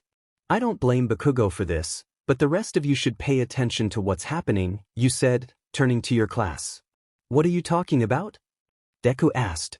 She's staying close to the ground, which means Bakugo's blasts are tearing up the ring, creating weapons for her. She's making sure his focus is on her by attacking relentlessly, so he won't notice that, you explained, glancing up. They followed your gaze to see multiple rocks floating in the air above them. You looked down to see Uraraka putting her fingertips together, and all the rocks began to fall. She had a plan all along, Deku said, surprised. Now you noticed, you replied. Uraraka started running at Bakugo as the rocks began to descend, and Bakugo raised his arms in defense. Then Bakugo unleashed a tremendous explosion, sending rocks flying and pushing Uraraka back. Wow! Bakugo demonstrates an incredible display of power. Present Mike exclaimed. Uraraka struggled to rise as she gazed at Bakugo through the smoke. I figured you had some kind of ridiculous plan in mind. You are friends with that nerd after all, Bakugo remarked as the smoke began to clear. It only took him one shot. I put everything I had into that, Uraraka thought, looking down. But she stood tall. I'm not done yet, she declared. All right then. Time to get serious, Bakugo replied, advancing toward her. If Deku were in the ring, he wouldn't give up. I have to show both of them that I can do this, Uraraka thought, but then she collapsed to the ground, exhausted. Uraraka is down. Present Mike shouted. Midnight rushed over to check on her. Uraraka is knocked out. Bakugo advances to the second round. Midnight announced. Uraraka was taken out on a stretcher. Now that match is over, let's move on to the final match of the first round. Present Mike shouted. After the last fight of the first round between Nakamura and Akabari concluded with Akabari's victory, it was almost time for Kirishima and Tetsutetsu's arm wrestling match. As everyone awaited Bakugo's return, he finally came back. Hey Bakugo. Playing the villain, huh? Must have been tough, Siro said. Even if it was against you, you made a pretty convincing bad guy, Sue added. Shut up, you idiots. Or else. Bakugo shouted. Seriously, dude. I don't know how you managed to aim a powerful blast at a frail girl like that. I had to hold back against Shiozaki, Kaminari said. She completely overpowered you, you said, causing your classmates to chuckle. Can't you just let me have this? Kaminari pleaded. Nope, you replied. Whoa, we're finally about to find out who the true winner is from the previous match. Kirishima or Tetsutetsu. Whoever wins this arm wrestling match will advance to the second round. Let's go! Present Mike announced over the loudspeaker as Kirishima and Tetsutetsu faced off at a concrete table. Both activated their quirks and gave it their all. Soon, Kirishima cracked Tetsutetsu's metal grip and slammed his hand onto the table. Kirishima is the winner. Add him to the bracket. Midnight shouted. Yeah. Kirishima cheered in triumph. Kirishima earns a spot in the second round. Present Mike declared. Ah man, my metal deficiency. I should have eaten more iron this morning, Tetsutetsu said. He looked up to see Kirishima extending a hand to him. Hey man, you put up a good fight, he said. Tetsutetsu smirked and shook his hand. Now we've got a full roster for the next round of the tournament. Let's get the party started. Present Mike shouted. Fire shot from the corners of the ring as the next opponents entered. I can feel the anticipation in the stadium. The second round's first match is going to be epic. It's the guy who won his last fight by a landslide and left half the audience frozen, the Hero Course's Shoto Todoroki. And this kid almost walked out of his first matchup but made a stunning comeback with some impressive moves. Also from the Hero Course, Izuku Midoriya. Present Mike announced as both Deku and Todoroki locked eyes. So here we are, Todoroki said. And only one of us can win, Deku replied. Both heroes in training have been frontrunners in the sports festival. But which of these rivals will advance to the next round? Prepare for Midoriya versus Todoroki. Begin. Present Mike shouted. Once the match started, Todoroki stomped the ground with his right foot, sending ice surging toward Deku. Deku extended his arm forward and flicked his fingers. Smash! A gust of wind erupted, shattering the ice. Todoroki quickly created ice behind him to stabilize his position. Just as I expected.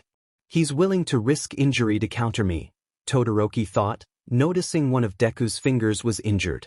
Wow! Midoriya managed to break Todoroki's incredible move. Present Mike shouted, and the crowd erupted in cheers. Todoroki launched another ice attack, and Deku flicked his fingers again, sending another gust of wind that shattered the ice and injured another finger. I don't know much about Todoroki's fighting style. His attacks are so rapid that it's hard to gather information on him. I need to focus on finding an opening. The ice behind him is likely how he plans to avoid being knocked out of the ring by my smashes. Breaking my fingers was the right choice. If I had used my whole arm for a full-powered smash and the ice held up, I would be in trouble. I can do this. Come on. Find a weak spot. I only have 6 more chances, Deku thought. You watched as Todoroki created another ice attack aimed at Deku, who flicked his fingers again, breaking the ice. Now he has 5 chances left, you thought. Ah crap. I'm missing it.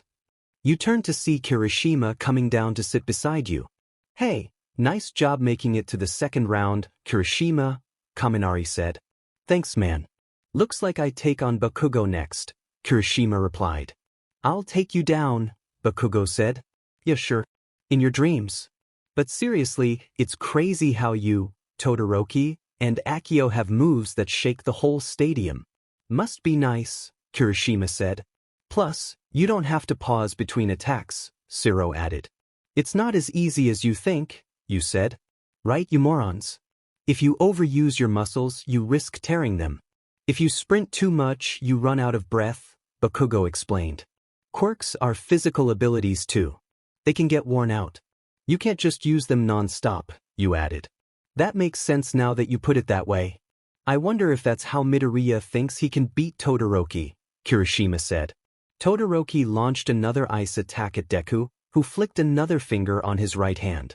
Then Todoroki used the ice to propel himself toward Deku, but Deku flicked his finger on his left hand, breaking the ice. Todoroki leaped into the air as Deku dodged. Todoroki placed his hand on the ground, creating more ice as Deku jumped aside. Some of the ice grazed Deku's leg. In response, Deku used his entire fist to shatter the ice, unleashing a powerful gust of wind that sent the ice flying. Deku's left arm was bruised and battered as he breathed heavily. You really are worn out from defending against my attacks. I'm sorry, but thanks for dragging this out. I bet my father's upset right now. With those broken fingers and arm, you probably can't fight me anymore. So I'll finish this quickly, Todoroki said, unleashing a massive wave of ice toward Deku. I'm not done yet. In a moment of determination, Deku used his injured finger to break through the incoming ice with a powerful gust of wind. Todoroki was nearly knocked out of the ring but managed to create an ice wall behind him. You've got to be kidding me, Midoriya. With your broken finger? Todoroki thought. You're trembling, Todoroki. It's easy to forget that quirks are physical abilities, which means there's a limit to how much cold your body can endure, right? I understand. Normally, you'd compensate for the drop in temperature by using the heat from your left side. But you refuse to do that. Listen, we're all giving it our all to win, to make our dreams a reality, to become number one. Do you think you can win with only half your strength? Look at me, Todoroki. You haven't even managed to land a single hit on me yet. So come at me with everything you've got. Deku challenged him. Midoriya, what are you trying to accomplish? Do you want my fire? Did my father bribe you or something? Now I'm really angry, Todoroki said, charging at him. The moment Todoroki lifted his right foot off the ground, Deku rushed forward and landed a solid hit on Todoroki, sending him staggering back. Your POV. His attacks are slower than usual. His ice seems to be a gauge for him when he overuses it, You thought as Deku and Todoroki exchanged blows. What is your goal here, kid? Even if you win, you won't be able to fight in the next match. What are you trying to achieve? You wondered as Deku defended against another one of Todoroki's strikes. Deku charged at Todoroki and delivered a headbutt to his gut, pushing him back. Narrator POV. Deku landed another punch, sending Todoroki flying back. Todoroki struggled to rise. I will reject you. I refuse to use my left side, he declared. It's yours. Your quirk, not his. Deku shouted. At that moment, something within Todoroki ignited. He felt a spark of something he thought he would never experience again. Suddenly, Todoroki's left side burst into flames. You were trying to help me even though you wanted to win. Now look who's messing around. I wanted to. I'll be a hero, Todoroki said. You stared in awe at the flames radiating from Todoroki's left side. That's what you were trying to do. You've got guts, you thought. Yes, Shoto, you heard Endeavor yell from the other side of the stadium. Have you finally accepted your purpose? That's it. Very good. This is the dawn of a new era for US. With my blood in your veins, you'll surpass me. You will live up to the reason why I created you. His voice echoed through the arena. Amazing, Deku said with a small smile. Why are you smiling? With those injuries? In this hopeless situation? You must be crazy. Don't blame me for what happens next, Todoroki replied as they both prepared for the final attack. That's at midnight. One of them could be seriously hurt, Cemento said. His body won't hold out, Midnight agreed. Todoroki shot a large amount of ice toward Deku, who used his quirk to leap over it and fly straight at Todoroki. I have to get close and give it everything. Come at me with your full power, Todoroki. Todoroki extended his arm forward as Deku approached. I see now, Midoriya. Thank you. Suddenly, a series of cement walls appeared between them, but a massive explosion erupted in the center of the arena, shattering the walls and sending debris flying. The shockwave shook the entire stadium. As the dust settled, you watched the smoke clear. The ring was in ruins, covered with ice, and Todoroki stood tall. You glanced over to see Deku lying on the ground, unconscious. Midoriya has been knocked out of bounds. Todoroki wins. Midnight announced through the loudspeaker. After the fight between Deku and Todoroki, Deku was taken to Recovery Girl in the medical room. He lay on the bed, bandages wrapped around both arms. The bones in your right arm were shattered. I'm afraid it'll never be the same. I'll need to remove the fragments, or they'll cause problems later. I'll heal you afterward, Recovery Girl said, looking at All Might with a sigh. You pushed him too hard. Look at what he's done to make you proud. I don't like it one bit. You're going too far. You hear? You and the boy. Don't praise him for what he's done today. All Might looked down, acknowledging her words. Midoriya. Uraraka, Ida, Tsu, and Mineta burst into the room, surprising All Might. You scared me, he muttered under his breath. Deku, are you okay? Uraraka asked, turning to All Might, not recognizing him in his slimmer form. It's nice to meet you, sir, she said. Yeah, All Might replied with a nervous laugh. Akio casually walked in behind them. How's the kid holding up? He asked. Hey, shouldn't you be watching the matches? Deku weakly inquired. The stage was too damaged. They're taking a quick break to repair it now, Ida explained. That match was the scariest thing I've ever seen, Midoriya. What pro would want a sidekick who injures himself? Mineta remarked, but Tsu quickly grabbed him with her tongue while Akio lifted him by the back of his collar. Now you're just rubbing salt in his wounds, Tsu said. Hey, I'm just speaking the truth. Mineta protested. Nobody asked you to, Akio replied, knowing Mineta had a point. You're too noisy. I know you're worried, but I have to focus on surgery now, Recovery Girl said, ushering the students out. Surgery? They shouted in unison. Go on, get out of here, she insisted. You and the others were ushered out of Recovery Girl's room while she worked on Deku. I hope he's going to be okay, Uraraka said. Midoriya is always there for us when we're in trouble, So we should be there for him if this loss takes a toll on him, Ida said. Deku will be fine. You can't worry about him.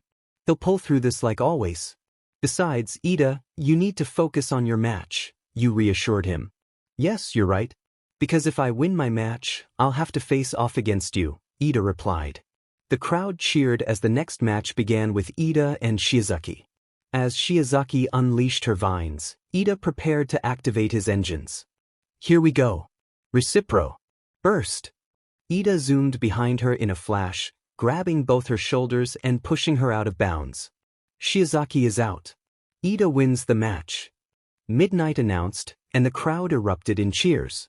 Although Ida was happy with his victory, a sudden wave of nervousness washed over him. In the stands, Akio stood up and began to walk away. Hey, where are you going? Emiko asked. I'm going for a walk. The next time I want to see Ida, it's going to be in the arena and on the ground after I take him down, Akio replied as he walked away, leaving Emiko to sigh. Next up was Tokoyami against Ishido. As Tokoyami released his dark shadow, the dark, bird-like figure flew toward Ishido. She attempted to throw some of her acid at it, but it deftly dodged and pushed her out of bounds, knocking her down. Ishido is out of bounds. Tokoyami will advance. Midnight announced, and the crowd cheered. Whoa! Tokoyami won that match quickly, Mineta. He is really powerful, Sue added, noticing the troubled look on Uraraka's face. What's wrong? Still worried about Midoriya? She asked. She said she had to perform surgery, Uraraka replied. Recovery girl's the best. You've got nothing to worry about. Mineta assured her. He's right, Sue chimed in. Sure, Uraraka said with a small smile. You walked through the halls of the stadium, preparing for your battle with Ida. Your arms still stung a little from your previous fight, but you refused to let that pain stop you. Nothing I haven't felt before. Just gotta keep pushing myself and make sure I win, you thought. A new way of using your quirk. A voice that sounded like All Might in his base form said. You turned your head toward a corner and saw him and Deku walking. You caught a glimpse of Deku's casted arms as they both stopped, and you stood casually behind the wall. Hey All Might, remember when you told me why you came to UA in the first place? To find a worthy successor to inherit One for All? I put everything I had into the sports festival. But still, there were other competitors who fought for their victory harder than I did. So maybe... Deku trailed off. You're thinking it might be better if someone else inherited One for All? All Might asked. Yes, Deku replied. You speak the truth. This place is filled with incredible potential heroes. One for All is a crystallization of power. It enhances quirks. For example, if young Todoroki were to inherit it, the strength added to his own quirk would probably make him an unbeatable superhero.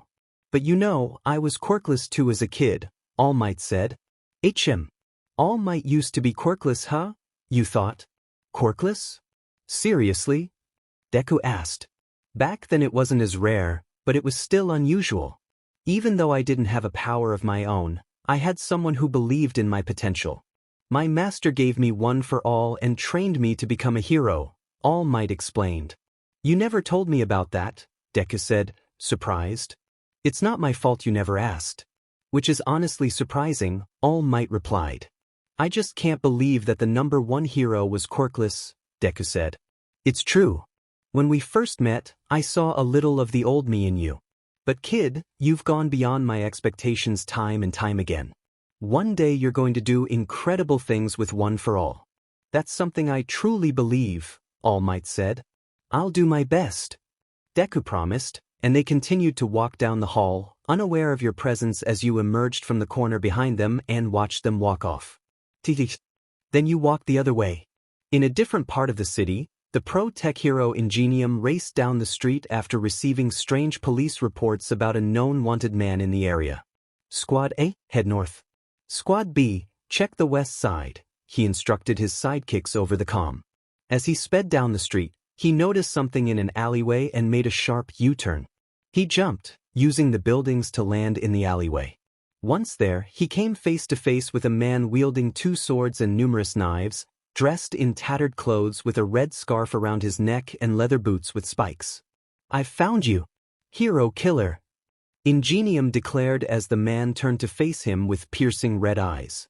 Back at the sports festival, the match between Kirishima and Bakugo raged on as Kirishima threw a punch at Bakugo, who barely dodged it, the punch grazing his cheek. Bakugo retaliated with a small explosion on Kirishima's side. "Nice try, but that's not going to work on me, explosion boy," Kirishima taunted.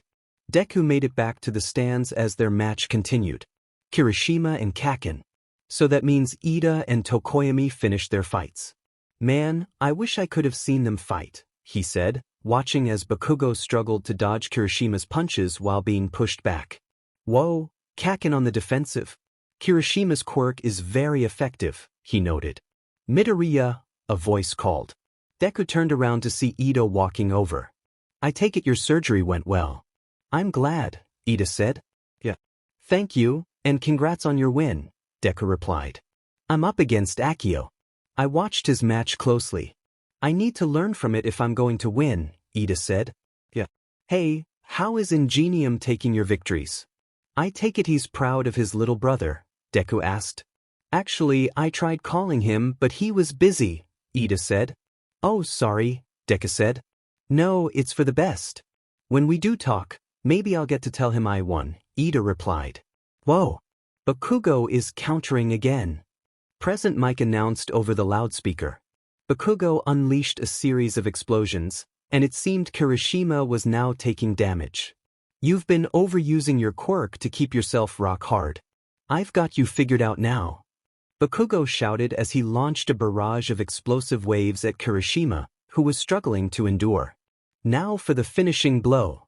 Take this," Bakugo yelled, firing one last explosion that knocked Kirishima out. "Kirishima has been knocked out. Bakugo wins," Midnight announced. With that, Bakugo advances to the semifinals. "Let's move on to the next battle," Present Mike declared.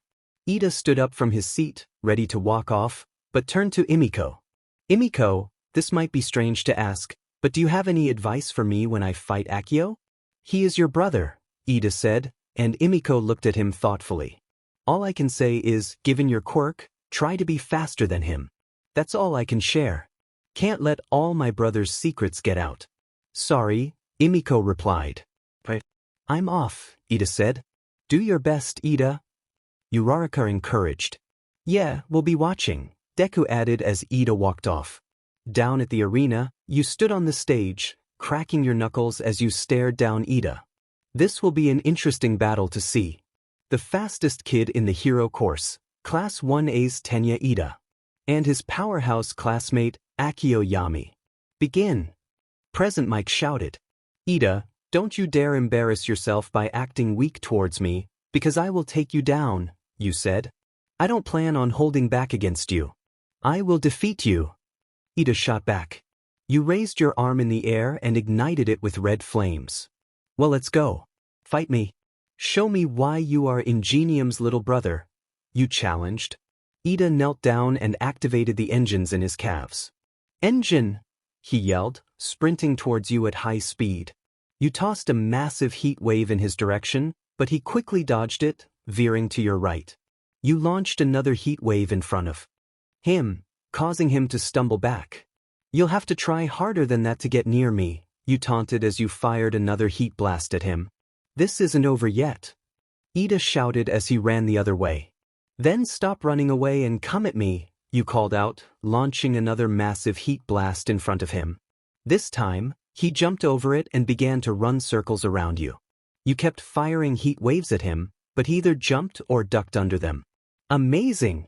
Ida is running circles around him but still can't get close enough to counterattack Akio. Present Mike exclaimed. "Engine boost! Go!" Ida yelled, increasing his speed as he continued to circle the stage while you unleashed more heat blasts at him. "I can't keep firing at him like this. Gotta focus on where he will be," you thought as you saw Ida do another lap around you.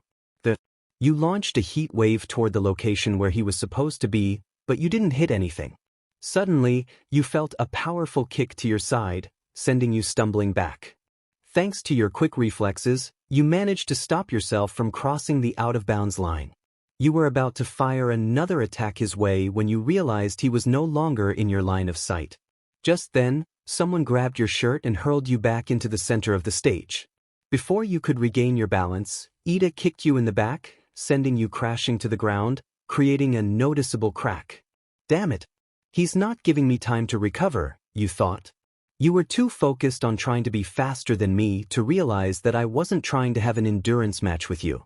I've watched you fight. You can't catch me off guard, Ida said with determination. You got on one knee and brushed off the graze on your face. Think again. Before you could get back up, Ida grabbed your shirt collar and started running toward the edge. Just before you reached the boundary, you unleashed flames beneath you, swinging yourself in front of Ida and kicking him backward, breaking free from his grip. You landed on the ground and watched as Ida quickly regained his footing. An amazing counter. Akio used Ida's speed against him and managed to turn the tide. But how will he overcome that speed? Engine boosts! Ida shouted, racing forward and unleashing a flurry of kicks. You dodged and blocked most of them, though a few landed. He knows how I fight, but he doesn't know everything about my quirk. Inferno 75%. With that quick power-up, you seized Ida just as he was about to attack again and kneed him in the gut. You then threw him across the stage.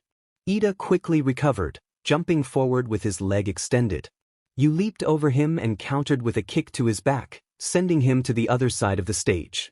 You may be fast, but thanks to my quirk's attributes, I can match your speed. So get up and come at me again. Otherwise, all that talk about honoring your family name will be meaningless, you declared. Ida shot you an angry look and began running circles around you, increasing his speed and launching another barrage of kicks. You managed to block most of them, but he kept getting faster. As Ida came back to strike, you blocked his leg and landed a hit to his gut, sending him to the ground. Now take this, you shouted, launching a wave of flames his way. You continued firing until you felt a sharp pain in your arms and had to stop. Damn it! Not now. Let me fight. You looked ahead and saw Ida getting back up, sporting some scratches. He then charged straight at you. Think again, you yelled, throwing a massive wave of red flames in front of him, pushing him back. Ida got back up and began running in circles around you, trying to confuse you. You fired waves of flames in every direction he ran while blocking his attacks when he got close. The pain in your arms intensified, but you ignored it and kept defending yourself while attacking Ida. Then the pain spiked again, and you paused for a moment. Ida stopped as well. This is it, Akio. I'm going to win this. Recipro burst. Ida yelled, sprinting at high speed toward you. Damn it. RIA. You roared, and the entire ring erupted in a fiery explosion. The arena fell silent as you stood amidst the smoke. Once it cleared, you saw Ida on the ground, staring up. I figured you'd have some kind of plan to try to beat me with your speed. Too bad your plan didn't work, you said. You watched as Ida slowly got up but then dropped to his knees. You sighed, grabbing your arm. That was close, you muttered as you walked toward Ida. Standing over him, you raised your hand, igniting it in red flames. Time to end this fight. I'm sorry. You paused at his words. I'm sorry, brother. I failed you. I thought I could win this, but I was wrong. Please. Forgive me, brother, Ida said, and you stood frozen, slowly powering down your quirk. You saw Ida about to drop, so you lowered your hand. Midnight walked onto the stage to check on Ida. Ida has been knocked out. Akio wins and advances, she announced, and the crowd erupted in cheers. That means in our semifinals, it'll be Akio versus Todoroki. Present Mike declared over the loudspeaker. You looked up to see Todoroki standing in the audience, looking down at you. You clicked your tongue and walked off the stage. Narrator POV. Wow. What an exciting match that was. Let's get the next match rolling, and we'll take a break before we head to the semifinals. Present Mike exclaimed over the loudspeaker. Oh man, poor Ida. He was trying really hard to win, Uraraka said sadly. I know. I thought Akio was just about strength, but his quirk can boost his speed too. It's amazing how he can move with that power. What do you think, Imiko? Deku asked, turning to her, but she had a troubled look on her face. Sorry, I was thinking about something, she replied. Is everything okay? Ashido asked. Yeah. I hope. I just need to see Akio for a moment before his match, Emiko said. Do you want us to come with you? Jiro asked. It's fine. I'll go on my own, Emiko said, walking away. If what's happening to him is what I think it is, Akio might be in trouble. Narrator POV elsewhere in the city. On the other side of the city, in a dimly lit alley, a man with 2 swords and red eyes stood over the beaten and bruised body of Ingenium. Fame, money. That's what all of you who call yourselves heroes are really after. But you are not heroes. Except for him. The only one with permission to kill me. All might is worthy. Your POV. As the fight between Bakugo and Akabari began, you walked through the arena hallways, your thoughts focused on your next match. Shoto Todoroki. Your upcoming opponent. He was strong and skilled, wielding both fire and ice with incredible power. But you were powerful too. Despite the pain from pushing your limits, you were determined to fight. A little discomfort wouldn't stop you from achieving your goal. You would defeat Todoroki and win the tournament, no matter what it took. Akio. You heard someone call your name and turned to see Emiko approaching. We need to talk, she said. You and Emiko stood in a quiet corner of the hall, looking at each other. What do you want, Emiko? You asked. You're in pain, aren't you? She asked. You remained silent, turning your head away. I knew it. You've been pushing yourself too hard, haven't you? Why didn't you tell me? You didn't need to know, you replied. Of course I needed to know. I wanted to be here to support you during your fight and help you if you got hurt. I thought you'd have enough sense not to overdo it, but I was wrong. So what? I need to win. I need to be strong, you insisted. You don't need to prove anything. Everyone knows you're strong. I know you're strong. Let me help you, please. No. I can handle this on my own. I don't need help. Akio, you're not invincible. You have limits. You can push them, but not like this, Emiko told you. Tiesuke, I'm going to win this and I'm going to do it by myself. I don't need anyone's help. You turned to walk away. Akio. Please, be careful, Emiko called as you rounded the corner of the hallway. I don't need anyone anymore. I can do this on my own. Narrator POV. As Bakugo held off Akabari with a series of explosions, Emiko returned to the group, a worried expression on her face. Hey Emiko? Is everything okay? Ashido asked. Yeah. Just worried about Akio too much, Emiko replied. Is he okay? Kirishima asked. Knowing her brother didn't like her discussing him with others, she kept her concerns to herself. Yeah. I hope so, she murmured, watching the match between Bakugo and Akabari. Elsewhere in the stadium. While walking through the halls, Akio reflected on his brief argument with his sister. Her worry was somewhat annoying, reminding him of their mother's constant concern. He couldn't let it distract him. He wouldn't. Remember, little brother, you can't rely on anyone. Only me. Akio. Having family is one thing. Having friends can mean a whole lot more. Akio clutched his head as the voices in his mind continued. Don't ever turn your back on me. We need each other to survive this world. Akio, you should always have people you can trust around you. Akio, you can't trust anyone. This world is full of untrustworthy people beyond our family. If things get bad, we'll have to ditch the so-called friends and only worry about ourselves. That's just how it is, baby brother. Akio, you can have more people in your life who care for you. You don't need to hold all your pain inside. To hell with just being heroes. We can be whatever we want. With our combined strength, we can take down all might in the future. Use your power to help instead of hurt. If someone hurts you, just hurt them back harder. If you can't be a pro, then we'll just have to think about doing our family's line of work. Akio, remember why you want to be a hero. Shut up, shut up, shut up, Akio muttered to himself as the voices echoed in his mind. Soon, they quieted and he opened his eyes, looking around. Damn it. Just leave me alone. As he approached another corner, a tall man surrounded by flames stood in front of him. Ah, there you are. You're the kid Shoto's going to fight soon. Akio, right? He said as Akio looked up at him. Endeavor. To what do I owe this pleasure? Akio replied. I wanted to meet you before your fight with my son. Your quirk is powerful. Red flames are quite rare. However, your fighting style is predictable, and you could be more effective if you adjusted it, Endeavor said. Tiesuke, I'm not interested in a lecture about my fighting style. I fight how I want to fight. If I get knocked down, you better believe I'll get back up stronger, Akio said, walking past him. I see now. You're Hideyoshi's son, aren't you? Akio froze at the mention of his father. I thought you looked familiar. He said the same thing to me long ago, Endeavor continued. How do you know my father? Akio asked, his curiosity piqued. All Might is my rival. I make it my duty to know about him and his partners. A little warning, just because you're his son doesn't mean you come from greatness. My Shoto does. He will live up to the reason I created him, so don't underestimate him, Endeavor said as he walked away.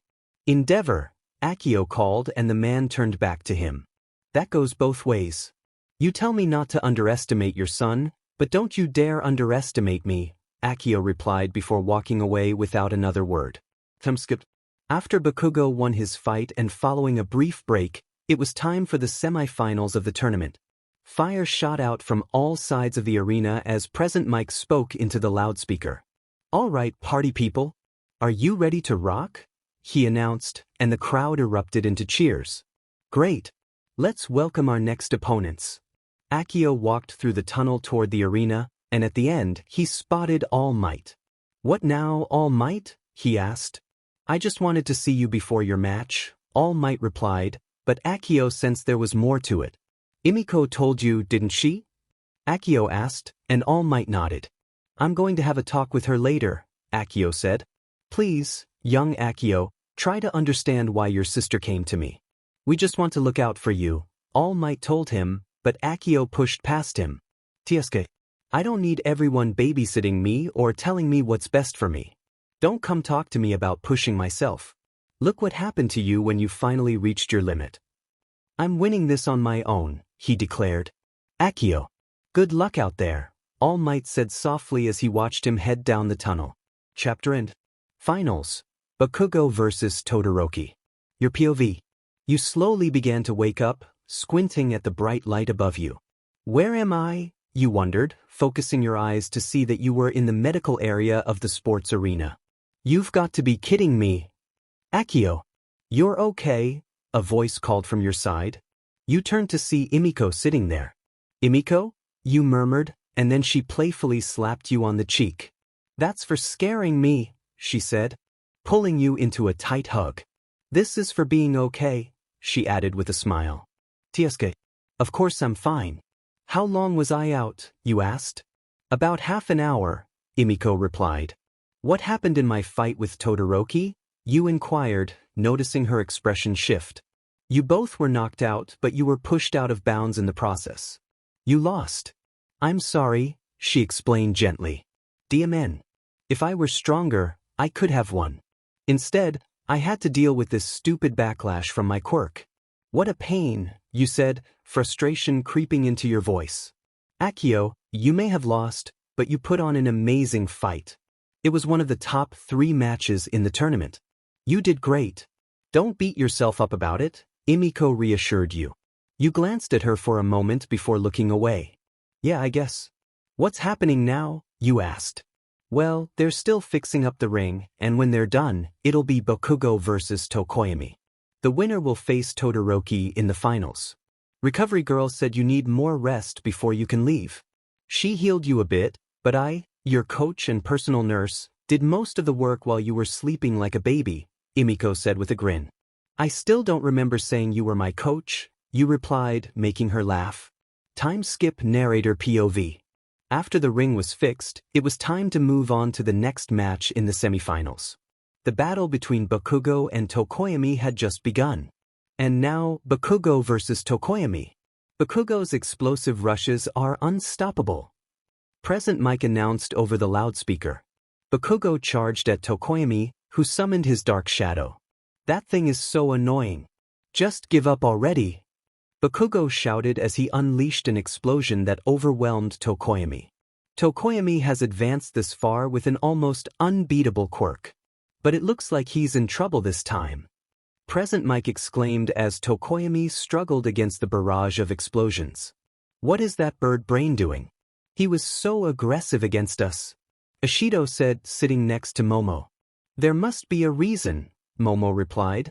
Dark Shadow can't go on the offensive because of all the light, Uraraka noted. Most people don't know about his weakness. Bakugo might not have figured it out yet, Deku added. As Dark Shadow prepared to attack, Bakugo fired another explosion at Tokoyami. Grab him! Dark Shadow! Tokoyami shouted. But before it could reach Bakugo, he launched an explosion beneath himself, landing behind Tokoyami. With a fierce determination, Bakugo put his hands together and unleashed a blinding explosion. Stun grenade! He yelled, the light causing Dark Shadow to vanish. Once the smoke cleared, Bakugo was on top of Tokoyami, holding him firmly.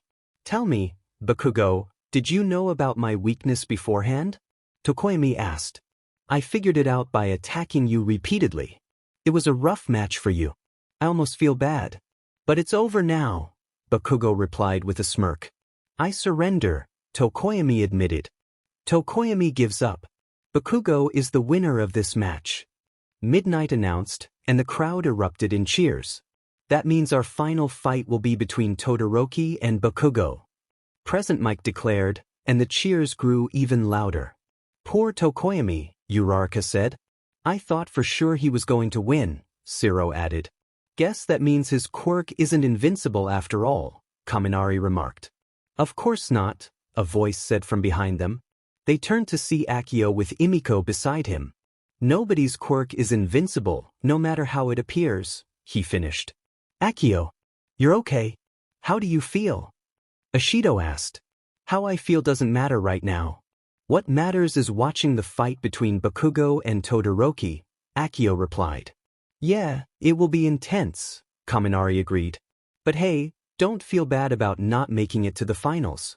Your match with Todoroki was incredible, Kirishima encouraged. Whatever.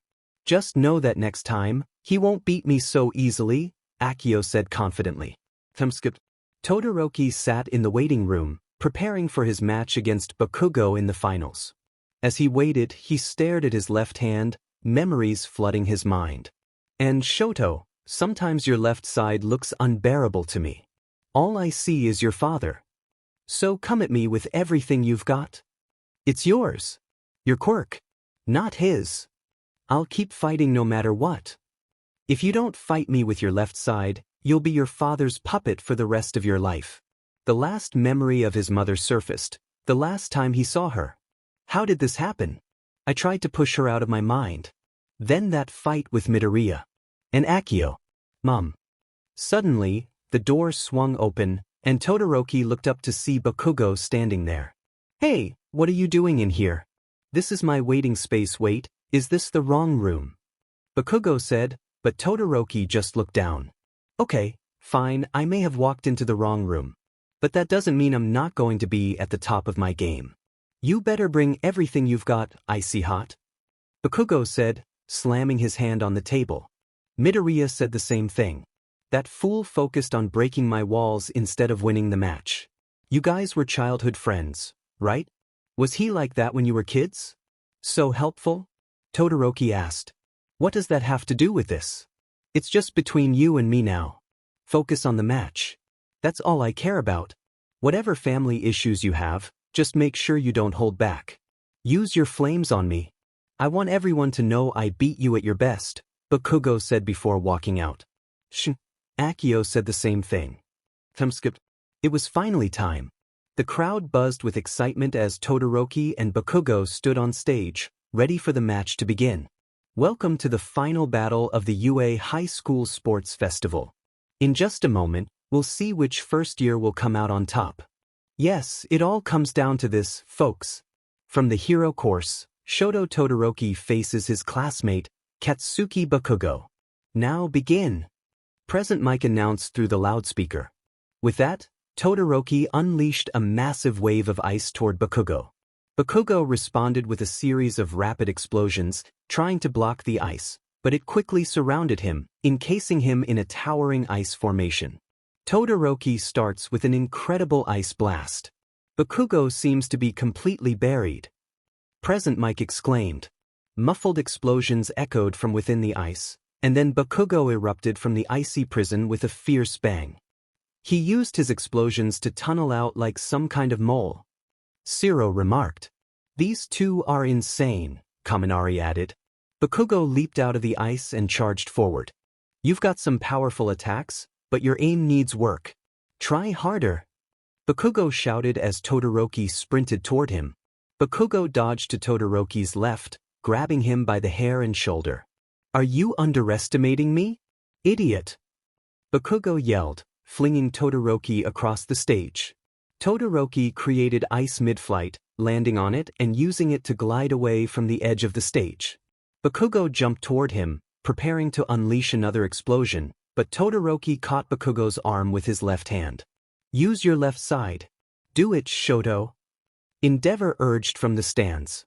However, Todoroki hesitated and tossed Bakugo to the other end of the stage. Stop messing around. You think I'm not worthy of your fire? Bakugo shouted, his frustration boiling over. You think you can make a fool out of me? I'll show you what happens. I want everyone to know I'm the best student in this festival.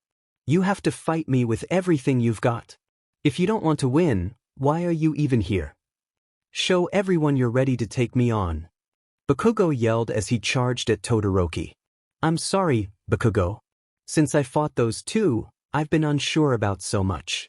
What my left side means to me, Todoroki thought, lowering his left hand. Come on, Todoroki. Don't give up. Do your best. Deku shouted from the stands. Todoroki's eyes widened at the sound of his voice. That stupid nerd, Bakugo muttered as he leaped into the air. Steam began to rise from Todoroki's body as he looked up, igniting his left side in flames. That's it. If you're going to face me, you can't hold back. Don't you dare take it easy, Bakugo declared, using his explosions to spin in the air. As Todoroki prepared to unleash his flames, memories of his past flooded back: his father's harsh treatment, the rigorous training, and his mother. Overwhelmed, Todoroki lowered his left arm and extinguished his flames. Howitzer impact! Bakugo shouted, launching a massive explosion in midair at Todoroki, shattering the ice and devastating half the arena. As the smoke cleared, it revealed Todoroki unconscious and unable to continue, while Bakugo remained in the ring, his expression far from satisfied. You chose not to use your fire against me? He yelled, rushing toward Todoroki and grabbing him by the shirt. Stop messing around. This isn't a real victory for me if you don't give it your all. Get up. Get up! Bakugo shouted, but then a pink mist enveloped him, causing him to fall asleep. Midnight stood behind him, waving her flag. Todoroki is unable to continue. That means Bakugo is the winner, she announced, and the crowd erupted in cheers. And with that, the final match is over. The first-year champion of the sports festival is Katsuki Bakugo. Present Mike declared, and the cheers grew even louder. Then rankings appeared on the screen, showing the top 3 competitors in the sports festival. Bakugo took first place, Todoroki second, and Akio third. Akio, you got third place. Congrats! Imiko exclaimed, shaking your arm. Yeah man, you did great in the tournament. One of the best out here, Kirishima added. You looked down for a moment, feeling a mix of emotions. What's wrong? Aren't you happy with a top 3 finish? Jiro asked. No. I didn't care about the rankings, I wanted to be at the top, Akio replied. Don't worry about it. You did amazing and made it this far. Be proud, Ashido encouraged, and you sighed. Time skip your POV. You walked beneath the stadium to meet Todoroki and Bakugo at the podiums. When you arrived, Todoroki stood on the second-place podium, while Bakugo was on the first-place podium, but he was restrained. Why is he chained up, you asked? Bakugo wouldn't accept the win and wanted to fight again, so the teachers had to chain him to the podium to proceed with the ceremony, Todoroki explained as Bakugo struggled against his restraints. You took your place on the third-place podium and waited to be raised up. Akio.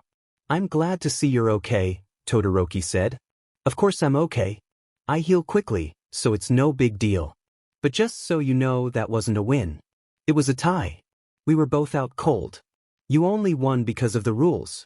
Next time we fight, there won't be any rules to hold us back, you stated.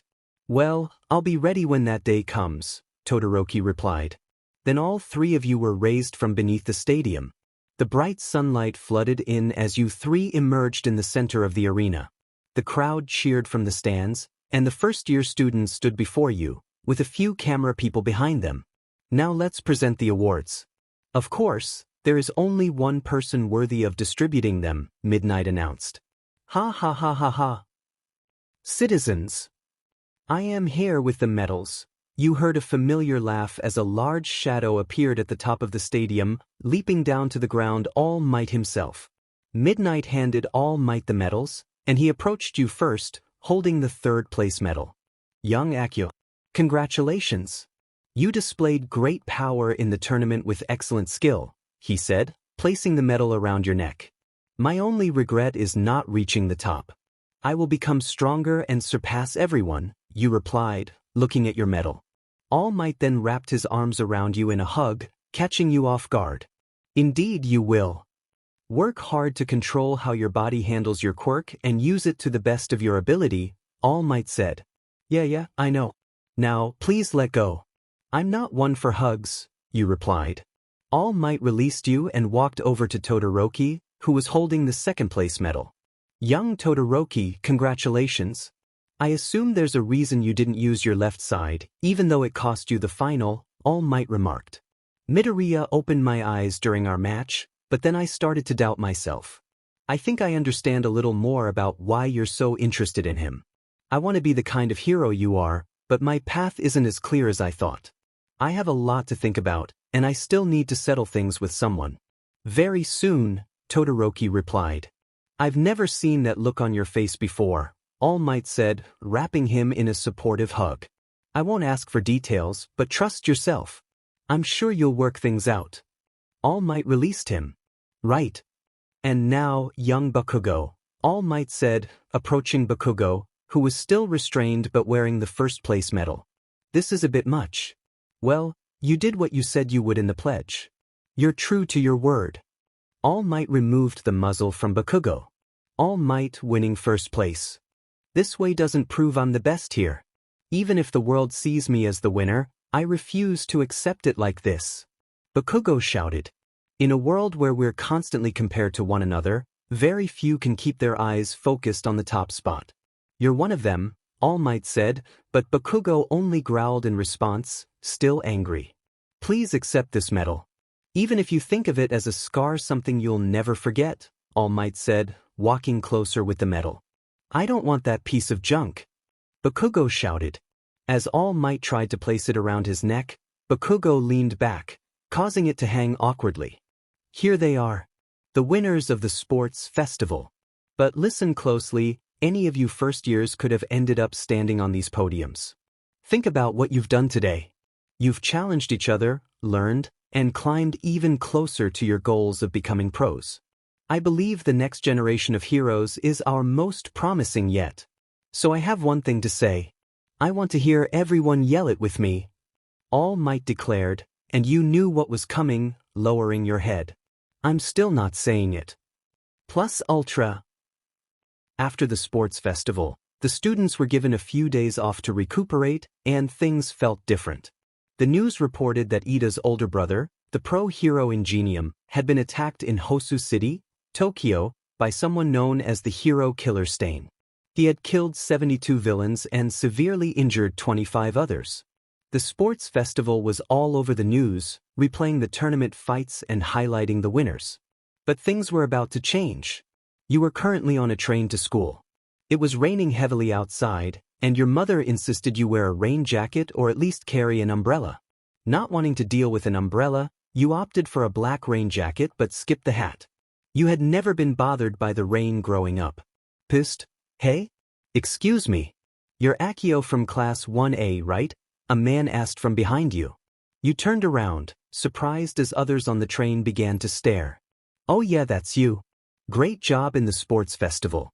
I cheered for you, the man said. Yeah, you were awesome. You made it into the top 3. Amazing. A quirk like yours is definitely hero material. Yeah, you were totally one of the best. Keep up the good work. You silently groaned at the unexpected attention. Once you arrived at school, you walked down the hallway toward your class. Inside, it seemed everyone was still waiting for Aizawa to arrive. Whoa! Akio, your hair's all wet. Didn't you wear a rain hat on the way here? Ashido asked, rushing over to you. I've never been bothered by the rain, so I didn't feel the need to. Besides, I can just do this. You said, and steam began to rise from your hair as the water quickly dried. Ashido looked on in shock and then ran her hand through your hair. Wow, it's nice and dry. And for spiky hair, it's really soft, she said, smiling while ruffling it. Yeah. You can stop now, you replied, and she complied. Oh, by the way, isn't it strange that people recognize us from TV? They really think we're famous, and a lot of people wanted to talk to me on the way here, Ashido said. Yeah, I guess, you said as you walked over to your seat. A lot of people wanted to talk to me too, Kirishima added. It's like after one sports festival, we're basically celebrities, Kaminari chimed in. Man, you won't believe what a bunch of elementary school kids yelled at me, Siro said. Nice try. That's what everyone was saying, you said, and Siro cringed. Just then, Aizawa walked into the classroom, noticeably without the bandages that had covered his body. Mr. Aizawa, you're not wearing bandages anymore. That's good, Tsu said. The old lady went overboard with her treatment. We have a big class today on hero informatics. You need code names. It's time to pick your hero identities, Aizawa announced, and you noticed everyone getting excited. But Aizawa silenced the room with a glare as his eyes glowed red. This is related to the pro hero draft picks I mentioned last time we were in class together. Normally, students don't have to worry about the draft until their 2nd or 3rd year, but your class is different. By extending offers to first years like you, pros are essentially investing in your potential. Any offers can be rescinded if their interest in you fades before graduation, though, Aizawa explained. So what you're saying is we'll still have to prove ourselves after we've been recruited? Hagakure asked. Correct. Now, here are the totals for those of you who received offers, Aizawa said, and a list appeared on the board showing the students who had received offers and the distribution. In past years, it's been more spread out. But there's a significant gap this time, Aizawa concluded. To your surprise, you had received an equal number of offers as Todoroki, both of you ranking higher than Bakugo. Gah, that's not fair. Kaminari exclaimed, disappointed by his own fewer votes. Akio and Todoroki got ahead of Bakugo? Jiro asked. Yeah. That's the opposite of how they were placed in the festival, Kirishima replied. They probably weren't thrilled about teaming up with the guy who had to be restrained at the end, Siro added. If I scared a pro, then they're just weak. Bakugo shouted. That's impressive. You two must be proud, Momo said to you and Todoroki. It's not a big deal to me, you replied. These offers are probably because of my father, Todoroki added.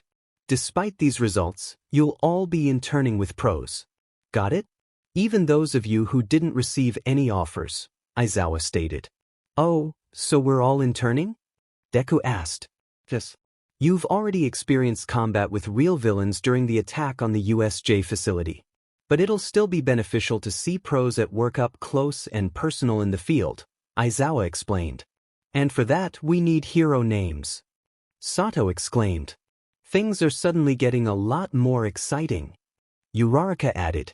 These hero names will likely be temporary, but take them seriously or... Aizawa began before the door swung open. You'll have consequences later, a voice called out, and everyone turned to see Midnight at the door. What you choose today could be your code name for life. You better be careful, or you might end up with something utterly ridiculous, Midnight warned. She had a point. Midnight would have final approval over your names. The name you give yourself is important.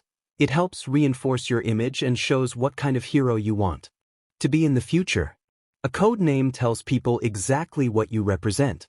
Take All Might, for example, Aizawa said as he settled into his sleeping bag for a nap while everyone began passing around a small board and marker. After a few minutes, only a few people had ideas in mind while others were still thinking, including you. Now, which one of you is brave enough to share? Midnight asked. We have to present them now, you thought. Then Aoyama stepped up to the front with the board in hand. Hold your breath, he said as he revealed his name. The Shining Hero. My name is I Cannot Stop Twinkling. My name is. You can't deny my sparkle, he declared. I can. As well as your name, you thought. It'll be better this way. Take out the h and shorten ka to can't, Midnight suggested, shocking everyone. It's stunning, mademoiselle, Aoyama replied. Wait, she actually liked it? You thought? Okie dokie, let me go next. Ashido said, running to the front to show her name. My code name, Alien Queen. Ashido announced. Hold on. Like that horrible monster with the acidic blood? I don't think so. Midnight replied, and Ashido walked back to her seat, disappointed. Rip it. I think I've got one. Okay, can I go next? Tsu asked. Come on up, Midnight said, and Tsu walked to the front. I've had this name in mind since grade school, Tsu said, revealing her name. Rainy Season Hero, Froppy. Tsu declared. That's delightful. It makes you sound approachable. What a great example of a name everyone will love. Midnight praised, and some of the class began to chant Froppy. Then Kirishima presented his name to the class. I've got mine too. The Sturdy Hero. My name is Red Riot, he announced. Red Riot? Interesting. You're paying homage to the chivalrous hero, Crimson Riot, Midnight noted. Yeah. He may be old school, but someday I want to be just like he was. Crimson is my idol, Kirishima said. With that name, you have more to live up to, Midnight replied. I accept the challenge, Kirishima said confidently. Next, Jiro stepped up. The Hearing Hero. I'm Earphone Jack, she said. Now that's a good one, Midnight responded. Then Shoji presented his name. The Tentacle Hero, Tentacle, he said. Oh, I like what you're doing with that. A nice portmanteau, Midnight complimented. Then Ciro stepped forward. The Taping Hero, Cellophane, he said. That's on the nose. Good work. Midnight praised. Then Ojiro announced, Martial Arts Hero, Tailman. No surprise with that one, I guess. Midnight remarked. Akio. Hey, Akio, wake up. You felt someone shaking your shoulder and recognized it was Todoroki. What is it? You groaned. Sorry for waking you, but we're one stop away from my father's agency, Todoroki said. You opened your eyes and stretched your arms. So, have you been to his agency before? You asked. Only once, but it was a long time ago. I'm not a big fan of it, Todoroki replied. You really dislike him that much? You inquired. He made my life a living nightmare. He put me through harsh training nonstop and forced my mother out of her own house. My family hasn't been the same since. I can never forgive him for what he has done, Todoroki explained. Listen, if you want to step out of your father's shadow, embrace the fact that you have his power so you can use it better than he ever did. Just because you have his power doesn't mean you have to be like him. You have your own life, so stop dwelling on it and just use it, you advised. Todoroki looked at you for a moment and then gave you a soft smile. Thanks, Akio, he said. Whatever, you replied. Then you both heard a beep as the train stopped at the station. Now arriving at downtown Mizutofu City. Please stand clear of the opening doors. Thank you, a voice announced over the intercom. You and Todoroki grabbed your bags with your hero outfits and other clothes and stepped off the train. Later, after taking a bus, you and Todoroki finally arrived at Endeavor's hero agency. It was a tall black skyscraper that overlooked the entire city. At the front door, there was a large E emblazoned on it. He really likes to flaunt his ego, you remarked. Indeed. Let's head inside, Todoroki replied as he opened the door to the building. Once you both entered, you saw a large desk with a lady sitting behind it. You and Todoroki approached the desk, and the lady noticed you. Oh, welcome, Shoto. Your father is expecting you. And who is this with you? She asked. This is a friend from school, Akio Yami. He's interning with my father, just like me, Todoroki explained. The lady began typing on the keyboard and looking at the computer monitor. Ah yes. He is also registered here too. Your father's office is on the top floor. Please go ahead up, she said. Thank you, Todoroki replied as you both left the desk and walked down the hall to the elevator. Once you reach the top floor, the elevator doors open to reveal a large office area bustling with pro-hero sidekicks working at desks and moving about. This place is big, you commented. My father has over 30 sidekicks working with him, Todoroki replied. 3 of them are at the top, known as the Flaming Sidekickers. Thanks to them, his agency is now the most successful one around, Todoroki explained. As you walked past the sidekicks' desks, many glanced your way, whispering about the sports festival. Oh, that's Endeavor's son from the sports festival. I can't believe he's going to be interning with us. Of course he is. He is his father's son. But isn't that Akio Yami? The one who fought Endeavor's son. It's kind of strange seeing them together after that brawl. But it's cool to see 2 of the top 3 champions of the sports festival interning here. After passing the sidekicks office area, you and Todoroki walked down a hallway toward Endeavor's office. Upon reaching the door, Todoroki knocked. Enter, Endeavor's voice called from inside. You both stepped into his office, where Endeavor stood in front of a large window, looking out. He turned around and smirked. Ah, Shoto. You both made it here. Come in, he said, gesturing to a couch in the center of the office. You and Todoroki sat down as Endeavor took a seat across from you. I'm glad you both decided to come to my agency. Now that this childish rebellion phase has passed, I can focus on training you to use my power to its ultimate capability. Endeavor said, I want to make this clear. I didn't use my fire for your benefit, I used it to step out of your shadow. Came here to gain the experience I need to become a hero, Todoroki replied firmly. HM. You'll fall in line soon enough. Now, as for you, Endeavor said, turning his gaze to you. Your fire is practically as powerful as Shoto's, but the way you use it is different. Mind telling me how? I spread my quirk all over my body instead of concentrating it in one area. It forms an aura around me that enhances my speed, strength, and senses. However, if I overexert myself, it takes a toll on my body, you explained. Endeavor then stood up. I want to test your power myself. Both of you go change into your outfits and meet me on the floor below us. You have 10 minutes, he instructed before leaving the office, leaving you and Todoroki puzzled. 10 minutes later, after you and Todoroki had dressed in your hero outfits, you both returned to the elevator and headed down one floor. Once the elevator stopped, you entered a hallway. At the end was a door marked Training Area. You opened it to find a large empty room, where Endeavor stood in the center, accompanied by 3 others. One had long, fiery hair and wore what looked like a nurse's outfit, another had a sleeveless shirt with bandages around his head, and the last wore a short-sleeved shirt with an X on it, topped with a horned hapuri. Those are the Flaming Sidekickers. The girl goes by her hero name Burnin, the one with the bandages is Kido, and the last one is Anima. I've heard they are the best sidekicks in this agency, Todoroki whispered to you. HM. They don't seem all that impressive, you replied. Good, you're both here. Now we can get started, Endeavor said. Started on what? You asked. On training, of course, he replied with a smirk. As internees, you must be tested in your skills. I want to see how you handle a fight. But you already saw us fight in the sports festival. You know what we can do, Todoroki pointed out. The sports festival had rules to follow. Not here though. I want you to fight with everything you have. Akio, step up and get ready to fight. You won't need your weapons or helmet, just your quirk and your fists.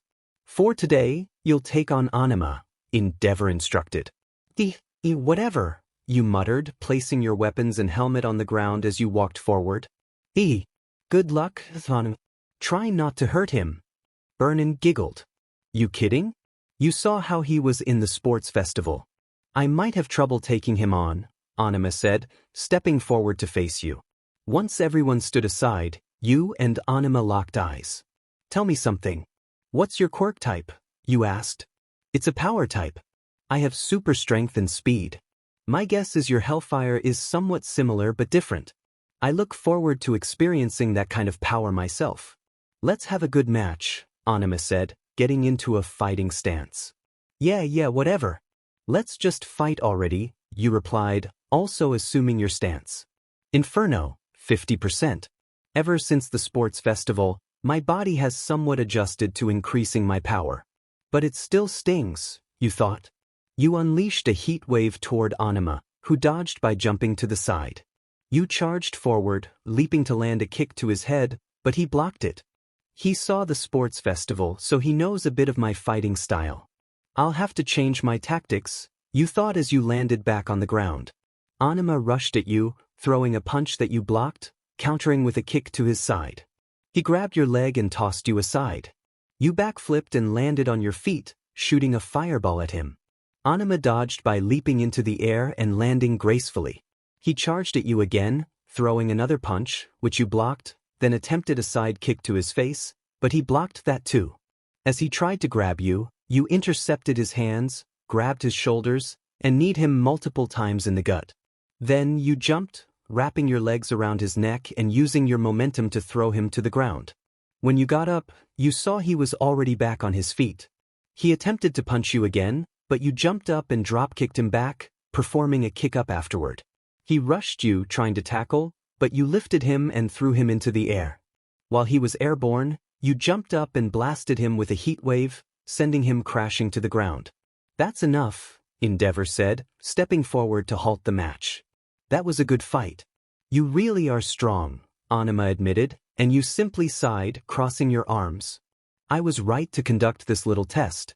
You are strong, but what troubles me is your lack of self-control, Endeavor said. And that is, you asked. You were holding back during that battle, am I right? Endeavor inquired, but you remained silent, merely grunting in response. Wait, no way. You were holding back some of your power and I was still having trouble? That's unbelievable. Anima exclaimed. Ha! Looks like you still have some work to do, Anima. Burnin shouted. Akio, during your fight with Shoto, you unleashed a full attack. Even though you lost, it was an even battle. However, your body couldn't handle the power that was spread throughout. In the long term, using your power that way will only damage you until you can no longer become a hero. You need to concentrate your power into one spot in your body that can then distribute it evenly. Only then will you gain better control over it, Endeavor explained, leaving you puzzled by his words. One spot in my body. That spreads to my entire body, you thought. Well, that's enough talk. Let's continue the training. Shoto, it's time I start teaching you about your fire. Step up and let's get started, Endeavor said as Todoroki stepped forward, and the training resumed. After some intense training with Endeavor and the flaming sidekickers, both you and Todoroki sat on the floor, painting, until Endeavor approached you too. Get up. No time to rest. I have another task for you, he said, prompting you and Todoroki to rise. What now? Todoroki asked. Before the day is done, both you and Akio will accompany the flaming sidekickers on patrol. They are in charge of you while I'm out on business. You are dismissed, Endeavor said as he walked away. You and Todoroki exchanged glances before looking at the flaming sidekickers. Come on, newbies. We have some patrolling to do. Hop to it. Burnin said, leading the way with Anima and Kido following behind, and you and Todoroki trailing after them.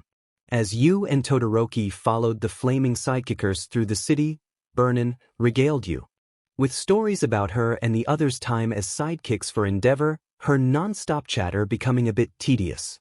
And that's how I became the top sidekick at the agency. Pretty neat stories, right? Burn said. Oh yes. Almost as riveting as the last 300 stories you've told, you muttered, feeling annoyed. Most of what you said was somewhat educational, Todoroki added. Yeah. Just stick with us, newbies. You'll learn a lot from us. Bernie encouraged. Suddenly, alarms blared in the distance. Yes. Some action. Come on, newbies. Time for some real fun. Vernon exclaimed as she, Kido, and Anima sprinted toward the source of the alarms, with you and Todoroki following closely behind. When you all arrived, you saw a bank robbery in progress, with 5 villains attacking the bank. Okay team, you know the drill. Sorry, newbies, but since you both don't have hero licenses yet, you'll need to stay back and ensure no civilians get hurt. Watch and learn how we operate.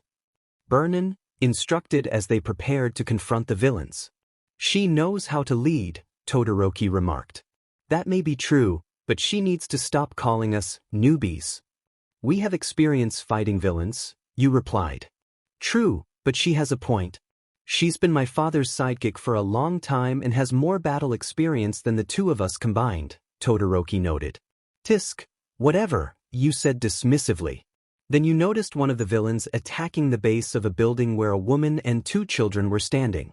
Another villain attempted to escape in that direction.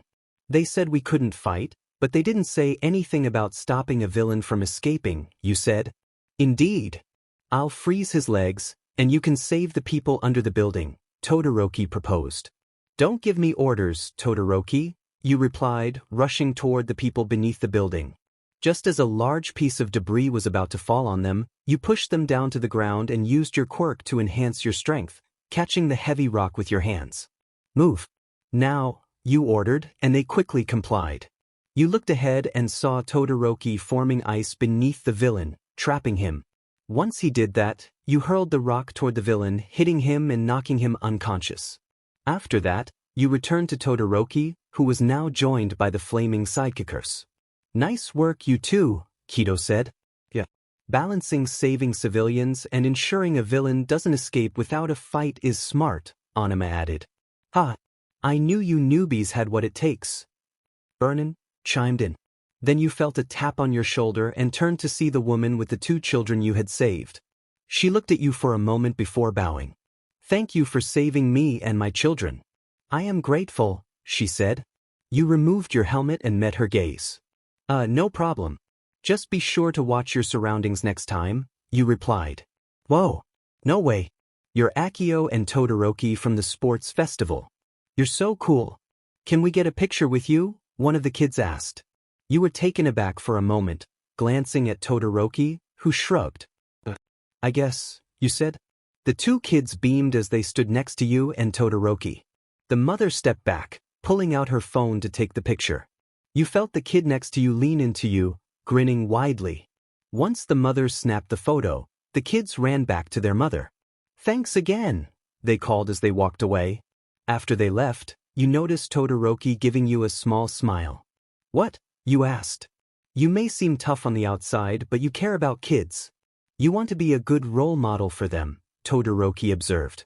Tisk, shut up, you replied. All right, newbies. That's enough for today. The sun's about to set, and we need to report this incident. Go rest up. I doubt the boss will be as lenient with you as he was today, Vernon said as she and the others departed. Akio, Todoroki said, catching your attention. You don't have anywhere nearby to stay, do you? He asked. No. I can't go home because the internship requires me to stay in the area or city of the agency. Why do you ask? You responded. Todoroki looked down for a moment before meeting your gaze. Would you like to stay at my house for a while? Your POV. You want me to stay at your house? You asked, surprised. Only if you want to. It's just my older sister and brother living with me since my father works overtime at the agency.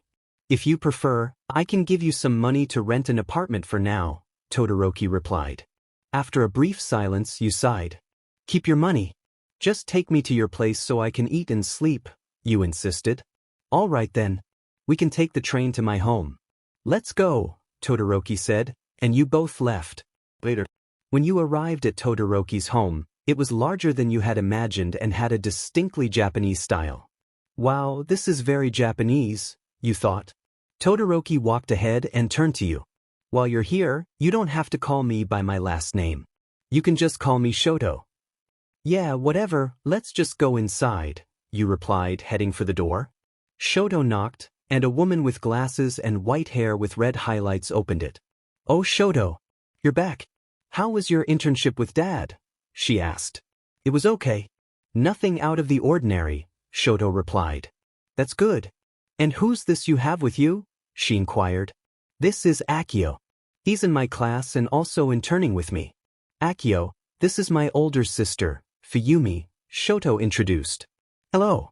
It's nice to meet you, Fuyumi said with a smile. Yeah, sure, you replied as you stepped inside.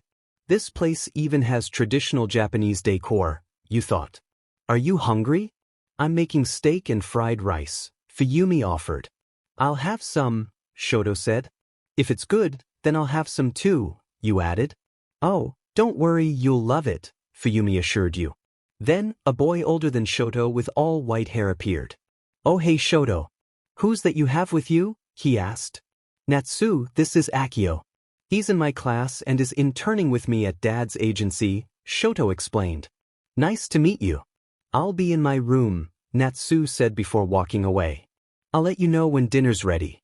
Come on, Akio, I'll help you get settled in and show you around, Fuyumi said as you followed her. After Fuyumi and Shoto showed you around the large house and took your bag to your room, you met them in the kitchen, where Fuyumi was preparing the food. Oh hey, you're here. Go on and sit down. I'll bring you your plate, she said. You sat at the dining table, and Shoto took a seat next to you as Fuyumi brought out the plates. Natsu. Dinner's ready, she called, and Natsu came in to sit down, and you all began to eat. As you looked around the table, a comfortable silence filled the air while everyone enjoyed the meal. So, Akio, how was your first day working with our dad? Fuyumi asked. It was nothing special.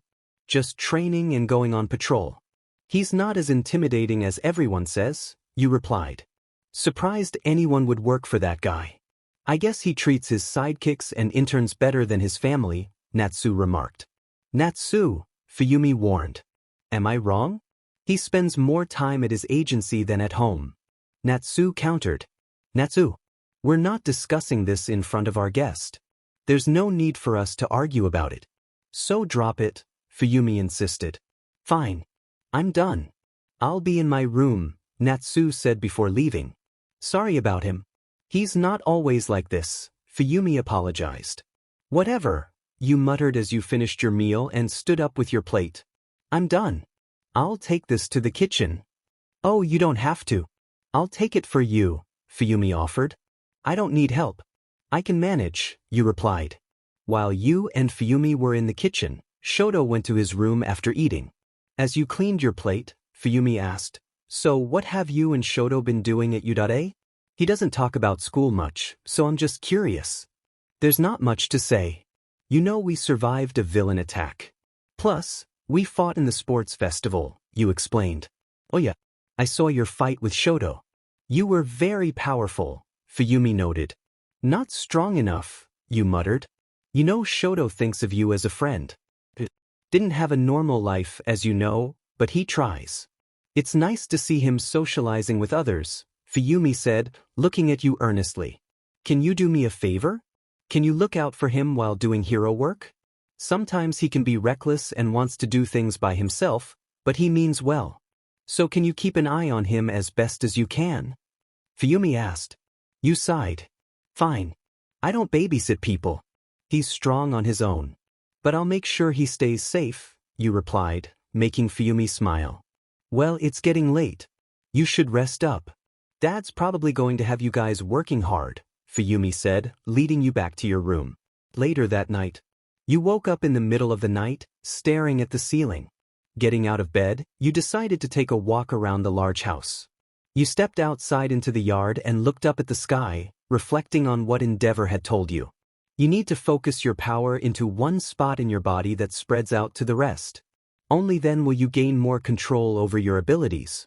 You rubbed your head in frustration. How am I supposed to figure this out? One spot that spreads everywhere? If I want to be strong, I need to think. What part of my body can spread everywhere? My brain is out of the question. I don't want my head exploding. Maybe somewhere else, you pondered. You looked down and ignited a small flame in your hands, watching it flicker red. As you gazed at the fire, an idea struck you. My heart. My nerves and veins connect to my heart and spread throughout my body. Let's give it a try. You closed your eyes and took slow, deep breaths while powering up your quirk. Let's start small and build up. Inferno, 5%. Steam began to rise from your body as you felt the fire within you travel to your heart. As soon as you felt it there, a slight sting coursed through you, but you quickly directed it into your nerves and veins. Now 10%, you focused on generating flames within you, all converging in one place while maintaining deep, steady breaths. 20%. You felt your heart and lungs warming up, but you remained calm, continuing your steady breathing. After pausing, you pushed your power even higher. 30%, 45%, 50%, 70%, 85%, 95%, Inferno 100%. When you opened your eyes, you found yourself surrounded by a calm and controlled aura of red flames. Your body felt warm, yet oddly detached. I feel okay. No usual stings. Guess it worked. You leaped into the air, executing a front flip. Upon landing, you punched the air in front of you. Looking down, you picked up a rock from the ground, threw it ahead, and dashed after it, catching it in your hand and crushing it to dust. TSK. Can't believe I was offered help for my quirk from Endeavor of all people. Can't argue with results, though. Not bad. I'm finally one step closer to my goal. Once I can control Atomic, I'll have more power in Hellfire than ever before. With that thought, you returned to the mansion and headed to your room. Morning narrator POV. Shoto awoke as the sun began to rise in the sky. He got out of bed and prepared to head back to his father's agency. After getting ready, he packed his hero outfit in his bag and made his way to the kitchen. There, he found his sister Fuyumi making breakfast. Good morning, Shoto. Want some breakfast? She asked. No thanks. I'll just take an orange juice to go. Where is Akio? Shoto inquired. He already headed out. He took his breakfast with him, Fuyumi replied. I'll see you later, Shoto said as he walked out of the house. Later. Shoto arrived at his father's agency and walked inside. To his left, he spotted Akio sitting on a bench, eating a sandwich. He waited for me. Shoto approached him, and Akio noticed. About time you got here, he remarked. I'm surprised you waited for me, Shoto replied. Yeah, whatever. Take this. Akio tossed him something in a bag. What's this? Shoto asked, opening it. What does it look like? It's a breakfast sandwich your sister made. I knew you wouldn't eat, so I got two. Eat it before I change my mind, Akio said. Shoto took a few bites of the sandwich. Come on, Shoto. We should head up now before we're late, Akio urged, and Shoto gave him a surprised look. What? Akio asked. You called me by my name, Shoto pointed out. Yeah, and? Don't make a big deal out of it. Now hurry up, let's go, Akio said, walking ahead. Shoto smiled slightly as he followed him to the elevator. In Endeavor's office. Akio and Shoto arrived at Endeavor's office and stood before his desk. So, Akio, have you figured out a better way to control your quirk? Endeavor asked. Akio employed the same technique he used the night before, channeling his power slowly into his heart and through his veins, enveloped in a calm red flame aura. Nicely done. Hopefully, this isn't just for show, Endeavor said, rising from his desk. You two get ready. We're heading out, he instructed, walking to the door. Where are we going? Shoto asked. We're going to Hosu City, Endeavor replied. Chapter end.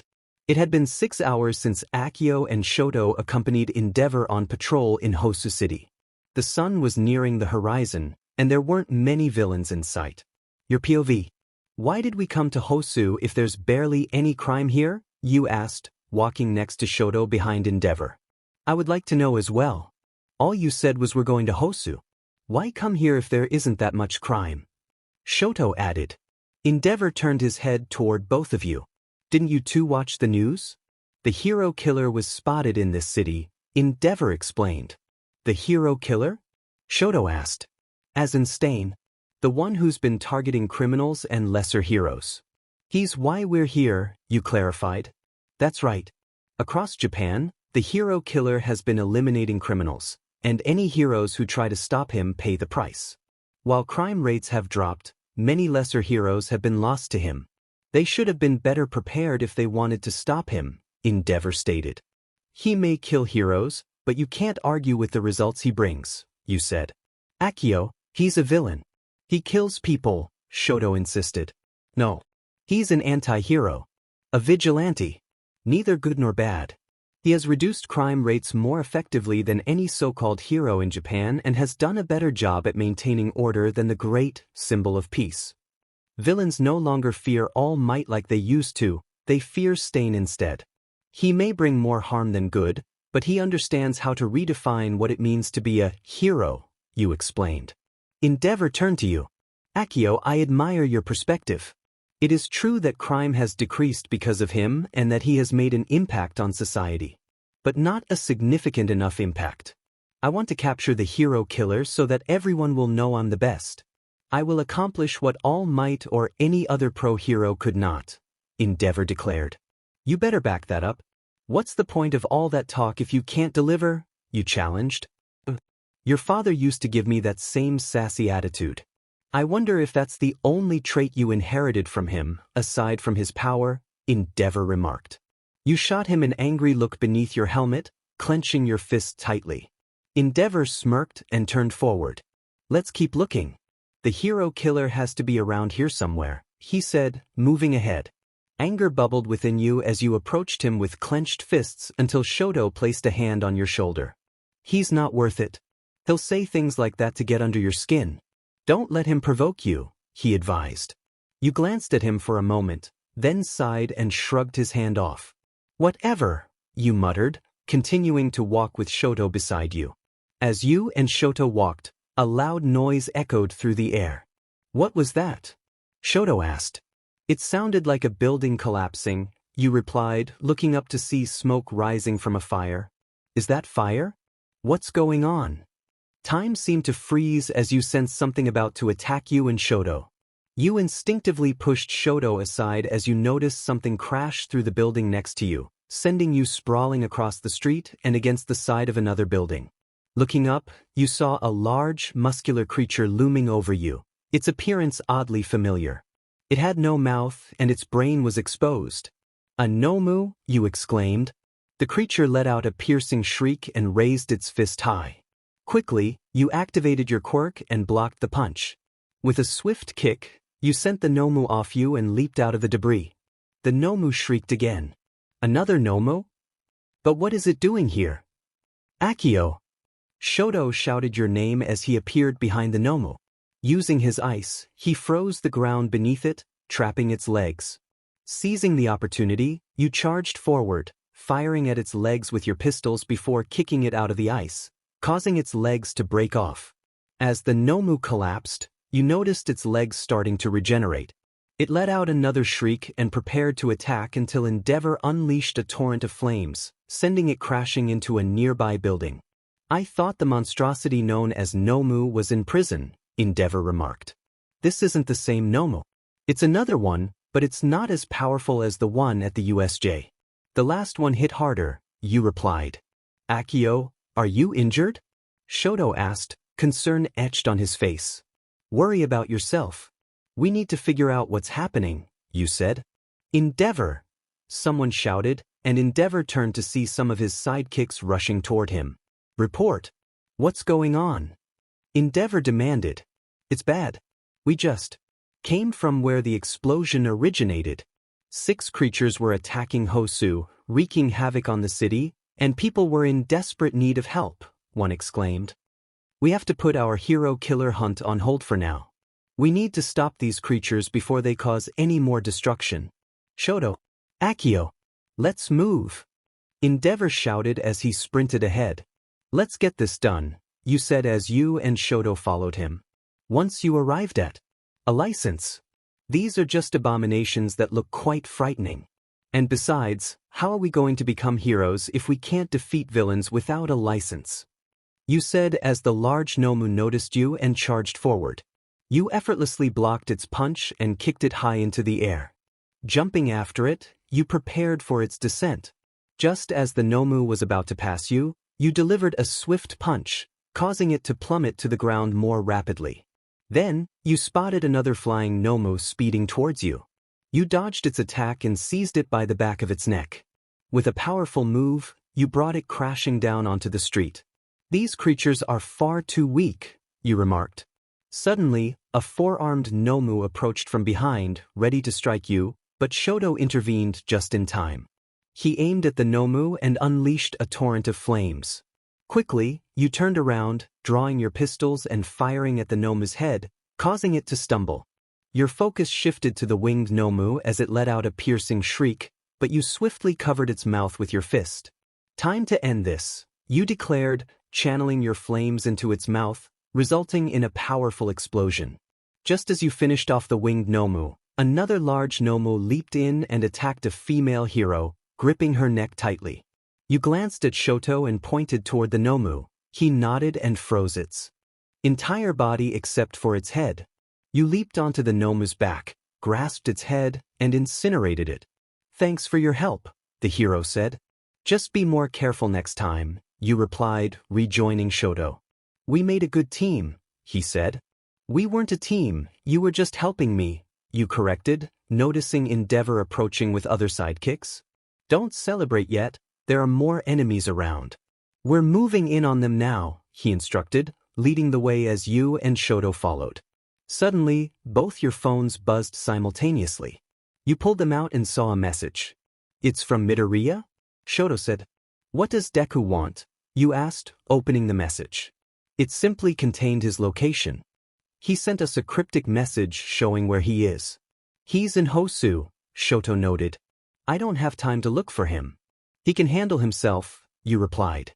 "Akio, Midoriya wouldn't send a message like this without a serious reason. He probably needs help. I'm going to check on him, and if you want to come, let me know." "He's our friend," Shoto insisted. You looked at him, feeling a mix of frustration and concern. "Fine. Whatever trouble he's in better be serious. Someone always has to save him," you said. "Let's hurry," Shoto urged as you both moved away from Endeavor's group. "Hey, where are you two going?" Endeavor called after you. "We don't have time to explain. I'll send you our location. Send any available heroes when you're done," Shoto replied as you both took off toward Deku's location. Deku's POV, 5 minutes earlier. "I was in my new costume, doing my internship with Gran Torino, All Might's former teacher, when we were ambushed by 2 of the 6 Nomu unleashed in Hosu City. Gran Torino managed to fend them off, but they escaped, and he went after them, telling me to stay put. But I couldn't just sit back and do nothing. How could I be like All Might if I remained on the sidelines? Thanks to my new way of controlling one for all, green sparks surrounded my body as I leaped from rooftop to rooftop. I've named this move Full Cowl, but I'm getting sidetracked. I just learned that Ida took an internship in Hosu. At first, I didn't think much of it, but now I realize his motives. He's after the hero killer for what happened to his brother. I need to find him before he confronts the hero killer. I don't have concrete proof, but I suspect the League of Villains and the hero killer are connected to the attack on Hosu. Ida wasn't with his internship during the battle, so he had to be around here somewhere looking for the hero killer. As I was about to dash down another alleyway, I caught sight of a man wearing a red-eye mask, a cloth around his neck, and wielding a sword. That's him. The hero killer. I looked down and saw Ida on the ground, the hero killer poised to strike. Without hesitation, I launched myself forward, delivering a swift punch to his face. "Guess I was right," I declared, positioning myself protectively in front of Ida. "Midoriya? You found him too? But how?" Ida asked, still on the ground. "The hero killer prefers to operate without witnesses. To find you, I had to move away from the chaos. Get up. We need to get back to the street and call for help," I urged him. I can't move my body. It must be his quirk. Since he cut me, I've been paralyzed," Ida explained. "So cutting someone activates his power, huh?" I mused, glancing at the hero killer. Ahead, I noticed a pro-hero slumped against the wall. Great. If it were just Ida, I could have picked him up and run. "Midoriya, please. Don't get involved," Ida pleaded, leaving me bewildered. "This doesn't concern you," he insisted. "You showed up to save your friend's life. You even made a dramatic entrance. But I have a duty to eliminate him and this so-called pro. When your friend chose to confront me, it sealed his fate. So what will you do? The hero killer's voice dripped with menace. I could sense his bloodlust from where I stood. His eyes were serious, filled with the fervor of a fanatic. Behind my back, I discreetly sent my location to all my friends, just in case. I should have ensured a pro-hero accompanied me to find Ida. Now, I had to protect both of them and buy time on my own. Perhaps I could force him to retreat. Listen to me. Stand down. Run away. I told you this has nothing to do with you, Ida insisted, which only fueled my frustration. If you truly believe that, then why are you even trying to become a hero in the first place? There's so much I want to say, but it can wait. All Might was right about one thing. Meddling when you don't need to is the essence of being a hero. I declared, preparing to confront the hero killer. I charged at him, activating full cowling. He swung his sword at me, but I was too quick, sliding beneath him and leaping into the air. By the time he turned around, I was already above him, ready to strike. A 5% Detroit smash. I shouted, landing a punch on the top of his head that made him stumble forward. As I prepared to get back up, I noticed the hero killer lick his sword, and suddenly, my body felt heavy. I couldn't move. He had only grazed me, and yet it was enough. But you're not powerful enough. It's not that you predicted my movements. You simply left my field of vision and maneuvered to land a clean shot. But I saw through your plan. There are countless false heroes who are all talk, but I think you're worthy of surviving. You're different from these two, the hero killer said, advancing toward Ida with his sword pointed down. Wait, don't. Stop. I yelled, but he ignored me. He raised his sword, preparing to strike Ida down with a single blow. Get away from him. I shouted again, but it was futile. Suddenly, I saw fire shoot from the street at the hero killer, who dodged it swiftly. Then, I heard gunshots and saw red bullets flying toward him, which he blocked as he landed on the ground. Damn it, Deku. How do you expect to be like All Might if you can't win a fight on your own? A familiar voice called out. I looked up to see two figures surrounded by flames. Todoroki. Akio. You and Shoto stood in the alleyway, looking at the three people on the ground and the man who had put them there. So that's the hero killer, huh? I expected a bit more flair for someone with that title, you remarked. You guys are here too? Ida said from the ground. How'd you get here? Deku asked. Good question. Your message took us a while to decipher. Next time, just send more than your specific location. But you're not really one to send cryptic messages without a reason, are you? Shoto replied. Ice erupted from his right side, aimed at the hero killer, who jumped back to dodge it. The ice was meant to carry Deku Ida and the injured hero to safety behind you too. We figured you were in trouble and needed help. Everything's okay. The pro heroes will be here any minute. Shoto assured as you both moved forward. So just sit back and let us handle this guy, you added, drawing one of your pistols and aiming it at the hero killer, forcing him to take cover behind the ice Shoto had created.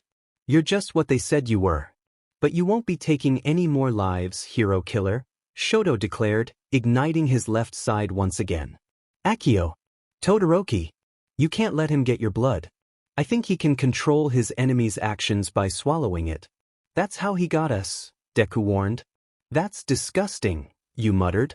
So he uses blood to immobilize people, Shoto concluded. That explains the swords. All we have to do is keep our distance, you said. Just then, you saw Stain throw a knife toward Shoto, who caught it inches from his temple. But another knife struck your arm. You winced at the pain, but then you saw Stain leap toward you, attempting to lick the blood from your wound. You quickly released flames from your arm, forcing him to back off. He's strong, Shoto remarked. And very agile. You said, tossing the knife to the ground. As Stain hurled two more knives at you, you blocked them with the one still in your hand. Oh, I'm keeping this. Please stop. Why are you doing this?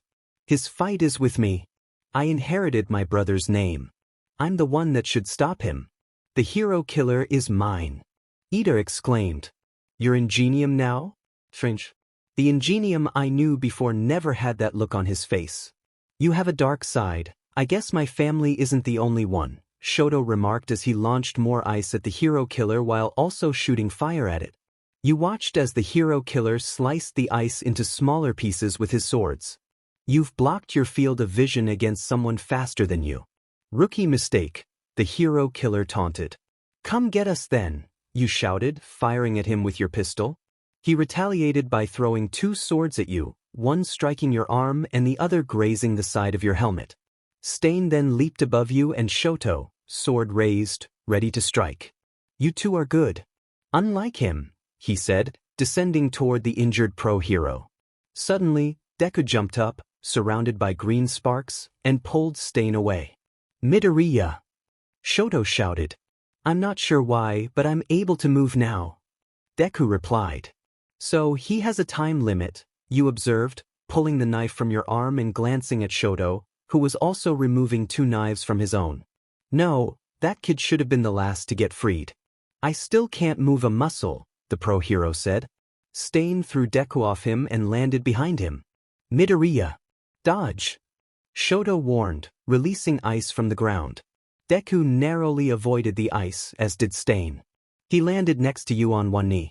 He swallows people's blood to freeze them, but I was the one freed first. I have 3 guesses why.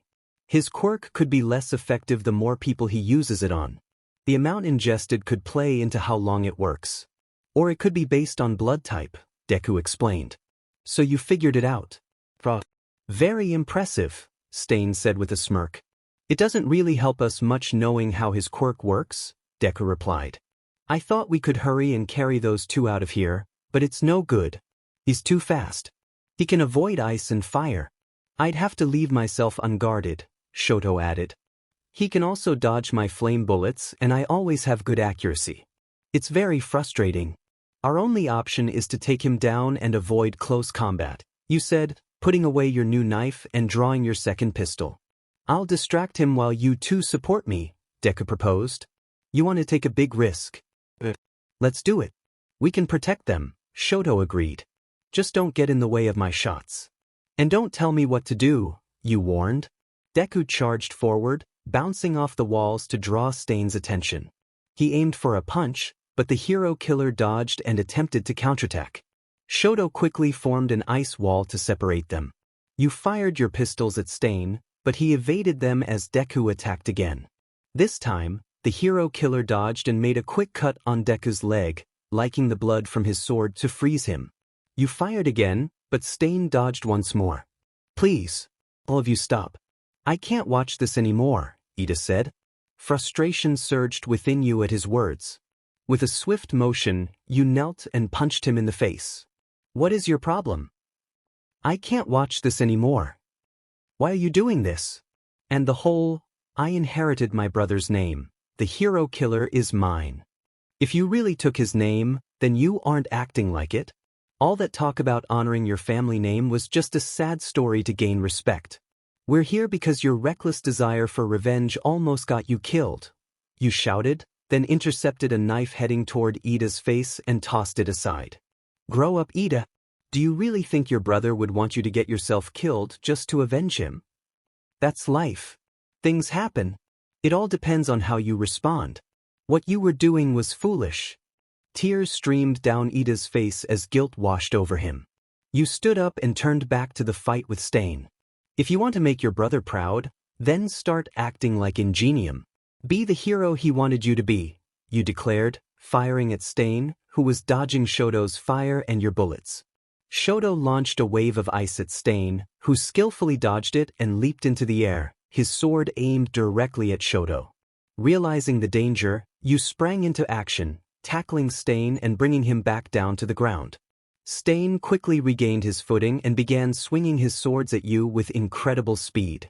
His movements were nearly impossible to track, but thanks to a sudden boost from your quirk, you managed to evade his attacks. You extended your arm and fired shots at him, but Stain grabbed your arm, twisting it painfully. He's faster than I thought, you growled, wincing from the pain as you attempted to unleash a fire blast. He dodged just in time, slicing your helmet near your left eye, leaving a deep gash but thankfully not reaching your skin. Stain then seized the back of your hoodie and slammed you hard against the wall, causing you to crumple to the ground. That JRK. Accio! Shoto shouted, launching another attack at Stain with flames, but Stain dashed toward him, evading the fire. Ice and fire.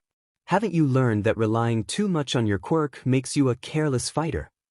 Stain taunted as he closed in on Shoto, preparing to strike. Recipro burst. Ida shouted, and in a flash of blue, he kicked Stain's sword away from Shoto, breaking it, and followed up with a spinning kick that sent Stain reeling. Ida! Deku exclaimed in relief. You're free too. I guess his quirk isn't as formidable as I thought, Shoto remarked. I appreciate your concern, but this is my fight. I won't let you three shed any more blood for me, Ida insisted. There's no use pretending to be a hero now. A person's true nature doesn't change in an instant. You'll always be a fraud who prioritizes your own desires. You're the sickness that has infected society and tarnished the hero's name. Someone must teach you a lesson, Stain declared. You're a fundamental lunatic. Don't listen to his nonsense, Shoto retorted. No, he's right. I have no right to call myself a hero. But I can't back down now. If I give up, the name Ingenium will die. Ida declared fiercely. About time you found your resolve, you said, rising from the ground as they turned to look at you. Stain does have a point on some matters. Accio? What do you mean? Shoto asked, confused.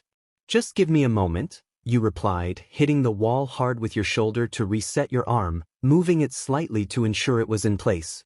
Heroes today don't care about justice. I can't explain how I know, but I do, and that's what matters. I agree with Stain that there are false heroes out there, but you, Stain, just infuriate me. What Ida did was reckless. He didn't know what he was getting into. But I can't let you harm him. Otherwise, I'll have to deal with a bunch of upset people after this is over. Stain growled and lunged at Ida, but Shoto pushed him aside and unleashed flames in his direction. Stop. The hero killer is only after me and the kid in the white armor. Get out of here. The pro-hero on the ground shouted. Will you be quiet? He won't let us run if we even think about it.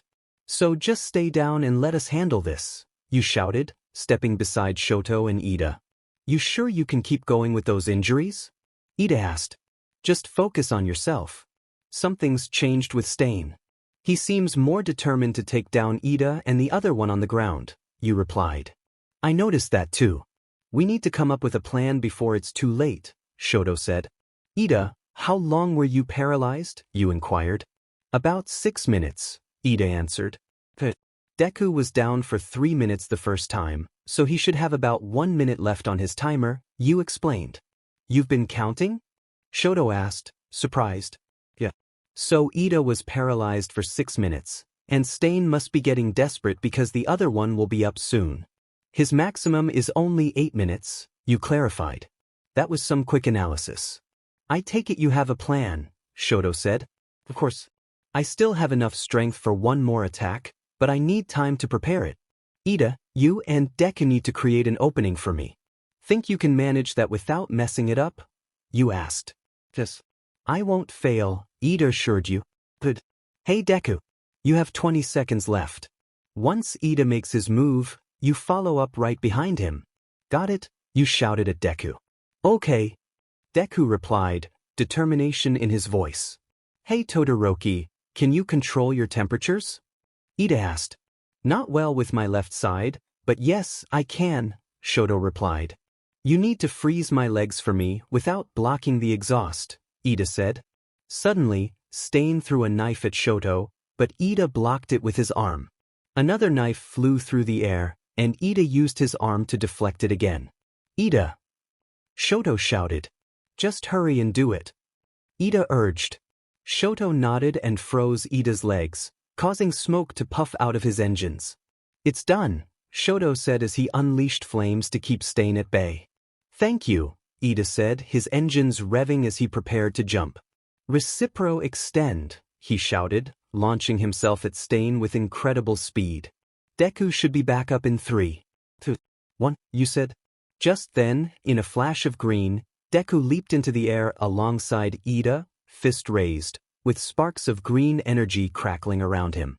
Ida kicked Stain in the side while Deku landed a punch to his face. As they separated, Shoto fired more flames at Stain, inflicting additional damage, but it still wasn't enough.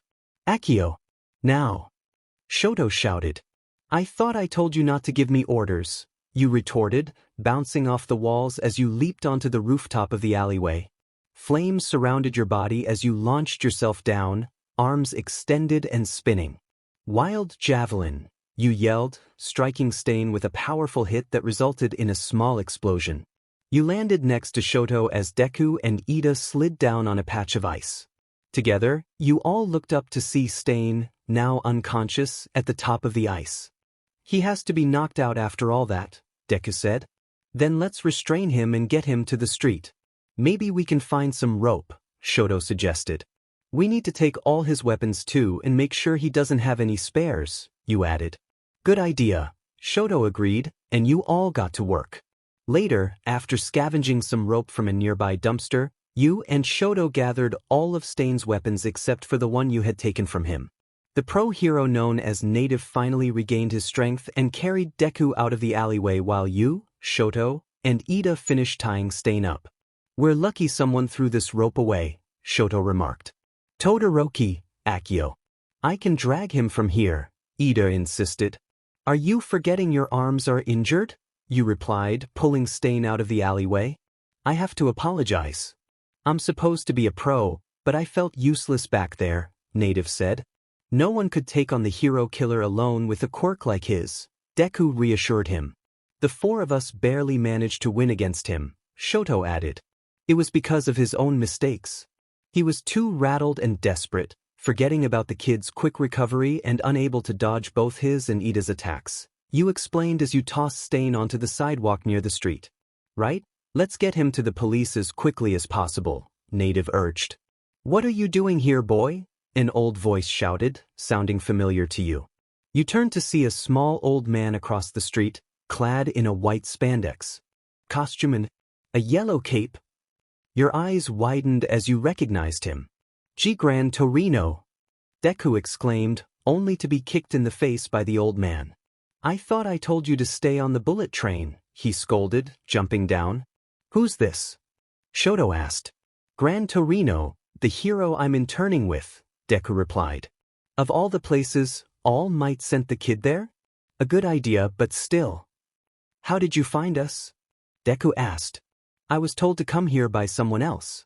I may not know what's going on, but I'm glad you're not dead at least," Gran Torino said. "Me too. And I'm sorry," Deku replied. Gran Torino then turned his attention to you, making you tense up slightly. "HM? Do I know you from somewhere?" he asked.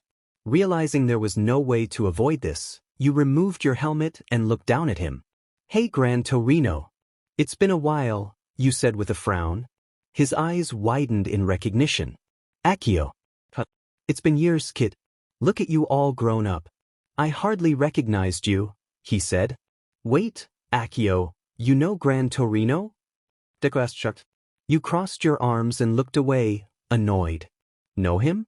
I used to help babysit him and train him when he was younger," Gran Torino said. "I didn't babysit you. You were just my trainer," you shouted, frustrated. "Kid, I've been looking after you since you were 10. I'm the one who taught you how to use your quirk to boost your speed," Gran Torino said. A tick mark appeared on your forehead as you recalled the intense training he put you through at a young age. Deku noticed your discomfort and looked shocked and concerned. "Gran Torino, what exactly did you do to train Akio?" he asked. "I just tossed him around for a while and made him tough," Gran Torino replied with a mischievous grin. "You beat him up when he was 10? Deku exclaimed. "Yep. We should train again sometime in the future, Akio. Just like the old days," Gran Torino suggested. "Yeah, no chance in hell," you frowned. "Wow, I didn't know Akio could be scared so easily to back down from a match," Deku said, surprised. You growled and punched him lightly on the head. "Shut your mouth, Deku," you shouted. "Oh, sorry. I'll stop talking now," Deku replied quickly. Around the corner, someone shouted. Who's that? Deku asked as you all turned to see several pro heroes running toward you. Endeavor told us there was a request for help, but one hero stopped when he saw you. Children, another asked.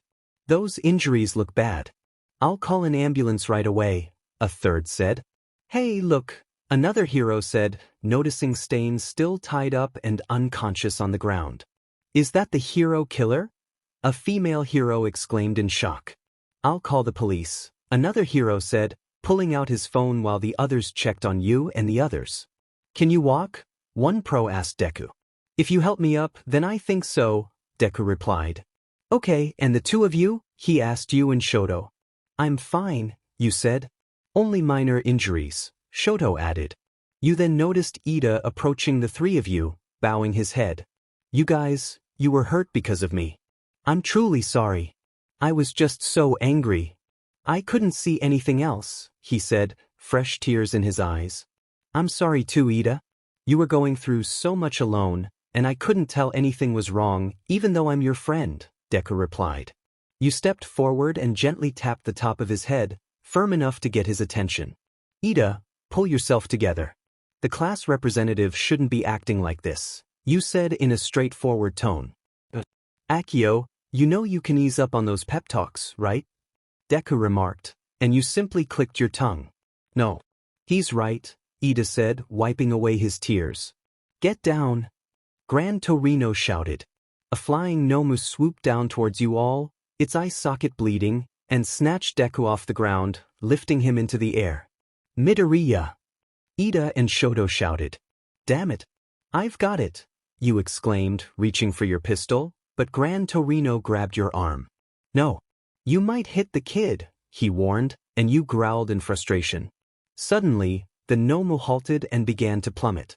In a flash of red, something darted past you, leaping into the air and striking the Nomu while catching Deku as they both fell to the sidewalk. You recognized the figure as the hero killer, now free from his restraints, standing over the defeated Nomu with Deku in his grasp. Everything I do is to create a stronger society, Stain declared. Why you all standing around like fools? The villain must have flown this way, right? A voice caught your attention, and you turned to see Endeavor running towards you and the group. As he approached, you glanced at Stain. Is that? A smirk appeared on Endeavor's face. Stain tilted his head to regard him. Endeavor, he said, venom lacing his tone. Hero killer. Endeavor shouted, preparing to attack. Wait, Todoroki. Gran Torino called out, halting Endeavor. Then, you felt an overwhelming wave of bloodlust, causing your eyes to widen beneath your helmet as Stain faced you all, his mask removed and red eyes glaring. The intensity of his aura froze everyone in place, including you and Endeavor. You false hero. I'll make this right. These streets must run with the blood of hypocrites. Hero. I will reclaim that word. Come on. Just try and stop me, you fakes. There is only one man I'll let kill me. He is a true hero. All might is worthy. The bloodlust suddenly dissipated, and Stain dropped the knife he held. You observed him standing still, seemingly unconscious. I think he's out cold, Endeavor stuttered. You removed your helmet and regarded Stain with a stoic expression, unfazed by the bloodlust that had affected the others. You noticed Shoto and Ida on the ground, breathing heavily, along with a female pro who was still unable to move. You stepped forward, pushed Stain down to the ground and muttered, "Yep. He's definitely out of it." Turning back to the group, still in shock, you said, "Why are you all still standing there? Hurry up and call the police or do something." They quickly regained their composure and got to work. After the encounter with Stain, the police were called to take him into custody, while a medical team arrived to assist Deku, Todoroki, Ida, and you, ensuring everyone received treatment for their injuries. At the hospital, Deku was being treated for his legs, and Ida for his arms. Todoroki had only minor injuries, just some bruises. As for you, thanks to the healing factor of your quirk, you were recovering quickly after the fight with Stain and didn't require any treatment, but you still had to stay at the hospital for the night, which annoyed you greatly. The next day, as Deku, Shoto and Ida wore hospital gowns with bandages around their arms. You sat in a chair, casually dressed in black pants, shoes, and a red and black hoodie, with your feet propped up on a table and arms crossed. You were still irritated about having to remain in the hospital despite being healed. Did you sleep, Midoriya? Shoto asked. Not really, Deku replied. I figured. Me neither, Shoto said. Thinking about that fight now, we did something amazing, Deku added. Yeah, I agree, Shoto responded. After everything that happened, it feels like a miracle we're even alive. With my leg messed up, I was an easy target. He could have killed me if he wanted to, Deku said. When he attacked Akio, I thought he was going to take him and me out next. It seems he let the three of us live on purpose, Shoto noted. I guess whatever we did earned his respect in a way. Some villains have a strange sense of respect when they choose to show it, you remarked. Yeah, I'm impressed by you, Ida. He was actually trying to take you out, but you stood your ground, Shoto said. That's not true, Ida began, but before he could finish, the door opened, revealing Gran Torino and Ida's pro-hero mentor, Manuel. Oh, so the injured young ones are awake, Gran Torino said, then turned to Deku. Idiot. I could yell at you for hours right now. But before I do, you all have a visitor. A large man with a dog head entered the room. This is Hosu's chief of police, Kenji Tsuragami, Gran Torino introduced. Shoto and Ida stood at attention, but you remained seated as Deku started to rise. No, please stay seated, Tsuragami said, looking at all of you. So you're the UA students who brought down the hero killer, huh? He asked. We are, you replied. Stain had some serious injuries, severe burns, and several broken bones. Right now, he's in the hospital under strict guard. Here's a lesson you should have already learned, Tsuragami began. Great. A history lesson. How exciting, you muttered. When quirks became the norm, the police force sought to maintain the status quo. They decided we wouldn't use quirks as weapons. That's when heroes came in. They could do what we couldn't, if they were licensed, of course. It would be impossible for the police to condone the use of deadly quirks. After all, we're here to prevent harm. The only reason pros can use their powers now is because of a strict code of ethics that the early heroes chose to abide by. That's why it's against the law for uncertified people to use their quirks to cause injury. Whether you were up against the hero killer or not, none of you had the authority to harm the villain. That means the four of you and your supervisors, Endeavor, Manuel, and Gran Torino, should face serious consequences for this misuse of your powers, Tsuragami said, which irritated you slightly. Now wait a minute, if Ida hadn't stepped in, Native would have been killed. And if not for Midoriya, both of them would have been dead. No one else even realized that the hero killer was in Hosu. Are you saying we should have just stood by and watched people die? Shoto argued. So it's acceptable to break the law as long as it suits you? Tsuragami countered. What Shoto means is that it's a hero's duty to save people and stop villains from causing harm. Villains don't care about the law, they exploit it to hurt others. Sometimes bending the rules can save lives in the long run. Anyone who thinks otherwise is misguided, you said. This is why you're not yet a full-fledged pro.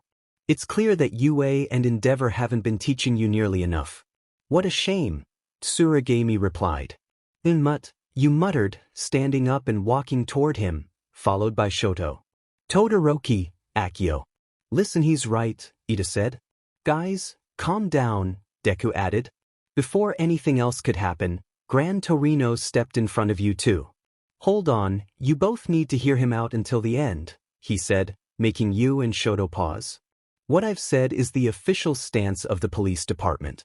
But any punishment would only be necessary if this went public. If it did, you'd be praised by citizens everywhere. However, you wouldn't escape reprimand. On the other hand, we could say Endeavor saved the day.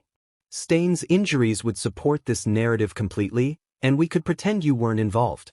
Thankfully, there were very few witnesses.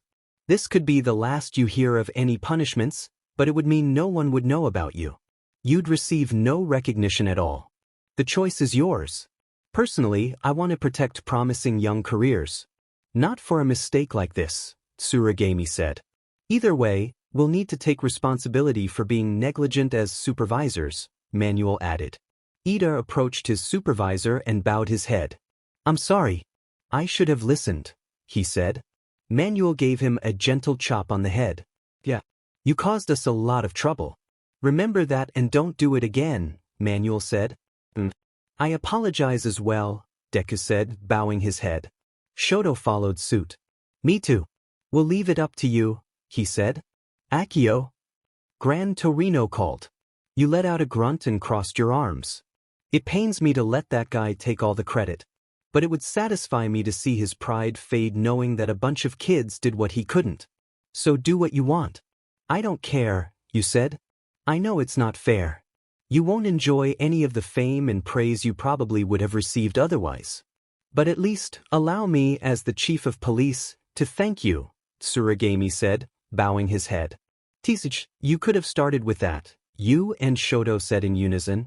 The next day, all the news was focused on the hero killer's arrest. Nothing else about the Nomus or the League of Villains mattered but this. Speculation about his motives was about to go public.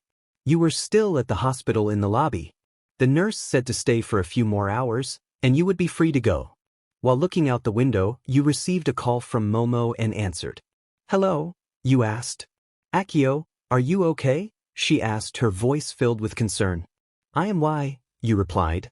Because I saw that your agency was involved in the hero killer's arrest on the news, and when Midoriya sent a cryptic message only showing his location, I got really worried, Momo explained, making you groan. I'm fine.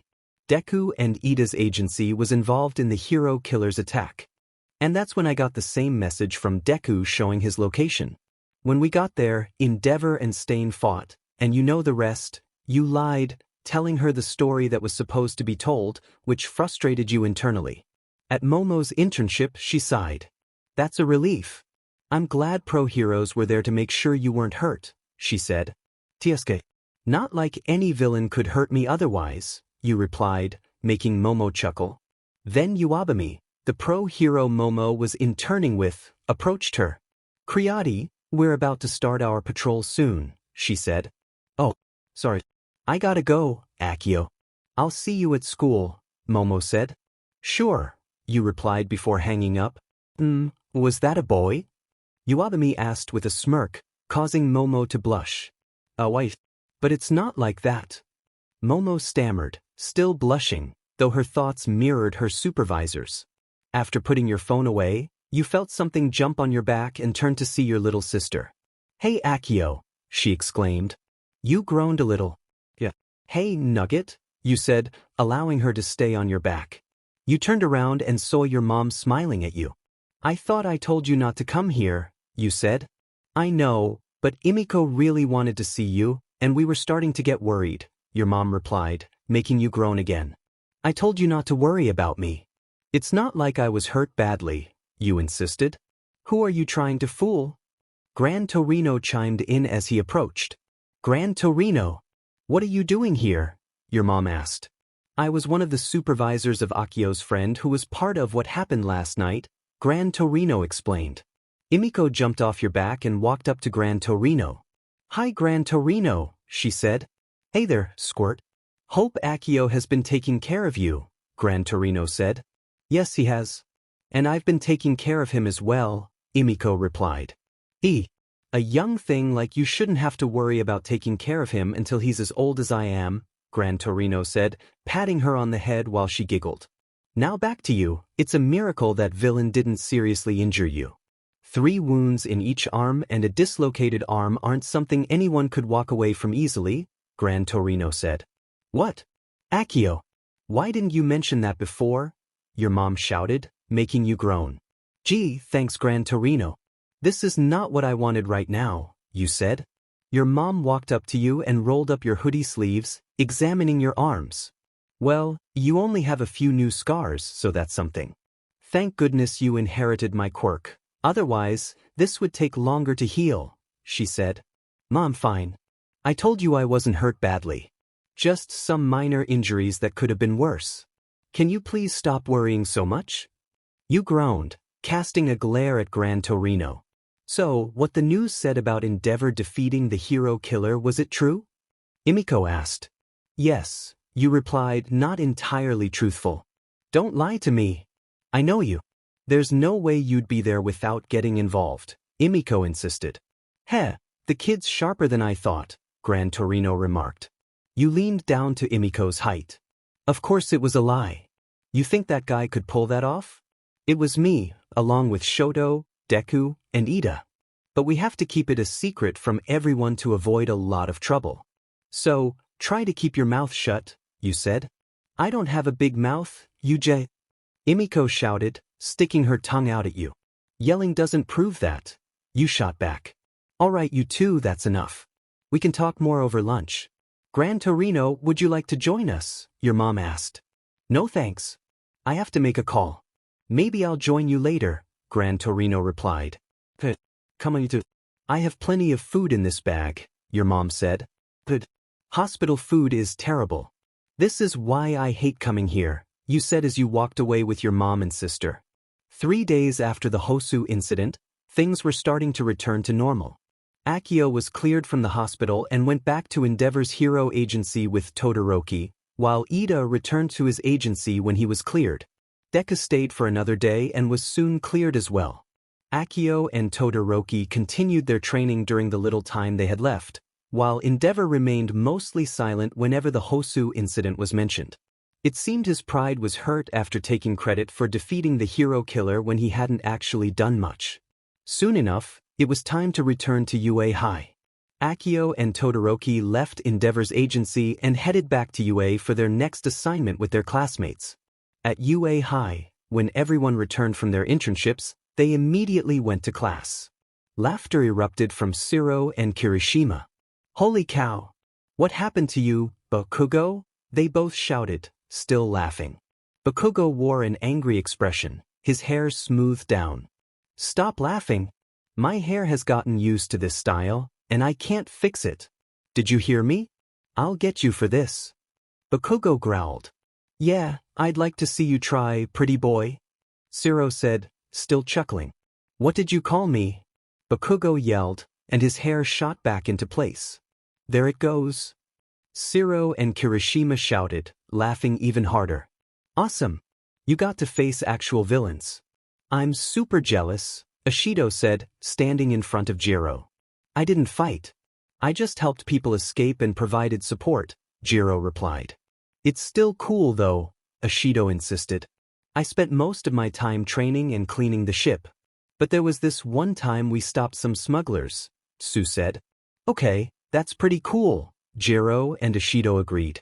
What about you, Ochako? Tsu asked.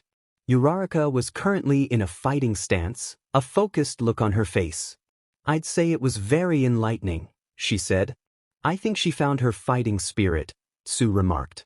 Yeah, that battle hero must have been something else, Jiro added.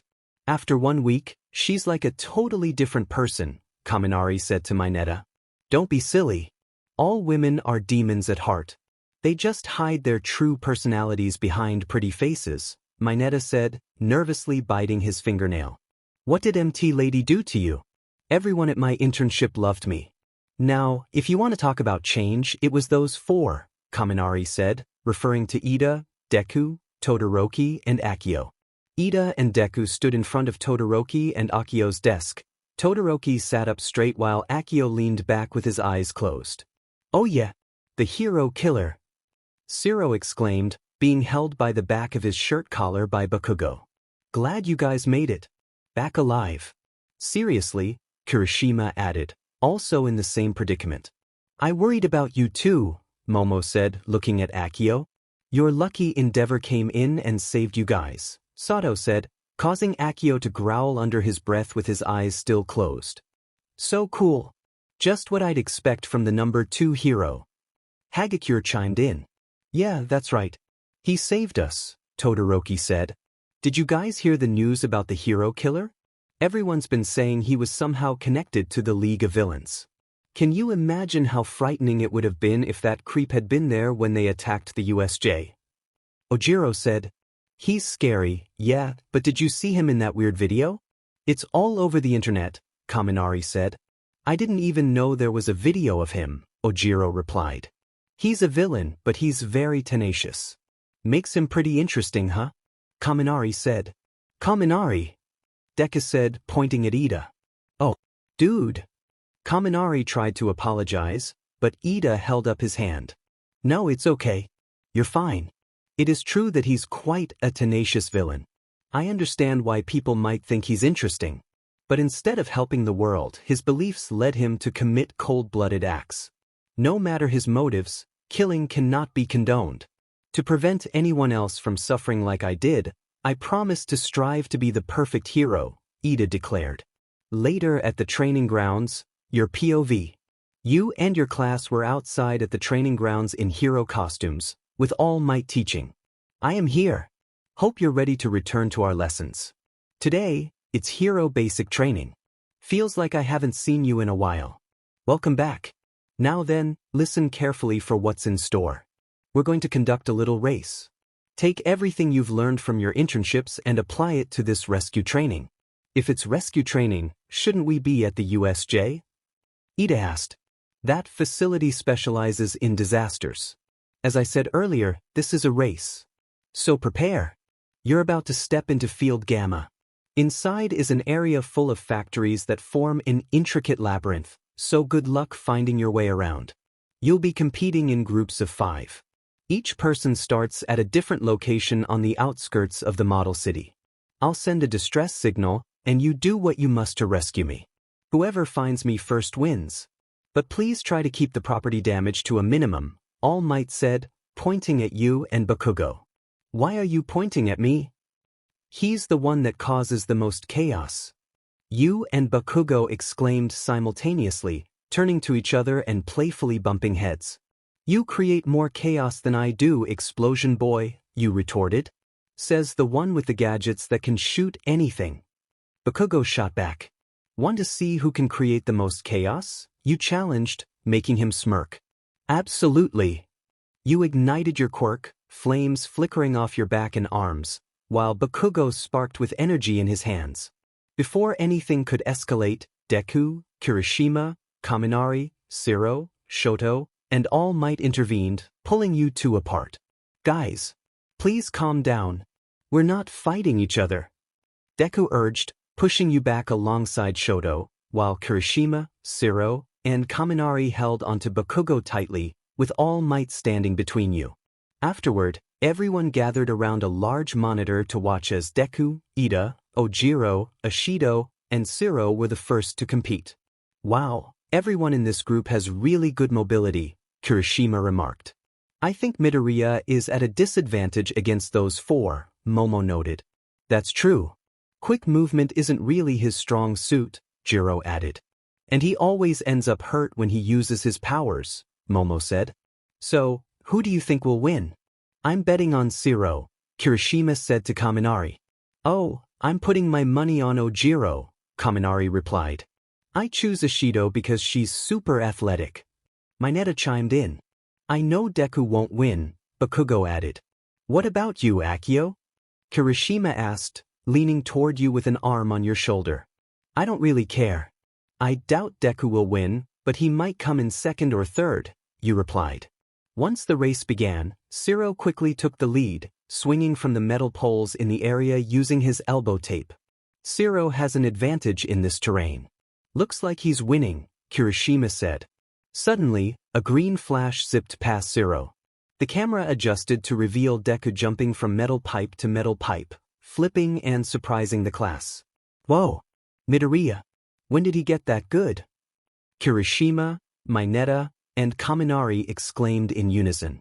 Watching him, a frown formed on your face. He's mimicking Mai and Bakugo's moves. He's improved, but he's still not at my level or anyone else's, you thought. Then you saw Deku slip and fall, allowing Siro to win. You frowned and shook your head in disappointment. From a narrator's perspective, Group 2 consisted of you, Bakugo, Todoroki, Shoji, and Kirishima, while the rest of the class watched from the monitor area. It's hard to predict who will win this one. Akio and Bakugo have the advantage in mobility and speed, Ida observed. But Bakugo has the edge in the air. He can just jump over the field, Kaminari added.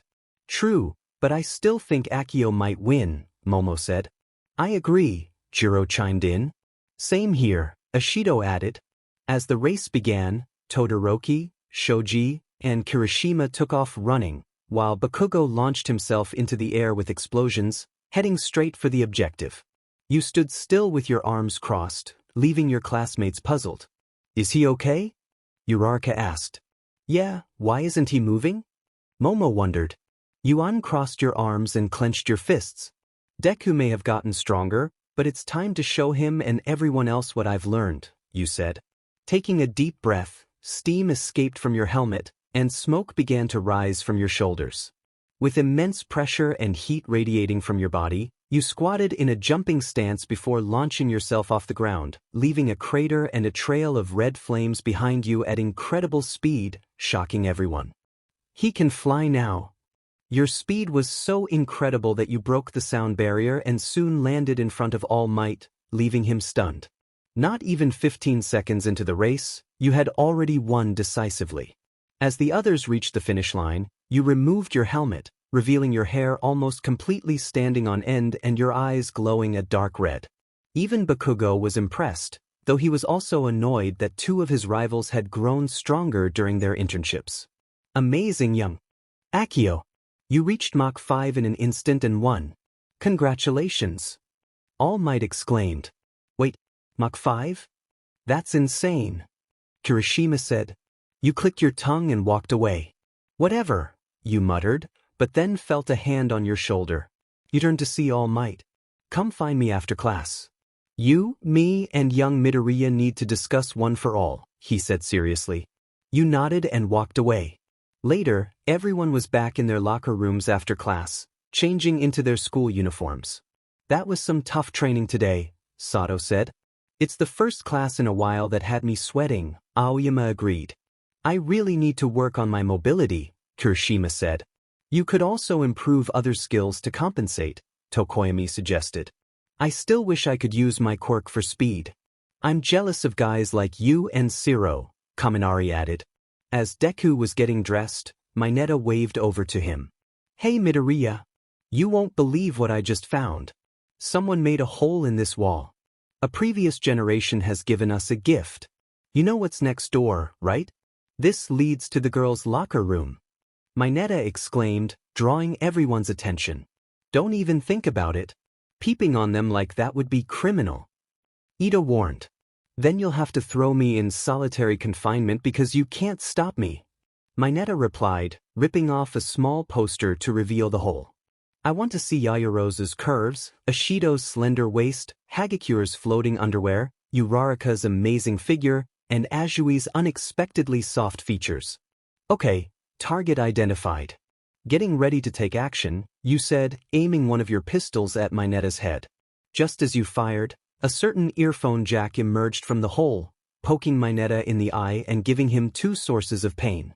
After school, you and Deku arrived at the office where All Might would be. Deku knocked on the door. All Might, it's us, he said before opening it. All Might was seated on the couch in his deflated form, head down. Come have a seat, you two, he said, and you both took a seat in the chairs in front of a table. You two have been through a lot recently. I'm sorry I wasn't around to help you, All Might said.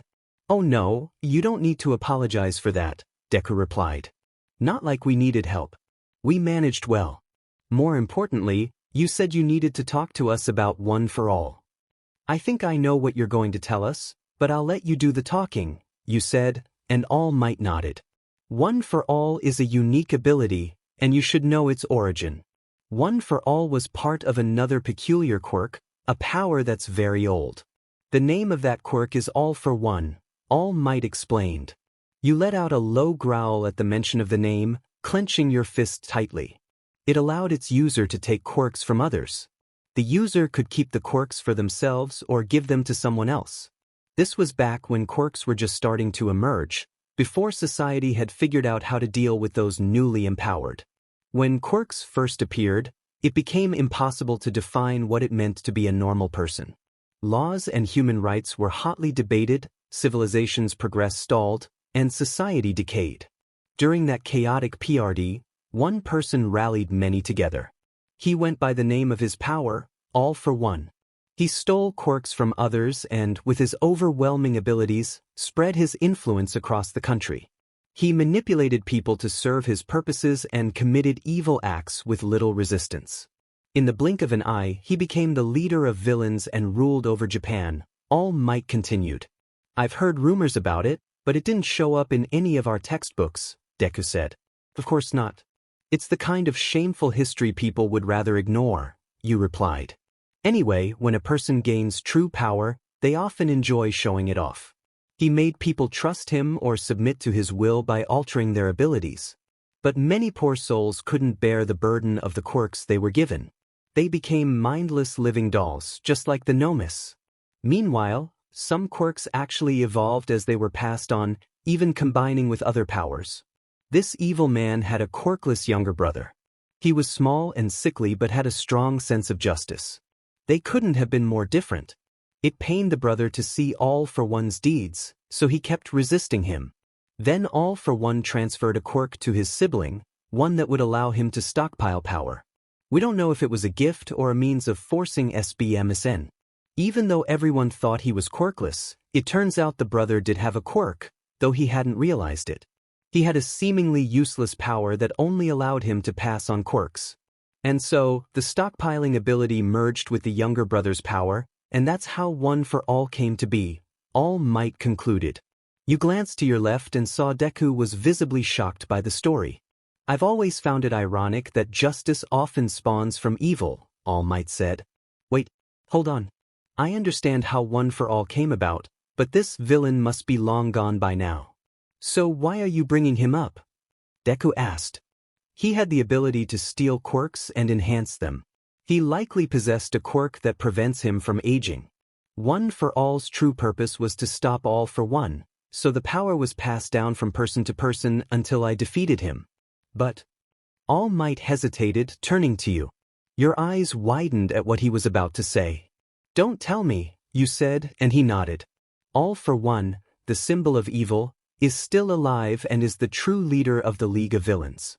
One day, you and Akio will have to confront him, All Might said. You growled at the news and stood up from your seat. Didn't it? You muttered under your breath. Akio? Deku asked. It's nothing, you replied. All Might stood by the window. I'm sorry you weren't prepared for this information. I understand that this is a lot to take in, he said. Deku rose from his chair. I'll do my best. I'll do whatever you ask of me and make you proud, Deku declared. All Might offered a slight smile. Thank you. Deku, could you step out for a moment? All Might and I need to talk, you said. Oh, okay, Deku replied, leaving and closing the door behind him. So All for One is back. Your old man failed to get rid of him. Guess he died for nothing, you said. I'm sorry I couldn't avenge your father, All Might said. Tisk, whatever. I'm more concerned about the other one. Did Akuma survive too, you asked. Not sure, but if he did, Kiba might be. With the League as well, All Might replied. Tiesuke, I don't want to believe it, but I have to be ready for it, you said. Please look after young Midoriya and help him train, All Might urged. Yeah, I know. By the time All for One wants to reveal himself, Deku and I will finish what you and Dad couldn't. But next time, try to tell him the full truth. He needs to know you won't be around forever, you said, walking to the door. That advice should go both ways. You should tell young Midoriya about your past, where you and your family's bloodline comes from, and what you really are, All Might said. You remained silent as you left the room. The next day, Class A returned to their usual routine, focusing on their midterm tests before the finals. Most of the class was anxious, as some struggled with certain subjects while others felt more confident. To everyone's surprise, Akio tied for first place in the midterms alongside Momo. Many in the class sought help from the two to study before the finals.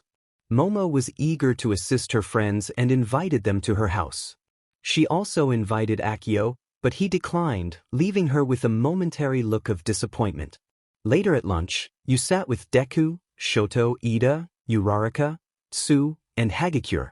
You were next to Shoto, with Ida and Deku beside you, while the girls sat across from you. I'm kind of scared about the practical. I have no idea what it's going to be, Deku admitted.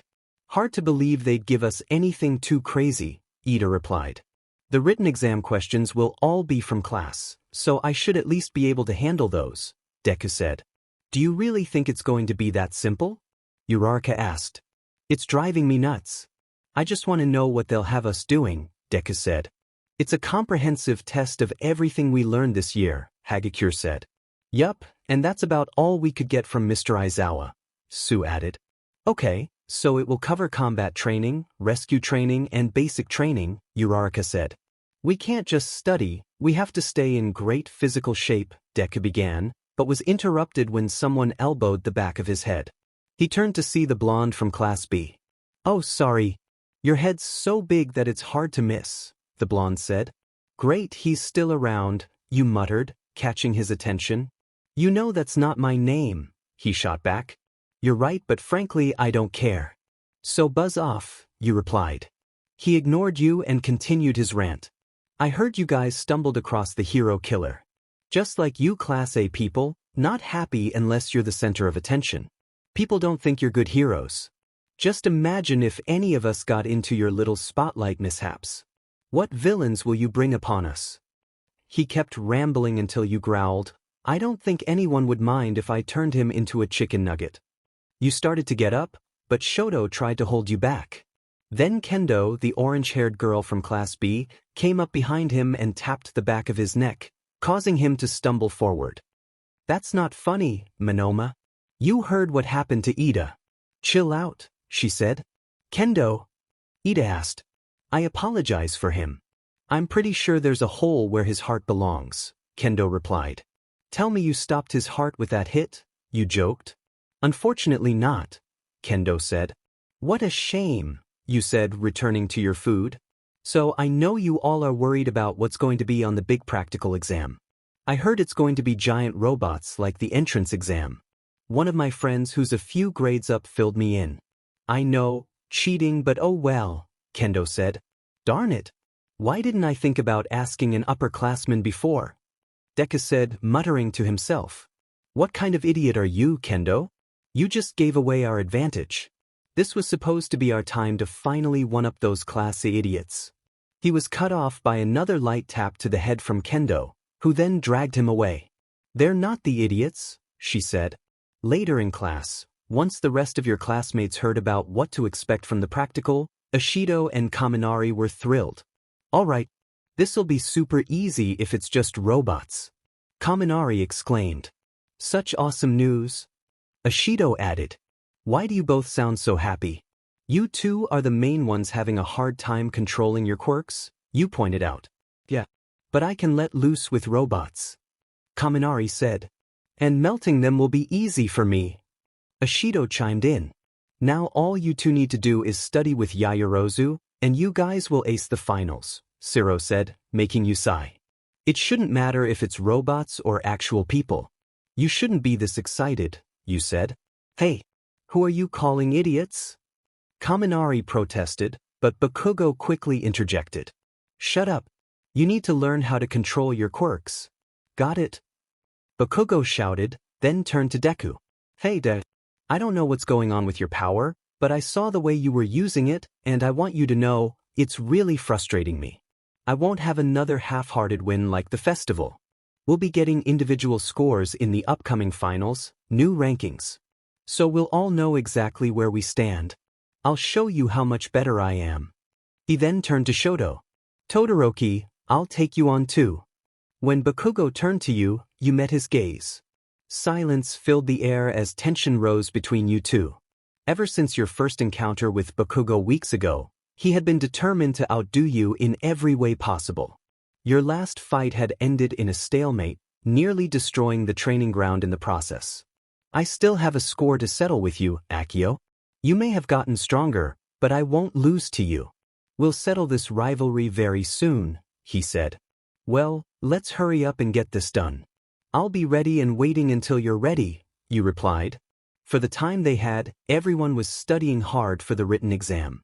Ojiro, Ashido, Kaminari, Jiro, and Siro went to Yaoyorozu's house to study, which was surprisingly bigger than they thought. They had no idea she came from a wealthy family. Ito was doing his usual jogs around the neighborhood while reading his notes out loud. Deku was also training his body while studying hard for the test, locking himself in his room until he felt prepared. Bakugo and Kirishima went to a diner every day to study, with Bakugo yelling at Kirishima whenever he got an answer wrong, urging him to do better. Akio spent most of his time training and resting to build up more power and stamina. He didn't do much studying since he already knew most of the answers. For a kid, he was incredibly smart for how he acted. The written exam lasted 3 days of non-stop writing. Most everyone was nervous about the whole thing, while some remained calm and completed it without breaking a sweat. Once the 3 days were up, everyone felt relieved to have passed the written exam, and now it was time for the practical. Everyone was in their hero costumes outside a building in the practical exam area. In front of them were their pro-hero teachers: Aizawa, Midnight, Present Mike, Cementos, Power Loader, Ectoplasm, Snipe, and 13. Let's begin the last test. Remember, it's possible to fail this final. If you want to go to the training camp, then don't make any foolish mistakes. I expect many of you have gathered information and have some idea of what this is going to be, Aizawa said. We're going to fight robots. Kaminari exclaimed. Here we come, training camps. Ashido added. Actually, this year's test will be different, a voice said as Nizu emerged from Aizawa's scarf and climbed down.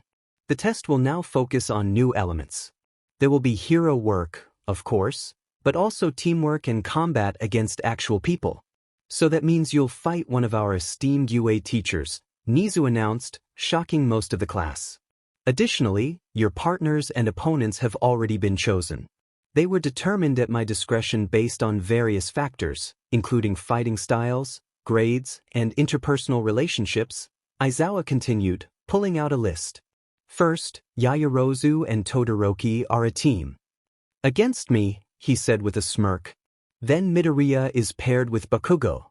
And Akio, Aizawa announced, and the three turned to each other. To say Akio was upset would be an understatement. He was furious. What? He slammed his foot on the ground, creating a small crack. No way am I working with these two. I'd rather face another Nomu than team up with them, he exclaimed, visibly angry. Teamwork is part of this test, Akio, Aizawa replied calmly. Aizawa, you know I work alone. Kyo shot back. You've had teams before, Aizawa pointed out. I didn't want to. I had no choice. Akio protested. Just like right now, you don't have a choice. You can either accept this or choose to fail. Your choice, Aizawa said, and Akio growled, crossing his arms. Now your opponent will be. Aizawa began. Someone yelled, jumping in front of the three. The large figure was none other than All Might. I am here to fight. You better work together to beat me, because I won't go easy, he declared. Deku looked visibly nervous at the prospect of facing his mentor, while Bakugo kept his anxiety hidden. Akio, though frustrated about teaming up with Deku and Bakugo, felt a flicker of excitement at the thought of battling All Might. All Might recalled a conversation from days ago with Aizawa. All Might, I paired you up against Midoriya, Bakugo, and Akio. I chose Midoriya and Bakugo based on their relationships, and for Akio, I considered his connection with you and his past that you shared with me. I know you have a soft spot for him and Midoriya, so please help them learn something, Aizawa had said. End of flashback. Like it or not, you three have to work together with one purpose in mind: defeat All Might, Aizawa stated. At that moment, Akio felt a strange static in his head and instinctively covered his left eye. Akio, you will follow all my orders to the letter. You will not disobey. You will not fail any task I give you. You will serve us with your life. You will grow stronger each day. When the time comes, I will give you one mission, one order you will not fail. One task that you will complete, even if it costs you your life. The order I give you: defeat All Might. The static faded, and he shook his head, refocusing on the present. And now let's announce the teams and the teachers they'll be fighting, Nizu said. 1. Kirishima and Sato vs. Cementos. 2. Azui and Tokoyami vs. Ectoplasm. 3. Ida and Ojiro vs. Power Loader. 4. Todoroki and Yaoyorozu vs. Eraserhead. 5. Uraraka and Aoyama vs. 13. 6. Kaminari and Ishido vs. Nizu. 7. Jiro and Koda vs. Present Mike. 8. Hagakure and Shoji vs. Snipe. 9. Siro and Mineta vs. Midnight. 10. Midoriya, Bakugo, and Akio vs. All Might. To complete the exam, you'll have 30 minutes. To win, your objective is to put these HNDCFFS on your opponent or for one of you to escape the area, Nizu explained. So we fight to win or run to win, Deku said. That's right. But don't worry, we'll have these little bracelets, All Might said, holding them out. Ultra compressed weights. You think we need a handicap to beat you? Akio scoffed. Think again, Bakugo added, making All Might laugh. This will be fun, he said. You'll fight in the order you were called. Kirishima, Sato, you're up. The rest of you can prepare as you like, Aizawa instructed as they all walked inside. Later, from your perspective, you walked down the hall of the building on your way to the monitor room to watch some of the battles. You were bored and had nothing better to do. As you walked, you saw Momo leaning against the wall with her eyes closed, sweat trickling down her forehead. I can do this. I have to do this, she muttered.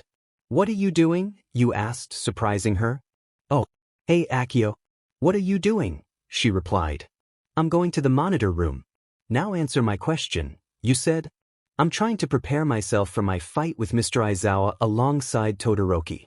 But I don't know if I'm strong enough to help beat him. I didn't even do well in the festival. How am I supposed to do well in this final exam? Momo said, her head hanging low. That's when you gave her a gentle tap on the head, making her hold where you hit her. Enough with the moping and self-doubt already. Don't think about it. Just do it. You're strong enough to handle this, and like I said before, you're incredibly smart, and everyone knows that. Sai's one of the reasons I voted for you to become class rep, you said quietly, but she heard it. What? You got 3 votes, remember? One was mine, and the other was Shoto's. So stop with the I can'ts. You can and you will win. Understand? Momo looked at you, then smiled and nodded. Thanks, Akio. You're a nice person, she said. You rolled your eyes and walked away. Whatever, you muttered. Once you reached the monitor room, you saw Recovery Girl in a chair watching the cameras on the screen, with Deku and Uraraka standing next to her. When they heard you come in, they turned around. Oh, Akio. You came to watch the battles too, Deku said. Tisk, got nothing else better to do. Just hope they don't bore me, you replied. Then come on over. Kirishima and Sato's fight is about to start, Uraraka said. You walked over and watched the battles unfold on the screen. The matches progressed well for the most part. In the first match, Kirishima and Sato lost their fight as it continued. Tokoyami and Azui managed to outlast Ectoplasm's clones to win their fight. Ida and Ojiro ended their fight quickly with minor injuries. Yaoyorozu gained enough confidence to help Todoroki win their match by outsmarting Aizawa. Aoyama and Uraraka won their fight in an unexpected way but emerged victorious nonetheless. Kaminari and Ishido were too reckless and lost their fight, narrowly avoiding falling debris. Koda and Jiro won their match in a unique and challenging way by letting a few bugs crawl over Present Mike. Hagakure and Shoji used stealth to their advantage and managed to put the cuffs on Snipe to win. Siro and Mineta won their fight, with Siro being unconscious the entire time while Mineta surprisingly contributed. Yaoyorozu was heading into the monitor room. After she left Todoroki, Yaoyorozu wanted to head to watch the final 3 matches of the exam. When she arrived, she saw Uraraka, Tsu, Ida, and Deku already there. Hey Yaoyorozu, you came to watch the matches as well? Ida asked. Yes, she replied. Oh hey, you and Todoroki did great in your match against Mr. Aizawa, Deku said. Thank you. Where's Akio? Yaoyorozu asked. He left after Koda and Jiro's match ended. Said he didn't need to see the 9th match, Ida explained. Oh okay. Yaoyorozu? Did Todoroki say something to you when your match ended? I saw that you were covering your face and looking away for a moment. Sue said, prompting Yaoyorozu to recall what Todoroki had said. Flashback. Yaoyorozu and Todoroki had just finished their match against Mr. Aizawa, who was tied up. While Yaoyorozu wore a proud smile, Todoroki wanted to ask her something. Yaoyorozu? That plan you came up with, it looked like something Akio would come up with, am I right? He asked. Please. I wanted to take a page out of his book. He also inspired me to give it my all in this match, Yaoyorozu said with a small smile, thinking about Akio's words. Then, Todoroki's next question changed her entire demeanor. Do you like Akio? And a flashback. Yaoyorozu's face turned completely red as she began to sweat. But it was nothing really.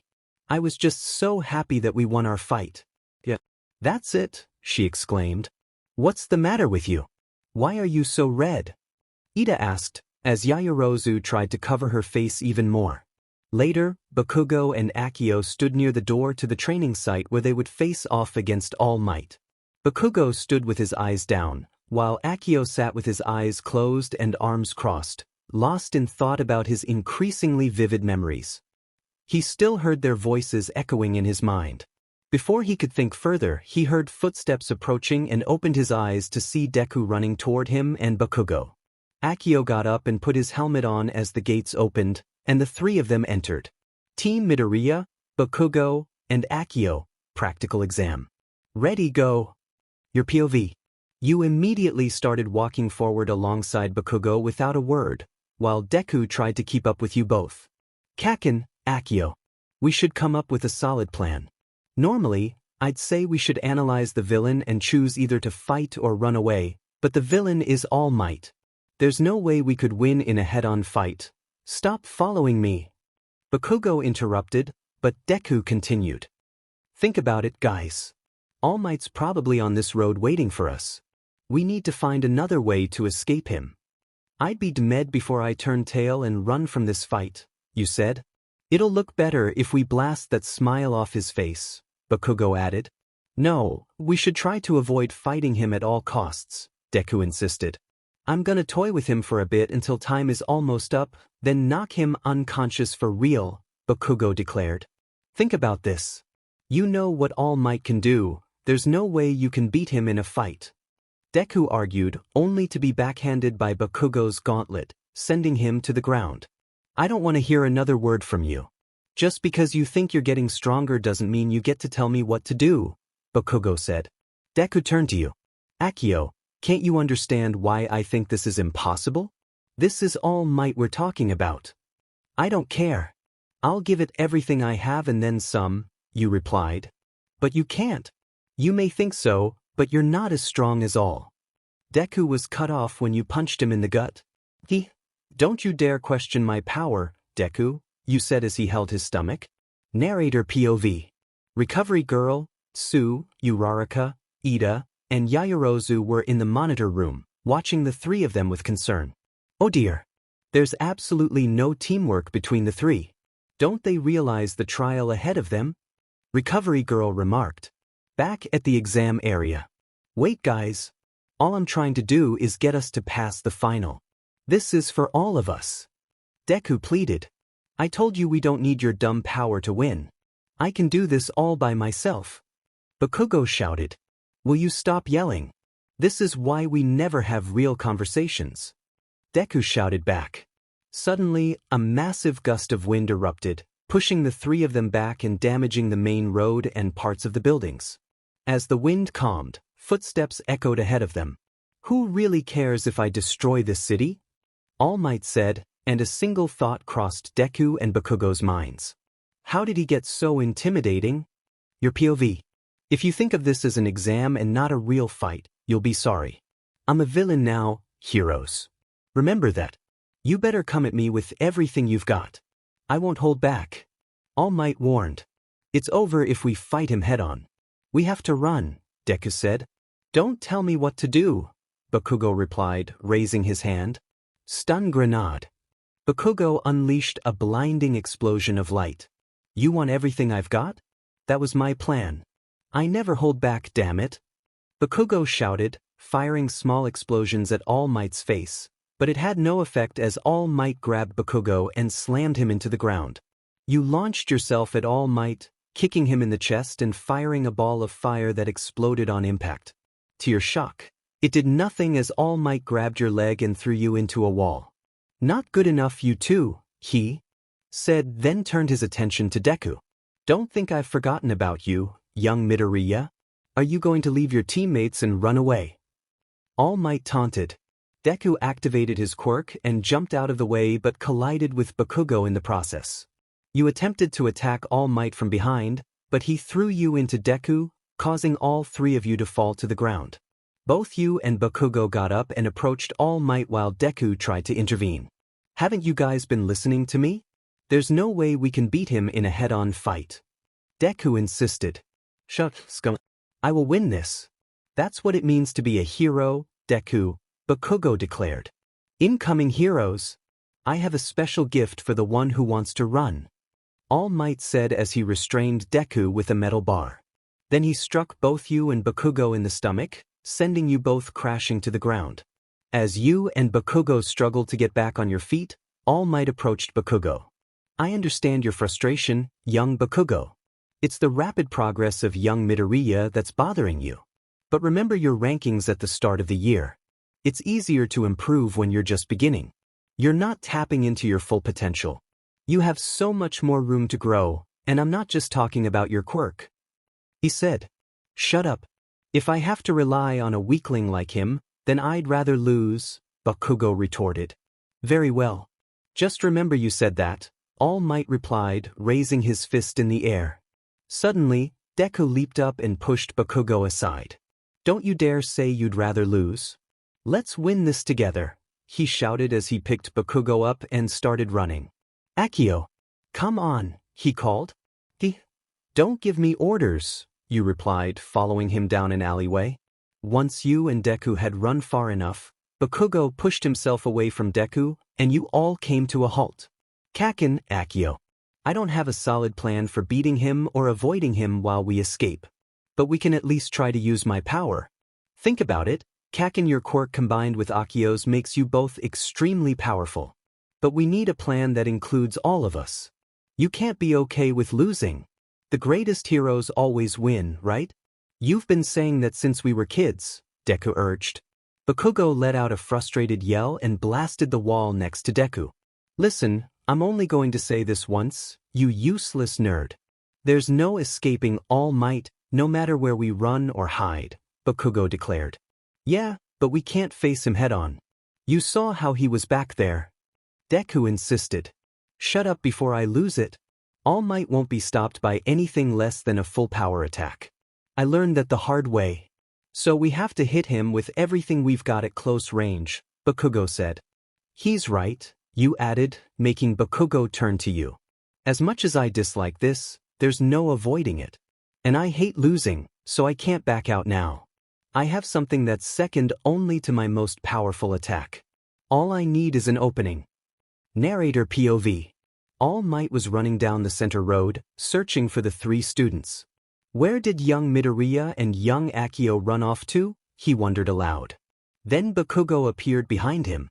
You're going the wrong way, he shouted, firing small explosions at All Might. Once he had All Might's attention, he yelled a name. Deku, he called, and Deku emerged behind All Might, wearing one of Bakugo's gauntlets. Shoot now, Bakugo instructed. I'm sorry, All Might, Deku exclaimed as he pulled the clip, unleashing a large explosion. As All Might was pushed back, it was time for the final attack. Akio! Now! Both Deku and Bakugo shouted. All Might looked up to see Akio running down the side of the building with an orb of red fire in his hand. Akio extended his arm, aiming at All Might, ready to unleash his attack. Hellzone Grenade! The small orb made contact with All Might and unleashed a massive explosion, creating a crater where he stood.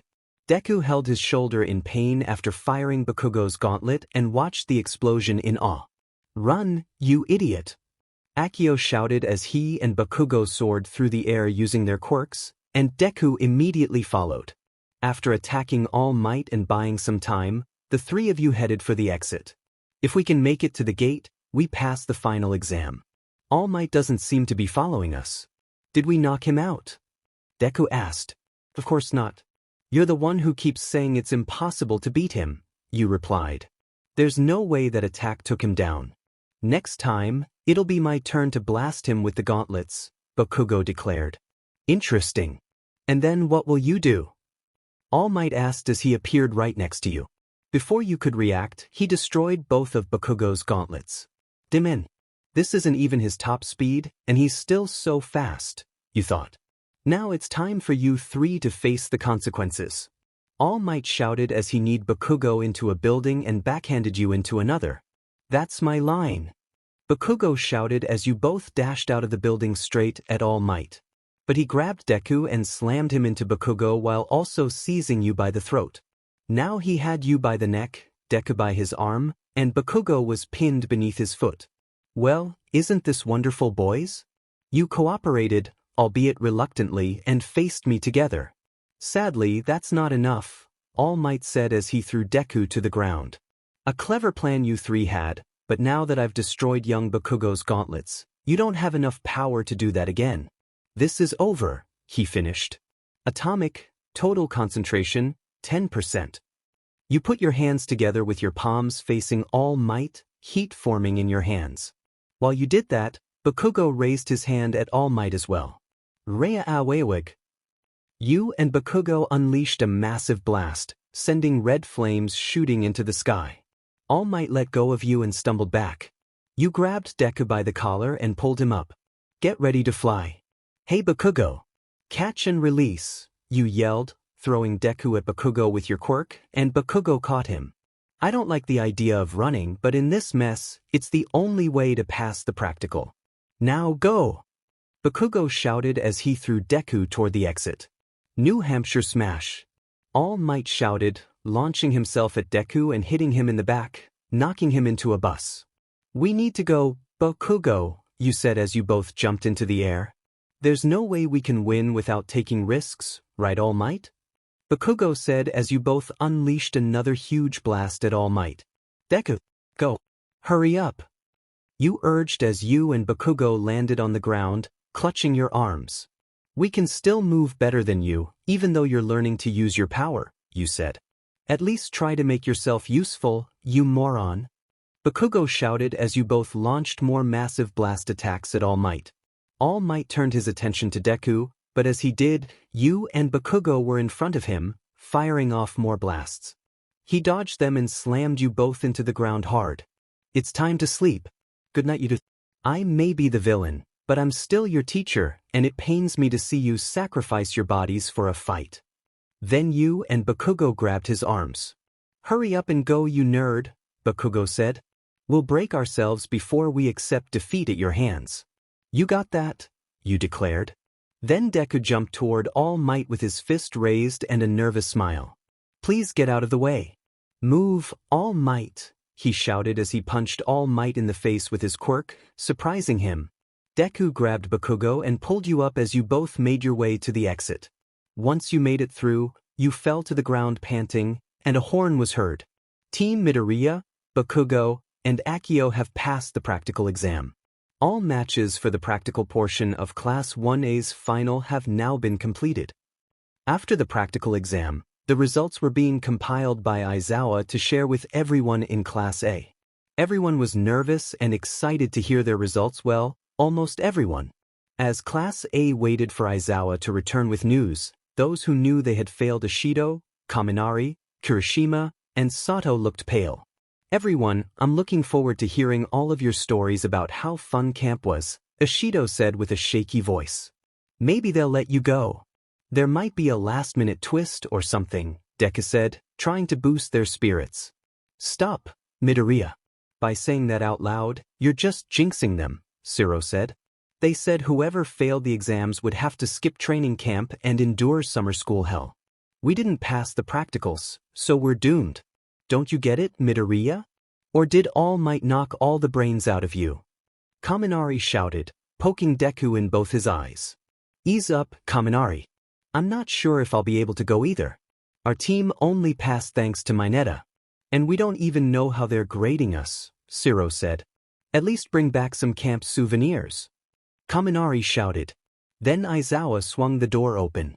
Once the bell rings, everyone should be in their seats, he said, and those who weren't seated immediately scrambled to their seats. Morning.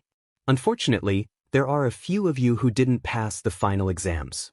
So when it comes to the training camp in the woods, everyone is going. The good news is that no one bombed the written exam. 5 failed the practical badly. 2 teams, of course, and 0 failed as well. The teachers were focusing on how your teams reacted and handled the situation. Those who failed will still receive extra lessons. The camp will focus on building up your skills. We were never going to separate you, that was just a logical deception we used, Aizawa explained. Mr. Aizawa, this is the second time you've lied to us. Aren't you worried we might lose faith in you? Ida asked bluntly. Maybe. I'll consider it. But I wasn't lying about everything. Failure is failure. The 5 who failed will take extra lessons that will be harder than summer school, Aizawa said. Later, after classes were over, everyone received a pamphlet about the training camp. They would be staying for a week. While discussing it, Ashido and Hagakure had an idea. Hey guys! Since we're leaving tomorrow, why don't we go shopping at the mall together to get what we need? Ashido suggested. Yeah, that sounds fun. Uraraka agreed, along with a few others. Todoroki declined, saying he wanted to visit his mom in the hospital, and Bakugo simply wasn't interested. Akio, what about you? Are you coming with us? Kirishima asked. I have better things to do, he replied, but before he could leave, Ashido stopped him. Oh, like what? Just being moody at home? Come on, live a little and join us. It'll be fun, she urged. I told you I'm not. Before Akio could finish, Yaoyorozu stepped in. Come on, Akio. We're not taking no for an answer. We'll drag you there if we have to, she insisted, making him growl in frustration. Your POV. Can't believe I was dragged here by them, you thought, as most of the class entered the mall. After everyone changed out of their school uniforms, they met up to shop. You were practically pulled out of your house by Momo, Ashido, Jiro, and Hagakure. Once at the mall, they decided to split up and do their own thing, planning to meet up later. Eventually, it was just you, Kirishima, Ashido, Momo, and Jiro. So, what are you guys planning to get? Kirishima asked. I just want to shop for some cute outdoor gear for camp, Ashido said. Me too. What about you, Akio? Momo asked. Well, since I was dragged here against my will, I might as well get some stuff. I'm heading to a store that sells weights, you replied. Weights? Momo inquired. Yes. I already have my training clothes for camp. I want to try this new training method that might help me improve, you explained. No way. That sounds cool. Mind if I join? I want to get some more training clothes, Kirishima said. Whatever. But you won't be able to do much since you're taking extra lessons with Ashido and the others, you pointed out. Ashido lightly punched you in the arm. You don't have to rub it in. We'll still be able to go. That's at least something, she protested. Okay, Ashido, that's enough. We'll let you boys do your thing. See you soon, Momo said as the girls went one way and you and Kirishima went the other. After you and Kirishima found a training store, you both went inside to look around.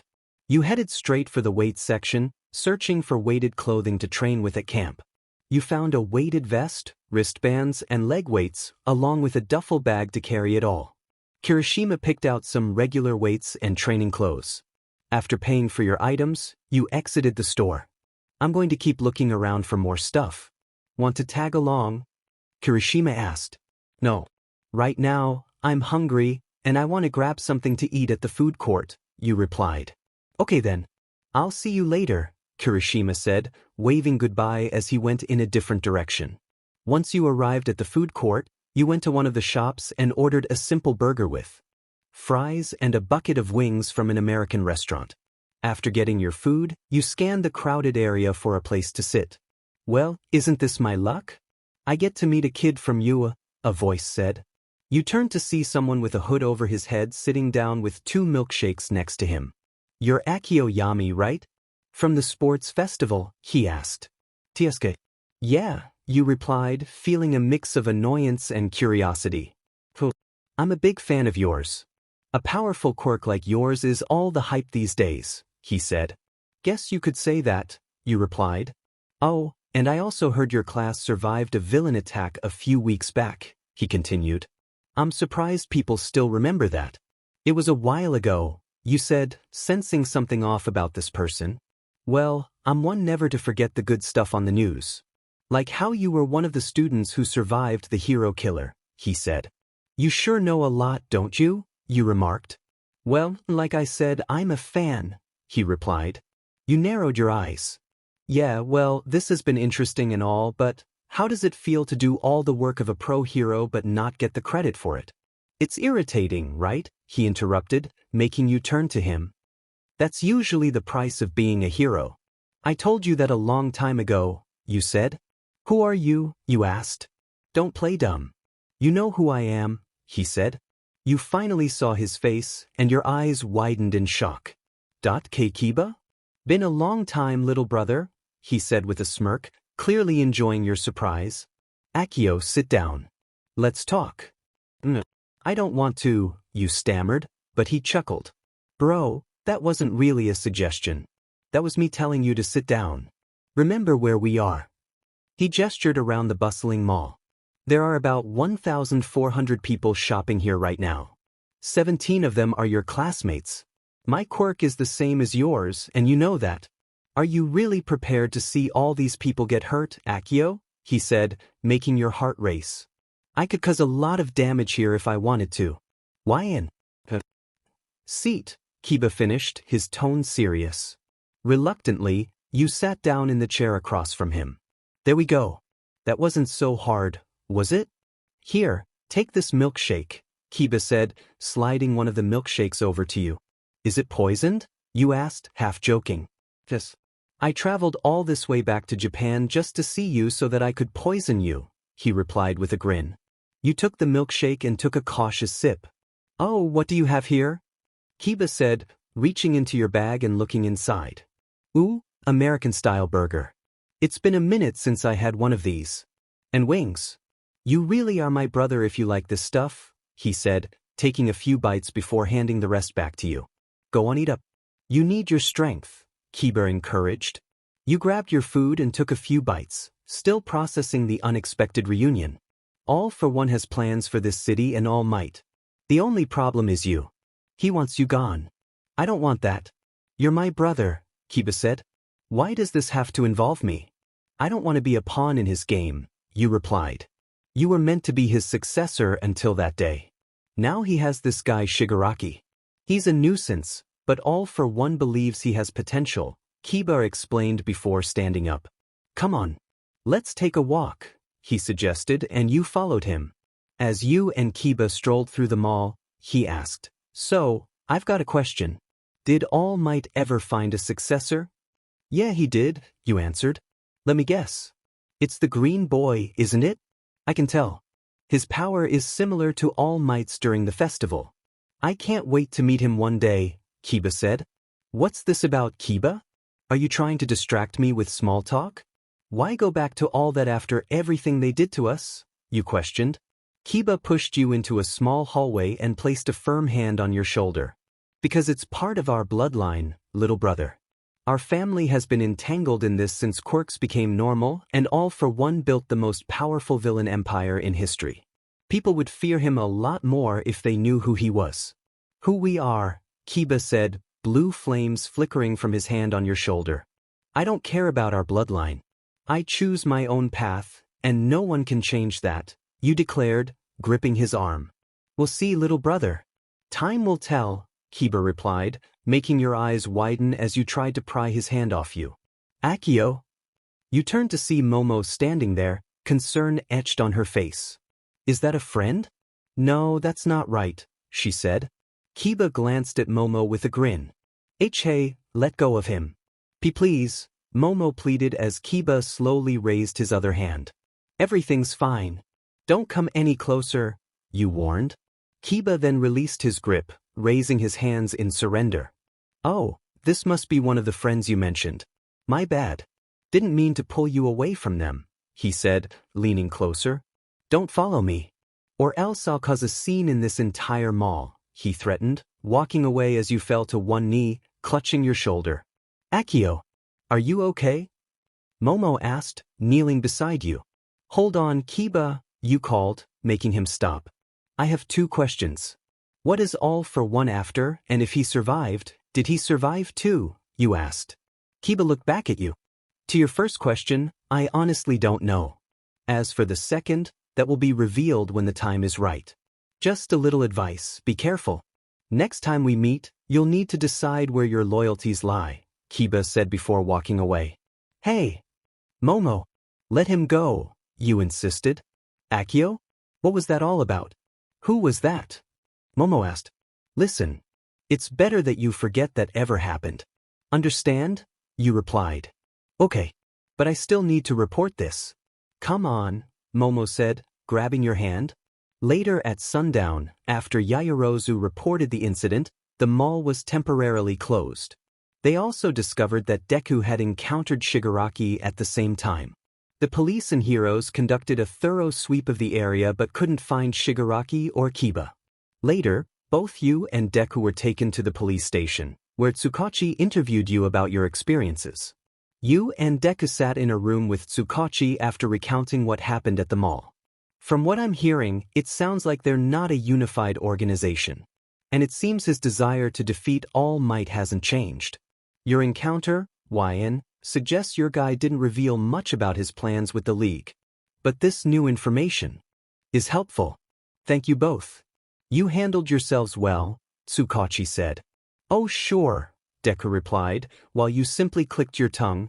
Tsukachi then led you both out into an alley. Young Midoriya. Young Akio. Tsukachi, someone called. You and Deku turned to see All Might approaching. Thank goodness you both are okay. I'm sorry I couldn't protect you, he said. It's okay. All Might, do you ever have times when you can't save everyone? Deku asked. All Might paused for a moment, gazing up at the night sky. Yes, I do. Very often. There could be someone in need calling my name right now, and I wouldn't know it. But that's why we must keep pushing to become great heroes, so the symbol of justice can be a beacon for all heroes to follow, All Might explained. Don't worry. All Might has never failed to save someone when he's on the scene of an emergency. You have nothing to worry about. You're both free to go now, Tsukachi said. Izuku, someone called. You and the others turned to see a green-haired woman. Mom, Deku said as she rushed toward him, tears in her eyes. My baby, I'm so happy you're okay, she exclaimed. It's okay, Mom. Please don't cry. I'm really fine, Deku reassured her. Tsukachi turned to a police officer. Sansa, make sure they get home safe, he instructed. The officer nodded and walked away with Deku and his mom. Bye, Akio. Be safe, Deku called, waving as he rounded the corner. Now that we're alone, we can discuss your encounter with Kiba, YN. But first, Tsukachi began. Akio, someone yelled, and you recognized the voice. You turned to see your mom and Imiko running toward you. Imiko reached you first, wrapping her arms around you. Oni, are you okay? She asked, her voice trembling. Yeah, I'm fine. Why the worry? You replied. I was scared when Mom got a call from Mr. Tsukachi about you, Imiko said, burying her face in your stomach. You glanced at your mother, who nodded. Kneeling down to Imiko, you noticed tears in her eyes. Come on, stop with the tears. I'm fine, so there's no need for that, you said. Even though your expression was neutral, she could sense the emotion behind your words. Okay, she said. Then your mom approached you. Tsukachi told us everything. I'm a little upset that you kept the fact that the villains knew who you were from us, but I understand it was to protect us. However, I'm even more worried now that Kiba is back, your mom said. From what Akio told me, Kiba has been back since the Hosu incident. It seems he just wanted to catch up with Akio, Tsukachi replied. Did he say anything else? All Might asked. From what he shared, we can officially confirm that All for One has returned. But he didn't mention anything about Akuma. All he said when I asked was that we would have answers soon, you explained. Be careful. The next time we meet, you need to decide where your allegiance lies. And that's everything? All Might inquired. Yes, that's all, you confirmed. Okay then. You're free to go home now. A police officer is waiting to take you all home safely, Tsukachi said. Thank you very much, your mom replied as the three of you walked to the front and got into the police car. Akio, I know you can handle yourself with your power, but please be careful. I don't like how things are unfolding, your mom cautioned. I'll be fine. Don't worry, you assured her as the police car drove you all back home. I'm glad you're staying calm during this unexpected visit. I just wanted to see you, that's all. I noticed you at the sports fest. You really gave it your all, even though you placed third, Kiba said. Well, things got complicated by the end, and I wasn't exactly in the best frame of mind, you replied. Is that chip in your head still bothering you? Kiba asked. You looked away for a moment. My bad. I know it's a sensitive topic, he added. Why are you here? Why show up and threaten everyone if you're just going to have small talk with me? You questioned. Well, I wanted to make sure you didn't say anything. I've been causing a bit of chaos in places like America and France. That's why I'm here. You should know that All for One called me, Kiba explained. So if you're with him, that means you're working with the League of Villains, you stated. You got that right.